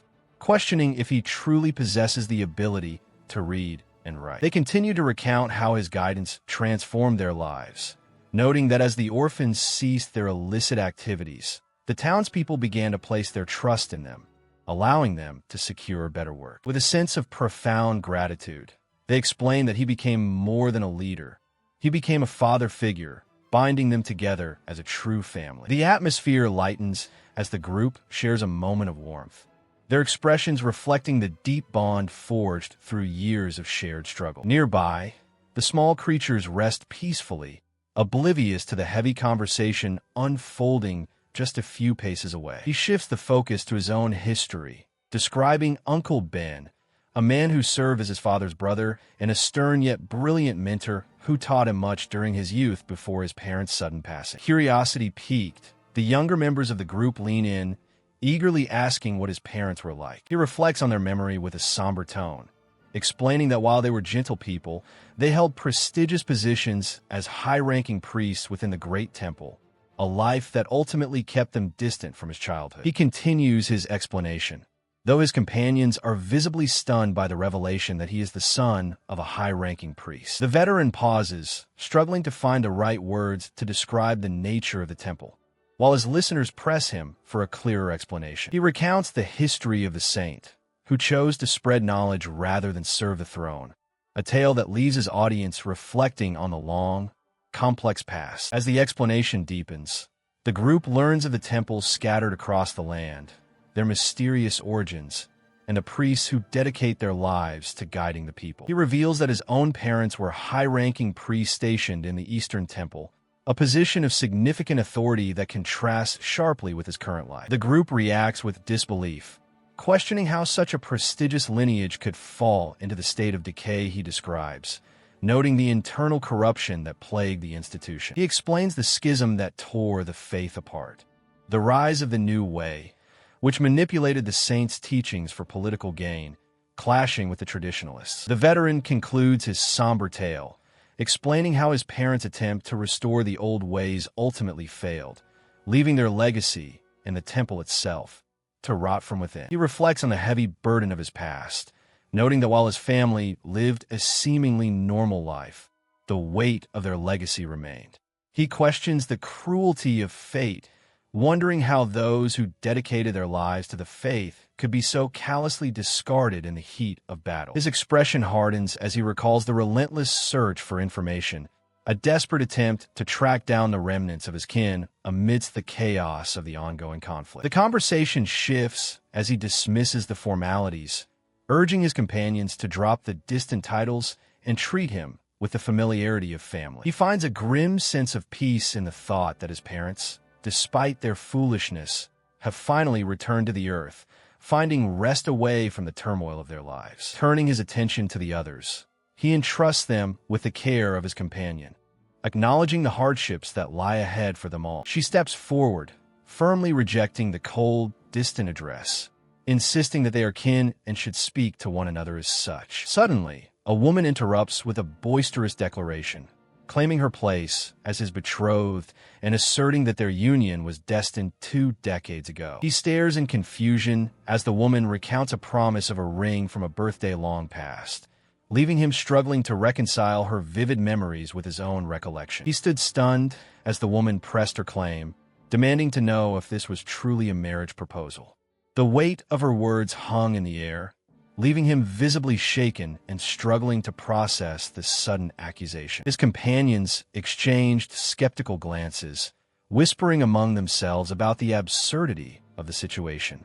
They recalled the man he used to be, noting that the soldier they knew had never been the type to make such grand, romantic promises. Observing the woman closely, the elder noted that despite her physical form, her spirit clearly possessed the heart of a woman, adding a layer of complexity to her mysterious declaration. The atmosphere shifted as the younger girls playfully swarmed the newcomer, calling her big sister and praising her beauty.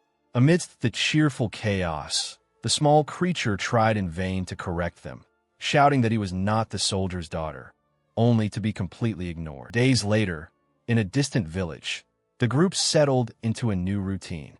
A formal report was posted detailing the growth of the local population and the acquisition of new supplies, as the veteran and his companions focused on their work, leaving the strange encounter behind them for the moment. 1 month after the conflict with Diane, the capital remains tense.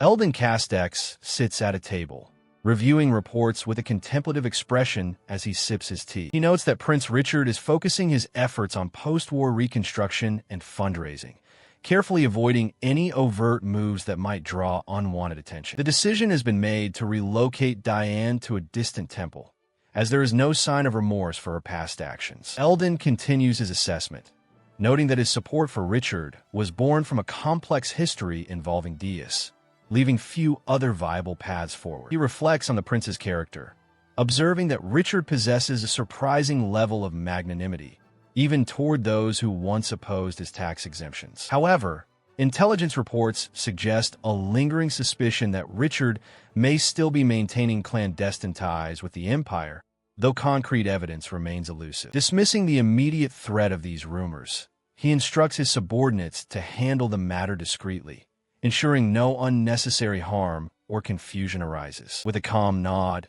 his attendant acknowledges the order, and the two continue their quiet work within the walls of the capital. He surveys the layout of Ilk Village, noting the strategic placement of the yurts, the storage facilities, and the fields where the villagers toil. The focus shifts to the village itself, a quiet settlement, now serving as a sanctuary for those displaced by the recent conflicts. Within the village, the atmosphere lightens as the women admire the elegance of kingdom-style dresses, remarking on how well they suit the wearers despite the 5 days that have passed since their arrival. Nearby, the daily labor continues unabated, with villagers carrying supplies and tending to their chores under the watchful eyes of the community. She reflects on the unexpected harmony of their new life, noting how the tribal members and the newcomers have begun to bridge their differences. Her composure is suddenly shattered by a sharp, indignant outburst from a companion who vehemently rejects the idea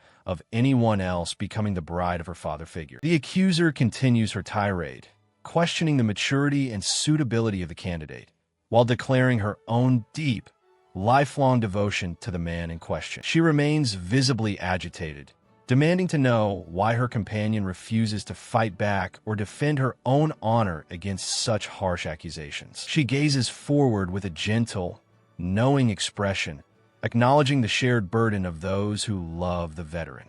Her companion, visibly moved and weeping, finds solace in her empathy, as she admits that she could never bring herself to cast blame. Their bond deepened through shared support for the veteran's family, with the horned woman becoming a trusted confidant for personal troubles and a reliable partner in daily labor. He turns his attention to the simple tools of his trade, his posture reflecting a quiet, contemplative mood as he prepares for the conversation ahead. The man suggests it is time to return to the city, noting that he has confirmed his brother's safety and delivered the necessary gifts. He gently ruffles the hair of the younger man, asserting that returning home to one's own life and responsibilities is the natural order of things, questioning why a parent would hold back a child who has already found their own path. He continues with a stern but caring tone, warning that if the younger man had abandoned his duties to stay, he would have been met with a swift reprimand, as he has no patience for such irresponsibility at his age. The elder stands firm, declaring that regardless of their age, he will always remain a parent figure, ready to offer guidance or discipline whenever necessary. The younger man watches him walk away, a look of quiet admiration and acceptance crossing his face as he acknowledges the wisdom of his elder. He reflected on his duty, acknowledging that whether it concerned Eric or another, he remained committed to his role as a parent. To fail in that responsibility would be to lose his very identity as a father. With a tearful sniffle, he dismissed the notion of abandoning that duty, insisting that such a thing was entirely out of the question. Overcome by the weight of the moment, his daughter lunged forward, weeping openly as she clung to him, calling out to her father in a display of raw emotion. He gently considered the future, musing that perhaps Alner or Maya would be better suited to guide her, while expressing his hope that Eric would also find a companion to share a happy life with, just as others of his kind had done. Nearby, the commotion drew attention, as others wondered about the source of the loud, boisterous shouting echoing through the area. The group gathered, with voices urging everyone to remain calm and wait their turn in an orderly fashion. An elder approached, observing the tearful farewells and inquiring if they were preparing for their departure to the city in 2 days' time. He offered comfort to the weeping girls, assuring them that their separation was only temporary and that they would surely meet again. He looked toward his companions, his expression softening as he insisted that staying behind to tend to the sheep was a simple, peaceful choice, and that their departure was nothing to mourn. The elder chuckled, dismissing the need for formal speech, and declared his intent to remain here, tending to the flock, while urging the others to keep a sharp eye on things in his absence. She chimed in with a bright smile, noting that since she had already handed over her shop, she had nothing left to tie her down and would gladly take charge of the negotiations at the temple. The group marveled at the unexpected turn of events, with one of the younger members cheering in disbelief that their friend would truly be staying behind with them. Watching the exchange, the others shared a knowing, weary smile, acknowledging the quiet resolution that had settled over their small, makeshift family. As the village grew quiet once more, the mystery of the 6 newcomers lingered, their sudden arrival and subsequent integration into the community raising silent questions about their true origins. Months prior, the group had lived in peace until they were forced to flee, embarking on a perilous journey that led them through mountains and across lands, eventually bringing them to this very place. Yet, despite finding refuge, a new, pressing problem emerged that threatened to disrupt their hard-won stability. He pondered the revelation that Francis had been the leader of the Ilk village all along, leaving him to wonder who would now step up to lead the Maya flock. The situation grew more complex as he learned that the newly arrived Maya also possessed their own male leader, necessitating a choice between the two. He had initially hoped that having 2 leaders for the 2 groups would suffice, but it became clear that the Maya followed strict traditions that could not be easily bypassed. The entire group gathered in the open space, the tension of the impending decision hanging heavy over the village. Standing before the assembly,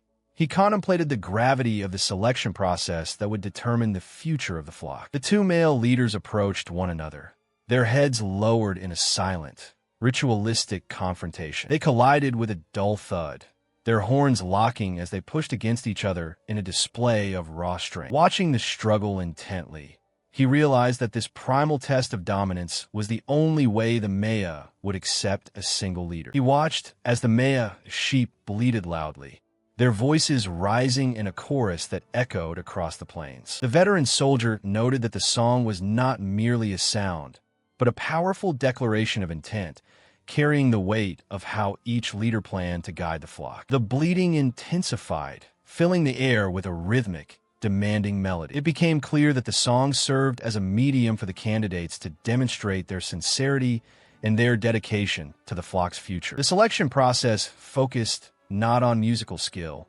but on the strength of conviction and the vision for leadership embedded within the performance. Ultimately, the leader would be chosen by the majority of the flock, who would join in the song of the candidate they deemed most worthy. Observing the scene, the group discussed the dynamics of the choice, questioning why the female sheep would support a specific candidate despite the complexities of his character. The village elder explained that the sheep understood the necessity of choosing a leader who could ensure the safety and prosperity of their future offspring, regardless of personal feelings. He observed the flock, noting that the choice of leadership would irrevocably shape their future, a decision that could not be made lightly. As the sun began to dip below the horizon, the persistent, rhythmic bleating of the sheep continued to echo across the plains. The prolonged contest between the 2 candidates wore on, and as the light faded, their voices grew thin and raspy from exhaustion. Despite the fatigue, neither side would yield,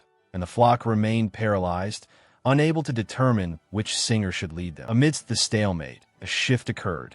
One of the sheep standing near the thick-browed candidate finally broke the stillness and began to move. Following that initial movement, another member of the flock stepped away, signaling a gradual change in the collective will. Seeing the momentum shift, the candidate known as Francoise finally stirred, preparing to make her move as the flock began to realign. She begins her chorus, and the surrounding flock immediately joins in, their voices rising in a unified, powerful swell that catches the observers off guard. It becomes clear that her strategy was deliberate. By waiting until the final moment to reveal her support, she avoided an early confrontation that might have turned the tide against her. Even as individual voices are drowned out by the sheer volume of the collective song, the resolve remains unbroken, refusing to concede the struggle. The intensity of the performance grows, with the sheep pouring every ounce of their remaining strength into the melody, their expressions strained yet focused. A brilliant, blinding light erupts from the center of the flock, signaling the culmination of their combined efforts. As the light fades, the remaining members stand in silent, expectant harmony. Observing the shift, the onlookers realize the significance. The opposition has ceased their own song to align with her cause. The realization settles over the crowd.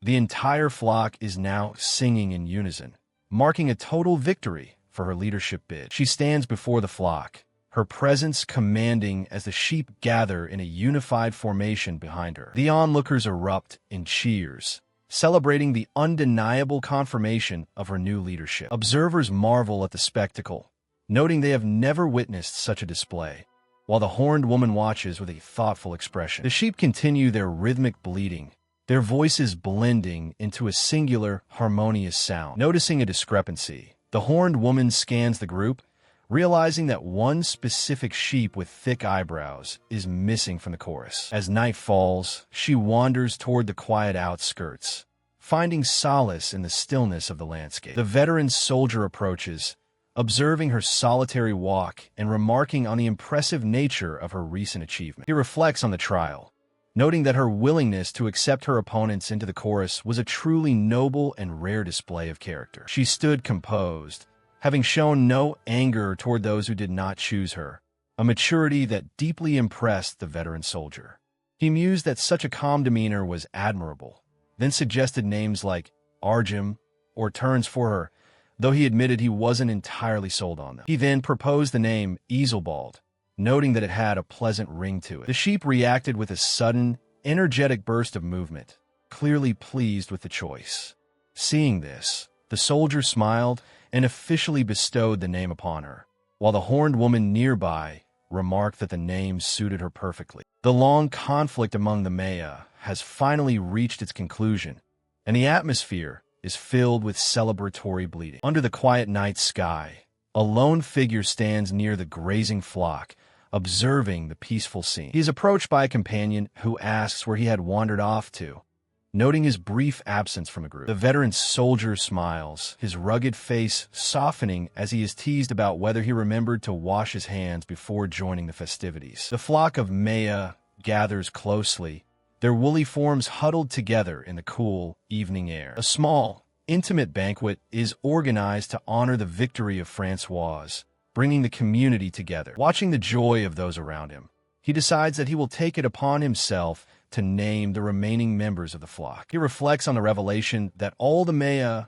are female and are the wives of Iselbald, prompting a light-hearted discussion about giving them fitting, feminine names. He watched as the flock was named, with each sheep receiving a title: Iseldia, Iselgu, Iselfana, Iselmi, and Ezelrira, a choice that seemed to please them all. Reflecting on the situation, he mused that the victor possessed a truly impressive spirit, though he had initially worried about how the others would react to her new status. He wondered if her victory meant she held a greater capacity for leadership than the others, contemplating the weight of her newfound responsibility. The sheep grazed peacefully, leaving him to ponder the deeper meaning behind the song she had sung during the contest. Time passed, and with the flock settled under her guidance, he found himself reflecting on the journey that had brought them to this moment of tranquility. Meanwhile, Eldon Castex returned from the royal capital, his footsteps echoing through his estate as he prepared to meet a mysterious visitor. The visitor introduced himself as Yuha,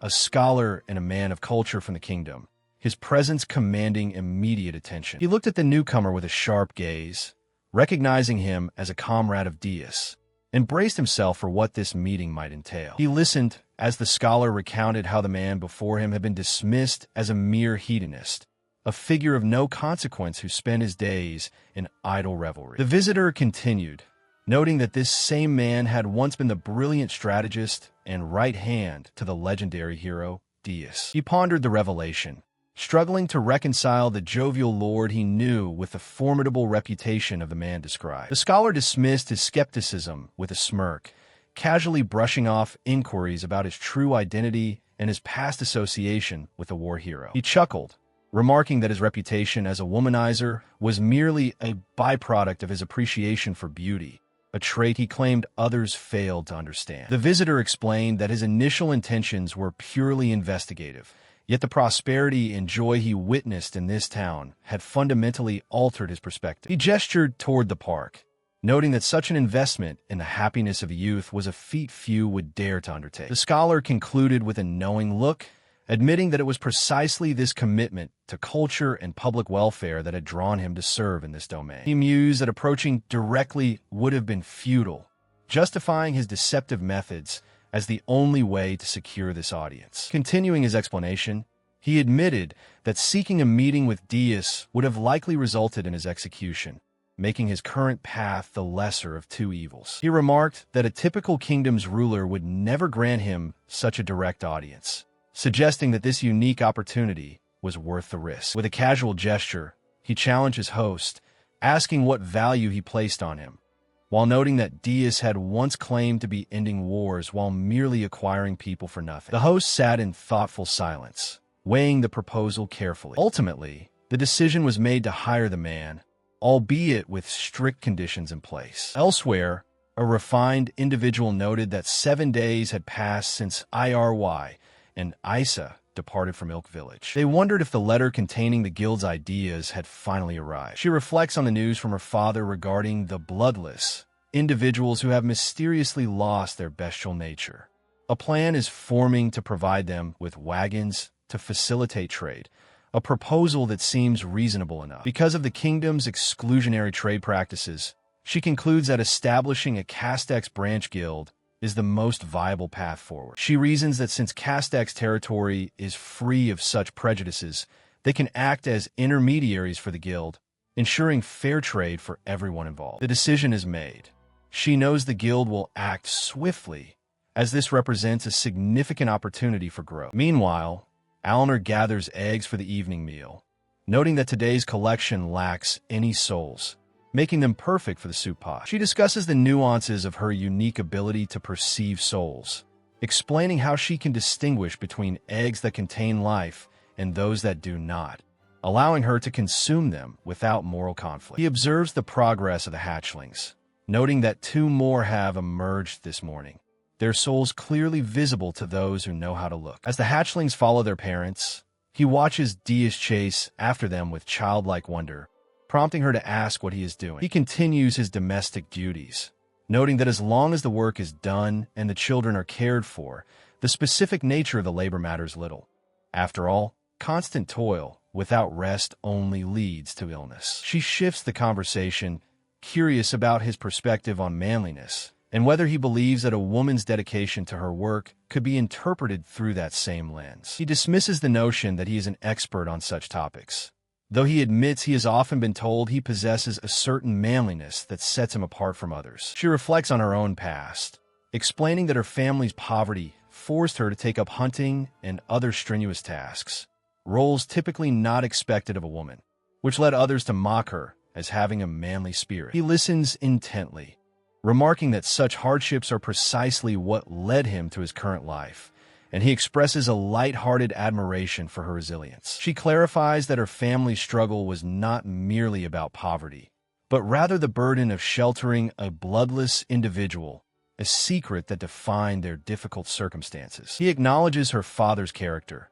noting that he possessed a rare, genuine sense of responsibility that transcended simple labels of manliness. She smiles, touched by his words, realizing that the term manliness is far too shallow to capture the depth of the emotions and sacrifices they have both endured. She listens as the veteran soldier explains the harsh reality of his past, detailing how he spent years working far from his village, sending every coin home to pay off debts and keep his family from starvation. The weight of those memories lingers, a haunting melody of sacrifice that echoes in the silence between them. He dismisses the need for further pity, noting that his family is now secure, though the scars of those desperate times remain etched in his perspective. Curiosity piqued, she asks about the name Maul, a figure she has never heard mentioned before. He explains that Maul is the leader of the Oni tribe, a man who showed him kindness and support during his most difficult days, even helping to bridge the gap between him and others. Reflecting on these connections,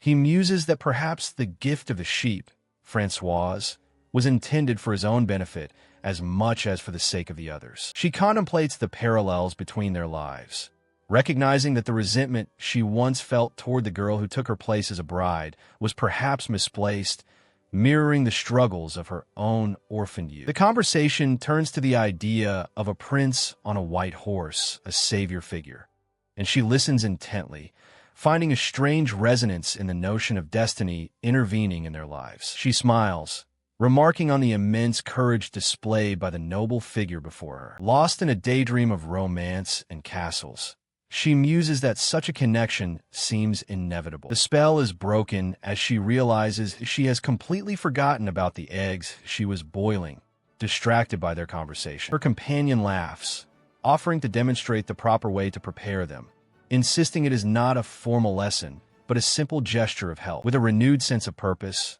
she decides to focus on assisting with the household chores. After the meal is prepared, she steps outside, her boots crunching against the dry earth as she prepares for her next task. She calls out a warning to those nearby to keep their distance, then raises her bow, steadying her grip on the weapon. An arrow whistles through the air, striking the target with precision, while her companion watches, impressed by her unwavering dedication to daily practice. She listens intently as her companion approaches, the conversation shifting toward the mechanics of her weaponry. He explains the unique properties of a short bow, noting its superior speed and ease of use on horseback compared to the longbow, despite the trade-off in range and piercing power. The weapon is held up for inspection, its craftsmanship clearly distinct from the standard bows of the kingdom. She observes the intricate construction, noting how thin layers of wood are reinforced with bone and horn to optimize performance. He details the complex layering process, where flexible materials are placed on the outer side to stretch, while rigid materials are bonded to the inner side to provide structural integrity. They discuss how each bow is custom-tailored to the archer's strength and physique, ensuring no two weapons are identical, before he decides to test its tension himself. The veteran soldier struggles to draw the string, his face contorting in shock at the immense resistance of the bow. He realizes the bow is crafted from earth dragon materials, requiring a surge of magical energy to draw, leaving him breathless from the unexpected exertion. He stares in disbelief as the explanation unfolds. The bow is crafted from the hide and tendons of an earth dragon, a monster so formidable that only the infusion of raw magical power can make the weapon flexible enough to fire. The mechanics are clear. The material remains rigid until a specific threshold of magical energy is channeled into it, allowing the archer to draw the string and release the stored power. She notes that the veteran soldier had already grasped the difficulty of the task, acknowledging that hitting a target while mounted requires a level of mastery that goes beyond mere physical strength. Reflecting on the training, she recalls how the young riders practiced relentlessly, eventually mastering the feat of shooting birds in flight from horseback within just 5 days. She admits that while their talent is exceptional, the true challenge lies in the battlefield, where mounted archery provides a decisive advantage, though she remains humble about her own role in guiding them. Suddenly, the atmosphere shifts as they notice strangers approaching, their presence and demeanor clearly marking them as outsiders to the local tribe. She recognizes the newcomers with a mix of relief and irritation, muttering that she had hoped they would have met a grim fate in the wilderness. The leader of the group bellows in fury, declaring that he will not stand by while his sibling is threatened, and charges forward with a promise of immediate retribution. The traditions of the horned folk dictate that the youngest child inherits the household, while the experienced elder siblings provide protection and support, ensuring the family's prosperity through strategic alliances. He reflects on his past assumptions, recalling how he once believed Alner's family consisted of 6 members, having met her parents and 3 siblings during their wedding ceremony. The man pauses, his expression shifting as he calls out to Sanai, realizing the depth of his ignorance regarding her true kin. As the sun begins to set, he suggests returning to the yurt, but their peaceful moment is shattered by an urgent cry for help directed at Diaz. The small creature rushes forward, breathless and panicked, reporting that a stranger with horns has suddenly appeared and attacked Alner. Diane watches the unfolding chaos from a distance, her voice filled with concern as she asks her father to explain the sudden, violent disturbance. Nearby, the tension escalates as a man is seen striking another, prompting onlookers to whisper about the strained relationship between the victim and Alner's brother. The aggressor stands tall, Declaring himself Eleanor's savior and vowing to protect her from the man, he labels a wicked lord who forced her into an unwanted marriage. She recoils as the Horned Man continues his tirade, accusing her family of poverty and insulting her honor with every breath. Nearby, the veteran soldier listens with a furrowed brow, admitting his ignorance regarding her family situation while the princess expresses her own surprise at the revelation of a brother. The Horned Woman remains visibly shaken, her thoughts spiraling as she realizes the implications of the rumors surrounding her failed marriage. He turns his attention back to her, pleading for her to listen while the soldier watches, warning that their continued presence is drawing unwanted scrutiny from others. The soldier reflects on the gravity of the situation, noting that mentioning those specific names has only served to deepen the tension in the village. She buries her face in her hands, overwhelmed by the emotional weight of the confrontation and the sudden exposure of her past. The Horned Man bellows in righteous fury, blaming the local lord for her current state and vowing to hold him accountable for the suffering she has endured. He abruptly demands she stand up, his sudden shift in tone leaving the soldier momentarily stunned and confused by the intensity of the command. She stood frozen as the man before her, identified as her brother Zorg, loomed with a familiar, stern expression that mirrored her own features. He explained that their strained relationship stemmed from the family's dire circumstances, insisting that his harshness was never born of true hatred, but of a desperate need to protect her. The veteran soldier and the princess watched in silence as Zorg revealed his true intent.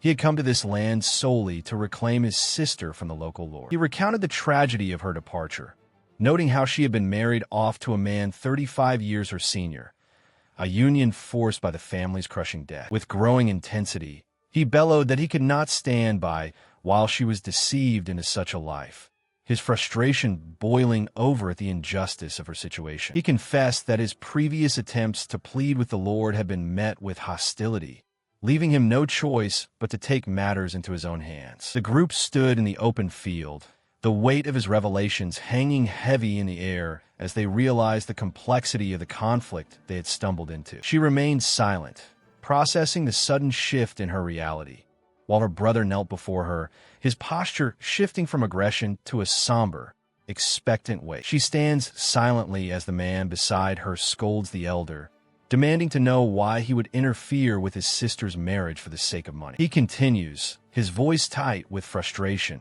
explaining that he only ever wanted to find a good partner for her, never intending to cause such a rift. The elder retorts with a sneer, mocking his sudden display of brotherly concern after he had already abandoned his family's interests. Lowering his head, he admits his failings, acknowledging that his apologies come far too late to mend the damage done to their kin. She erupts in sudden realization, her eyes widening as the truth of the deception hits her with the force of a physical blow. He confirms her suspicion, revealing that the entire ordeal was a calculated fraud designed to exploit their trust and their family's resources. The veteran looks on with concern, questioning how such a definitive test could be manipulated, while she stares ahead, her expression hardening with resolve. He explains the grim reality.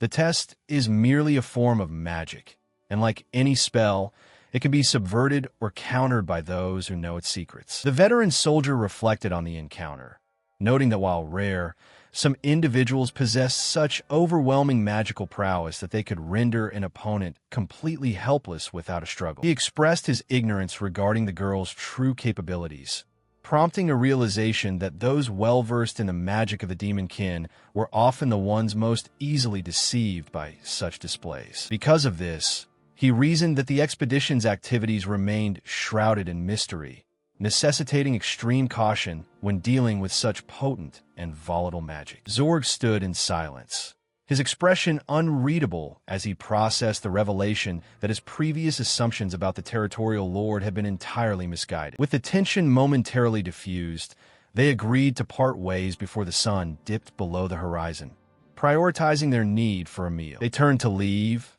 the vast, open plains stretching out before them as the group began to disperse into the fading light. The veteran soldier dismissed the concerns of his companions, insisting that he was well accustomed to traveling by night and that they should simply find a place to rest. As the shadows lengthened, A lingering doubt remained about the dangers of the nocturnal plains and the potential for encountering hostile creatures in the dark. He stood firm, refusing to let anyone stay at his yurt, despite the playful insistence of his companions who suggested it would be a crowded but enjoyable experience. The next morning, the group set out across the vast, open plains under the rising sun. As they traveled, he remarked on the pleasant air, though he couldn't shake the nagging, ominous feeling that had gripped him upon waking. Zorg, sensing the tension, demanded to know why he was being followed, his voice sharp with irritation. The veteran calmly explained that his concern for Zorg was rooted in their shared familial bond, leaving no room for argument. He then gestured toward the bundles Zorg carried, which contained a bow and arrows crafted by Alner herself. These items, carefully wrapped in cloth to protect them, were a testament to her consideration for his needs, despite his initial reluctance to accept them. He carries the quiver marked with his name, a silent testament to the craftsmanship he bears. The weight of the past lingers in his expression as he reflects on the lingering attachments of his kin. A flicker of melancholy crosses his face, acknowledging the deep-seated bonds that refuse to fade. The veteran soldier presses him on the nature of his origins, questioning if his lack of magical aptitude was truly a misunderstanding or a fundamental truth of his birth. He admits that such feelings have been a constant companion since he was old enough to understand the world. The soldier probes deeper, asking if he ever felt wretched because of his perceived deficiency. He recalls the isolation of his youth,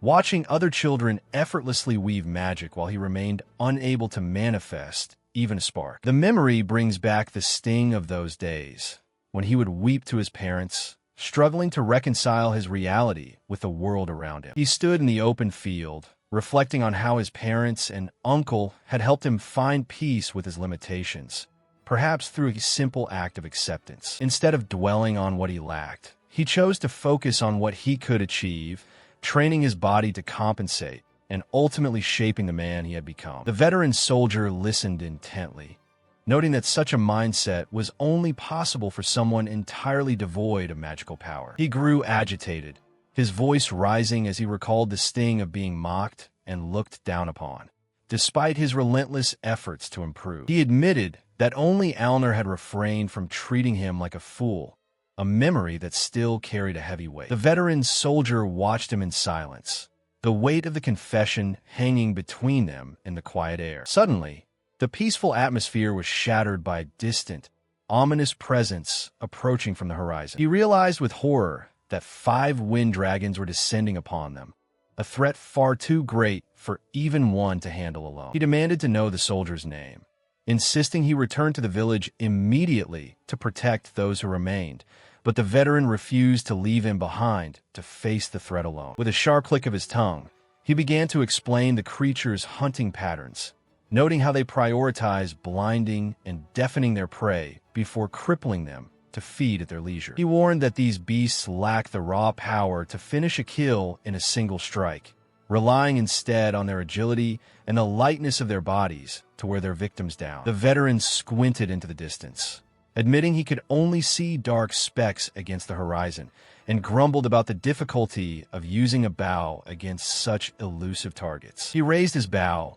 pointing toward the sky and commanding the soldier to look closely at the approaching wind dragons. High above, the creatures descended with terrifying speed, their wings slicing through the air as they closed the distance. The monstrous insects loomed larger, their multifaceted eyes reflecting the landscape as they prepared to strike. Realizing the true nature of the threat, the veteran gasped in shock, identifying the massive, dragonfly-like predators as he questioned what materials Alner had used to summon such a nightmare. He turned to his companion, noting that the bow Zorg wielded was crafted from earth dragon materials, and urged him to use arrows made of the same substance rather than standard ones. Zorg stared in disbelief, questioning how such rare materials could be used for weaponry, yet he acknowledged that if the veteran's assessment was accurate, they had a fighting chance. With a swift motion, he loosed an arrow that struck true, pinning one of the monstrous dragonflies mid-air.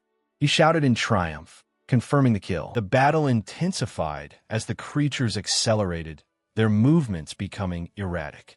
He realized with growing alarm that the swarm was no longer holding back, their speed increasing significantly. A massive dragonfly dove toward him with terrifying velocity, forcing him to brace for the inevitable impact. He gritted his teeth, parrying the creature's razor-sharp wings with his blade, the force of the collision vibrating through his entire frame. As the creature surged forward again with even greater speed, he felt the weight of the situation. The relentless assault of the wind dragons was far more lethal than he had anticipated. The veteran soldier stands amidst the tall grass, his shirt suddenly shredded by a swift, unseen force, leaving his chest exposed to the elements. He watches as a swarm of insectoid creatures descends, their wings buzzing with a frantic, high-pitched drone that fills the air. The man cries out in sheer frustration, lamenting the destruction of the garment that had been crafted for him by the horned woman. She shouts a warning, her eyes locked on the incoming swarm as the creatures close the distance with terrifying speed. A massive, chitinous limb slams into the ground before him, the impact shaking the earth and sending debris flying. He steadies his grip on his weapon, his gaze sharpening as he realizes that his eyes have finally adjusted to the creature's rapid movements. The soldier notes that the insects are sluggish, and at her urgent command to leap backward, he prepares to counter their assault. With a decisive motion, he lunges forward, his blade cutting through the air to intercept the lead creature in the swarm. He watched the insectoid creatures circling above, their wings buzzing with a relentless, high-pitched hum. The veteran pondered their strange behavior, wondering why they hadn't pressed their advantage with a direct assault. He reasoned that perhaps they were wary of getting too close, much like a dragon would avoid a foolish, head-on charge. Turning to his companion, he noted that the creatures had clearly realized that approaching him meant certain death, which was why they maintained their distance. She listened intently as he mused on the nature of these beasts, questioning if they were indeed a subspecies of dragon. He observed that their bodies were specialized for flight, leaving them little room to channel magic effectively. Consequently, they relied on their wings and fangs for close-quarters combat, as their breath attacks lacked sufficient power. The soldier suggested that if they couldn't get close, they should simply flee, though he suspected the creatures were drawn to the scent of human blood, making escape difficult. She agreed, acknowledging that keeping these monsters away from the village was a priority, even if the encounter had been a stroke of luck in a grim situation. He remained vigilant, noting that as long as they stayed airborne, he was powerless to strike, yet he was prepared to act the moment they grew careless. He stood firm, clutching his heavy war axe as he proposed a risky gambit to his companion.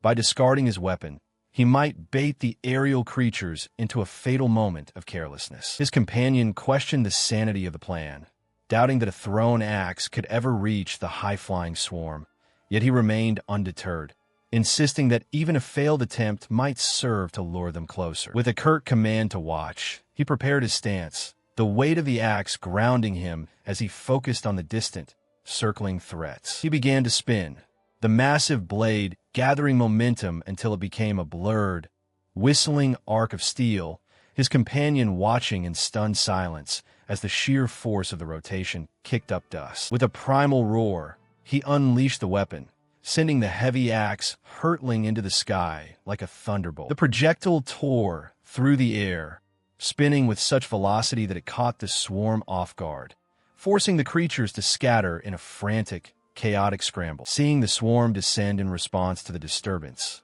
he braced himself, his eyes locked on the creatures as they dove toward him, lured exactly where he wanted them. As the creatures closed the distance, he stood ready, his muscles coiled and his expression hardened, prepared to meet the incoming threat head-on. He lunges forward, his hands locking onto the insectoid's chitinous frame as he wrestles the creature to the ground. With a surge of strength, he pins the beast, its mandibles snapping inches from his face as he prepares to deliver a decisive blow. He sighs, reflecting on the absurdity of the situation.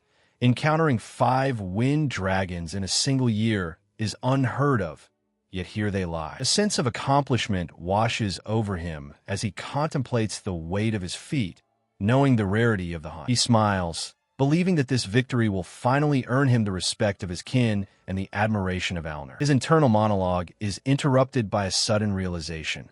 The way he hunted these creatures defies all conventional wisdom and tradition. The veteran soldier bellows in frustration, berating the man for his reckless and disrespectful handling of such valuable prey. He stood amidst the wreckage, his voice dripping with disbelief as he surveyed the land, muttering that such a sight was a cruel joke. Following the skirmish, he and Zorg had recovered the remains and weaponry, returning them to Ilk village to honor Zorg's fervent desire to return home. They reasoned that by presenting these spoils, they might finally earn Alner's recognition. Meanwhile, he reflected on his own state, lamenting that his clothes were shredded from the battle, certain that Alner would scold him for his disheveled appearance. Zorg observed him with a bemused expression, noting that even a high-ranking lord of the kingdom would be shaken by such a display.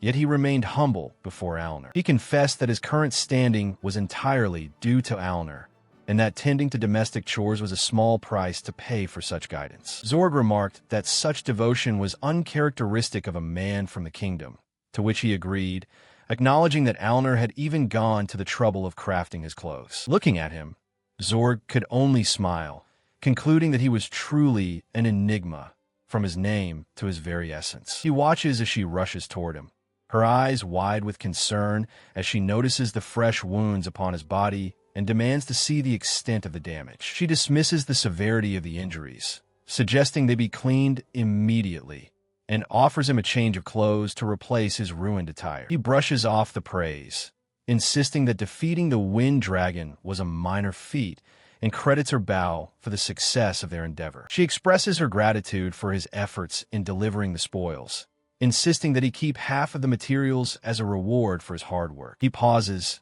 his expression shifting as he senses her lingering hesitation, and asks if there is something more she wishes to say. She reflects on the situation, noting that it would have been kinder to treat him with more warmth, acknowledging that he had proven his mettle. She firmly concludes that the person he seeks to impress is no longer present in this village, asserting her own identity as a member of the Ilk community. She explains that if he truly wishes to demonstrate his courage, he should return to his own people, find a suitable partner there, and focus on the future of his family rather than chasing ghosts of the past. She watches as the men discuss the Wind Dragon, noting that while it is smaller than an Earth Dragon, its presence remains a significant concern for their path forward. The conversation shifts to Zorg, whose display of courage has clearly left a positive impression on her, marking a moment of genuine appreciation. Reflecting on the recent interactions, she wonders if her own gentle demeanor toward the others was influenced by these shifting dynamics. With a bright smile,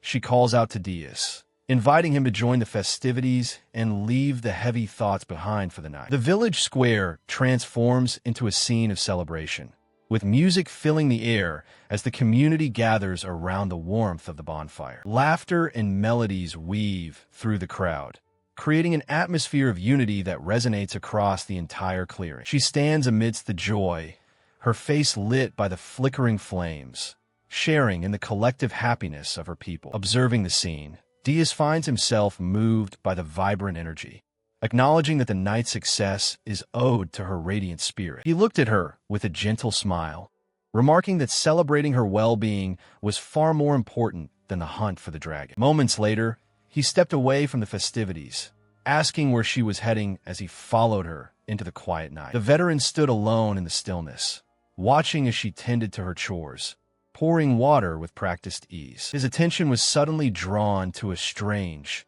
fluffy creature wandering through the field, its presence entirely unexpected. He squinted, puzzled by the creature's appearance, noting that it looked nothing like the sheep he had seen at the feast earlier. Approaching the animal, he questioned its origins, wondering if it had wandered into the village by mistake or if it intended to stay. The creature bleated in frustration, clearly annoyed that he could not understand its attempts at communication, prompting him to suggest they head to the plaza where others might help. It let out an indignant cry, seemingly exasperated by his inability to grasp its meaning. Yet he remained patient, acknowledging that even without words, they could find common ground. He sighed in frustration, wondering why he had been left to deal with such a troublesome situation. The silence was shattered by his sudden, panicked screams as he realized the gravity of the encounter. In the midst of the chaos, a small, furry creature offered him a tiny pouch, its movements deliberate and strange. He knelt down, eyeing the mysterious offering with a mix of confusion and curiosity. The creature spoke with an air of authority, commending his efforts against the dragon and bestowing upon him 3 sanjabani leaves as a reward, while tasking him with the protection of its kin. He stared blankly, struggling to process the creature's claim of being a master and the strange name it had uttered. Continuing its instructions, the creature warned him that selling the leaves for profit would be a grave mistake, as the plants would wither if handled with malicious intent. As his companions approached to check on his well-being, he remained deep in thought, clutching the precious leaves and pondering the bizarre encounter. He turned to his companion, his voice heavy with disbelief as he questioned if the creature they had just encountered was truly real. She urged him to rest, reminding him that the battle against the dragon had left him wounded and exhausted. Staring at the pouch in his hand, he wondered if the entire encounter had been nothing more than a fever dream. Looking out across the vast, quiet plains, he mused that while the creature seemed strange, it did not appear to harbor any malice. Elsewhere, a man sat in the shadows of a grand hall, lamenting the difficulty of the path ahead as he gazed toward the distant castle. Inside the council chamber, the atmosphere was thick with tension as leaders debated the future of the empire, struggling to find a viable way forward. A newcomer approached, suggesting that reporting the soldiers' recent actions might be a strategic move to consider. Inside the quiet tent, the horned woman checks on the veteran soldier, who admits that ever since his battle with the wind dragon, he has felt strangely drained of his usual strength. She suggests that perhaps a change of scenery is in order, proposing an excursion to break the monotony of their current routine. Elsewhere, a discussion unfolds regarding the veteran's past. It is revealed that he is being targeted by those who wish to exploit his history and manipulate the political landscape of the kingdom. The conversation turns to the complex relationship between the veteran and his former commander, acknowledging that while they were once enemies, there is a deeper, more complicated history of mutual respect and shared tragedy. The group prepares for their journey, with the small creature guiding them through the terrain, pointing out the path ahead. Reflecting on the past, a voice explains how political machinations forced a noble father into a corner, compelling him to act against his own nature to protect his legacy. They arrive at a vast, shimmering lake, its sheer scale leaving the travelers in awe of the natural beauty before them. As the veteran contemplates the weight of these revelations, he realizes that the schemes surrounding his father were designed to strip away his honor, leaving him to face the truth of his own path. He knelt by the water's edge, noting how the mountain weather made the area unpredictable, yet strangely peaceful for a brief respite. Reflecting on the past, he recalled the moment he confronted his father, a memory of a direct and honorable clash that still weighed heavily on his mind. His companions approached, checking on his well-being with concern, their presence a stark contrast to the solitude of his internal turmoil. He vividly remembered the look of satisfaction on his father's face in his final moments, a warrior's death that granted him the very axe he now carried as a legacy. The horned woman invited him to relax, suggesting they take advantage of the calm waters, a welcome break from their arduous journey. Elsewhere, political schemers discussed his movements, dismissing his actions as mere sentimentality while plotting to neutralize the threat he posed to their interests. As the group enjoyed the water, the small creatures played nearby, oblivious to the shadows gathering around their protector. The conspirators finalized their assessment, noting the absence of key royal figures and confirming that the veteran's path was being watched with cold, calculated intent. He remains by the water, watching as the small creature leaps into the lake, splashing playfully in the shallows. Elsewhere, a heated debate unfolds. A man dismisses the notion of involving the royal family in their schemes, labeling such a plan as foolish and impossible. The soldier continues his quiet vigil, casting his line into the water while nearby, 2 sheep graze peacefully, oblivious to the political machinations brewing in the distance. In the shadows of a stone corridor, conspirators discuss their progress, satisfied that they have secured the necessary budget to ensure their influence remains unchallenged. He stands up, his gaze shifting toward the woman with the horn who kneels by the lake, her presence a stark contrast to the tension elsewhere. The conspirators decide to monitor the situation closely, while she continues to bathe in the lake, unaware of the eyes watching from the shadows. A man with a cold, calculating expression vows that Castex will pay for his interference, determined to reclaim what he believes is rightfully his. She reaches out from the water, her hand breaking the surface as the ripples spread, signaling a quiet end to the day's events. She marveled at her own reflection in the water, unaware that elsewhere, men were discussing the movements of the empire and the reach of Prince Richard's influence. The young woman celebrated the appearance of her horn, her joy contrasting sharply with the cold calculations happening in the shadows of the capital. These conspirators reasoned that as long as their targets remained under surveillance and occupied in the West, their own schemes could proceed without interference. She continued to delight in the cool water, finding solace in the simple pleasures of the lake while the political machinations deepened. Meanwhile, the order was given to maintain a constant watch over the targets, ensuring that any deviation from their path would be met with immediate obstruction. Back at the lake, the atmosphere shifted to one of excitement as a successful catch pulled the group's attention toward the water's edge. A weary official finally set aside his documents, signaling the end of a long day of administrative burdens, while the surveillance continued unabated. The day concluded with the simple, chaotic joy of the animals, a stark reminder of the quiet life that the conspirators sought to dismantle. He prepares for the journey ahead, confirming that they will depart for Diaz's location early the following morning. While fishing, he receives advice on the subtle art of timing the pull, learning that patience is the key to a successful catch. Nearby, an attendant gently urges Eldon to rest, noting that the political matters can wait until the following day. The fishing trip takes a sudden turn when he realizes his line is empty, prompting a moment of confusion and lighthearted frustration. Meanwhile, she reflects on the urgency of their mission, feeling the weight of the political decisions that must be communicated to Diaz without delay. Her thoughts remain fixed on the village, as she and her companion eagerly anticipate their arrival at Diaz's home. Back in the halls of power, a man laments his own helplessness, feeling burdened by his inability to do more for his suffering master. Oblivious to the schemes unfolding elsewhere, she calls out to the others, suggesting it is finally time for lunch. She sat in quiet contemplation, her thoughts drifting to the legend of the Sanshibani, a mythical plant said to cure all ailments. She wondered why the gods would withhold such a remedy from Eldon, leaving him to suffer. Turning her attention to the meal, she offered a piece of fish to Diaz, noting its restorative properties. When questioned about the leaves accompanying their food, she clarified that they were not merely for garnish. He looked on, puzzled by his sudden summons before the village elder, his mind racing to understand the gravity of the situation. The elder spoke with grave concern, warning that Diaz's physical constitution was unusual and that any sudden changes in his health must be reported immediately to ensure his safety. Acknowledging the warrior's recent success in hunting 3 wind dragons, the elder offered a rare token of recognition, admitting that his opinion of the man had shifted. He accepted the gesture with a humble nod, his expression softening as he shared a quiet moment of gratitude. The weight of the object in his hand became clear as he realized it was the mark of successor to the village leadership, a responsibility he had never anticipated. She watched him process the news, firmly reminding him that they were family and that apologies were unnecessary between them. She listens intently